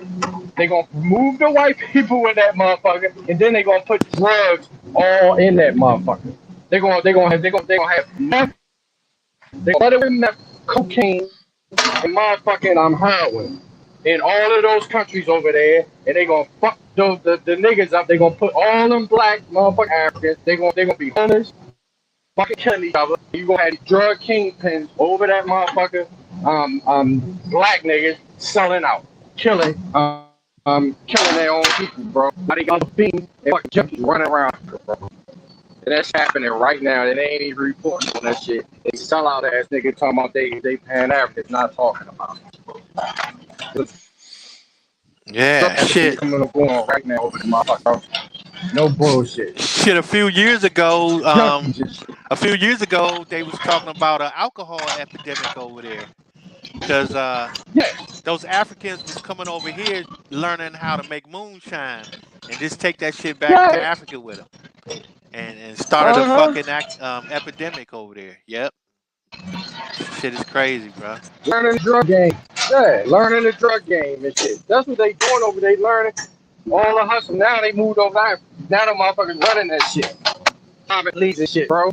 Motherfucking poor shit. They over there driving Bentleys, bro. Getting assassinated on their way home. Of course you gonna get assassinated. You over there, poor motherfucker. You running around a fucking Bentley on dirt road and shit. Niggas on dirt roads riding Bentleys, bro.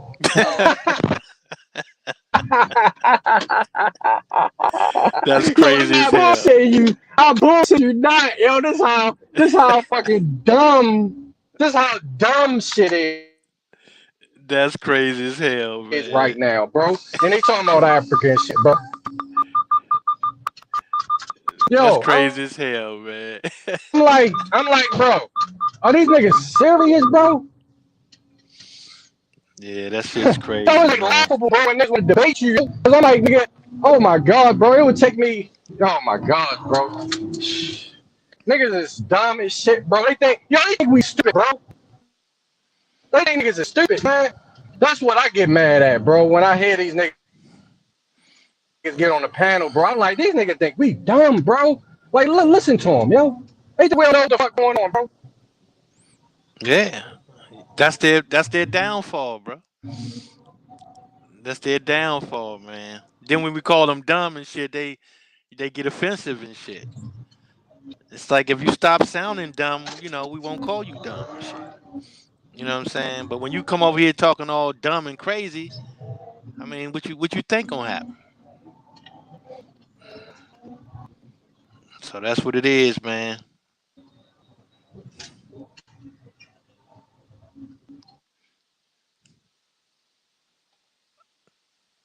Yeah, man. Yo,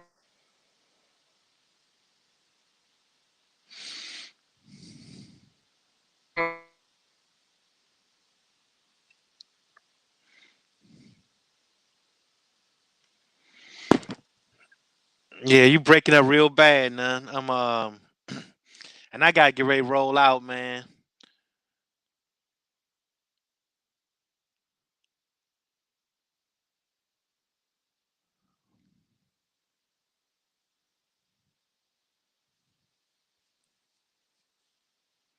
I just be like, man. Yeah, you breaking up real bad, now.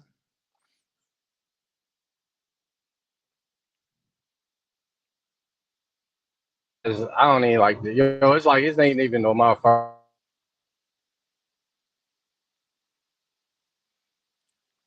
None. Can you hear me?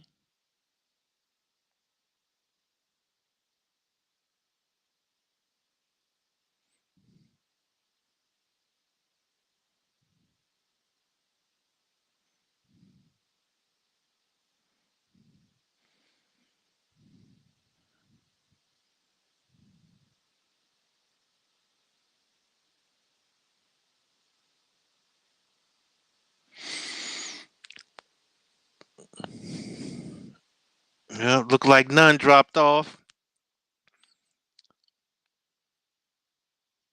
Lotus, you there, Lotus?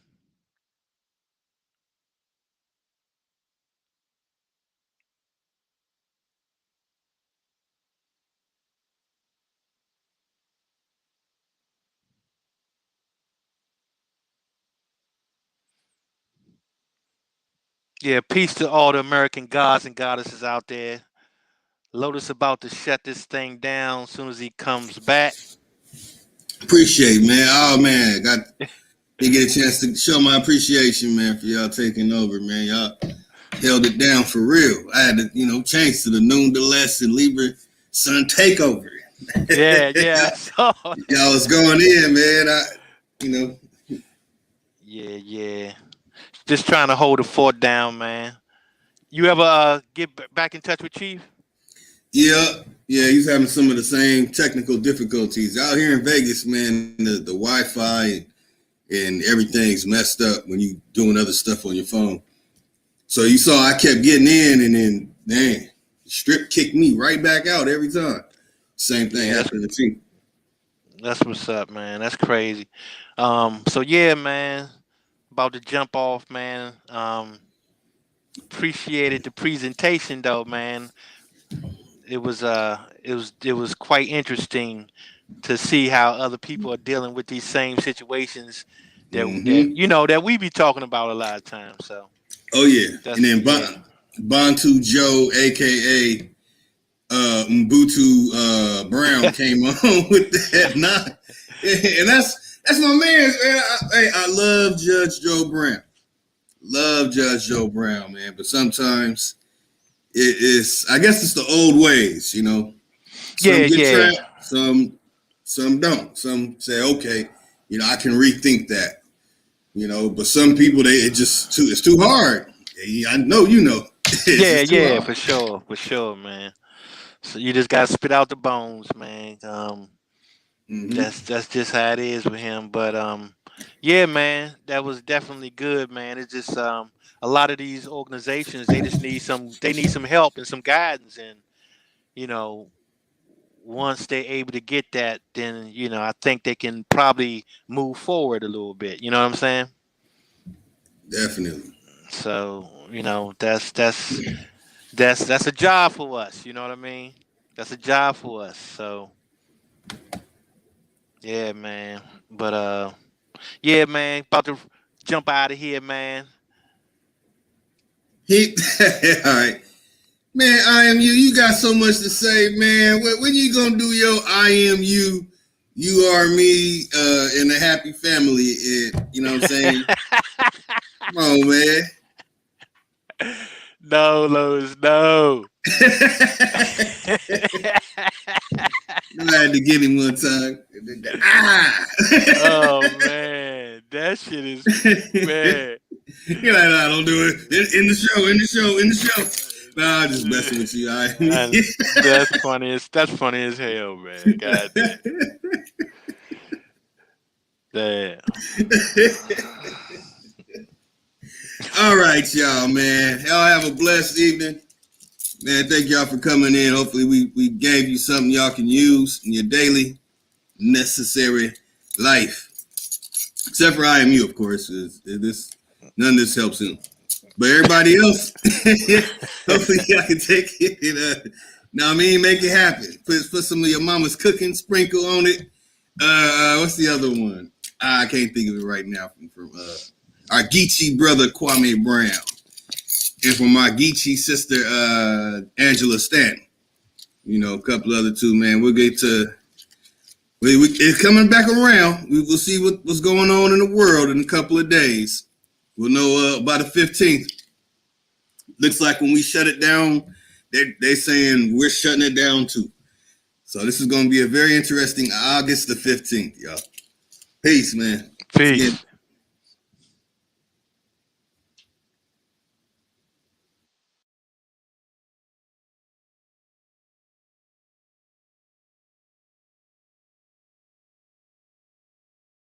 OPP, no PPP. Ho see me, she key. All eyes on me, bitch. GTV. Yeah, go get it, gang, bitch. GGG. Hey, OPP, no PPP. Top tier talent, bitch. TTT. Who am I? Daddy Dope Dick. DDD. Hey, OPP, no PPP. Hey, OPP, no PPP. Hey, the hoe see me, she gon' key. Ha ha. She wanna see that BBC. Big plumber lady.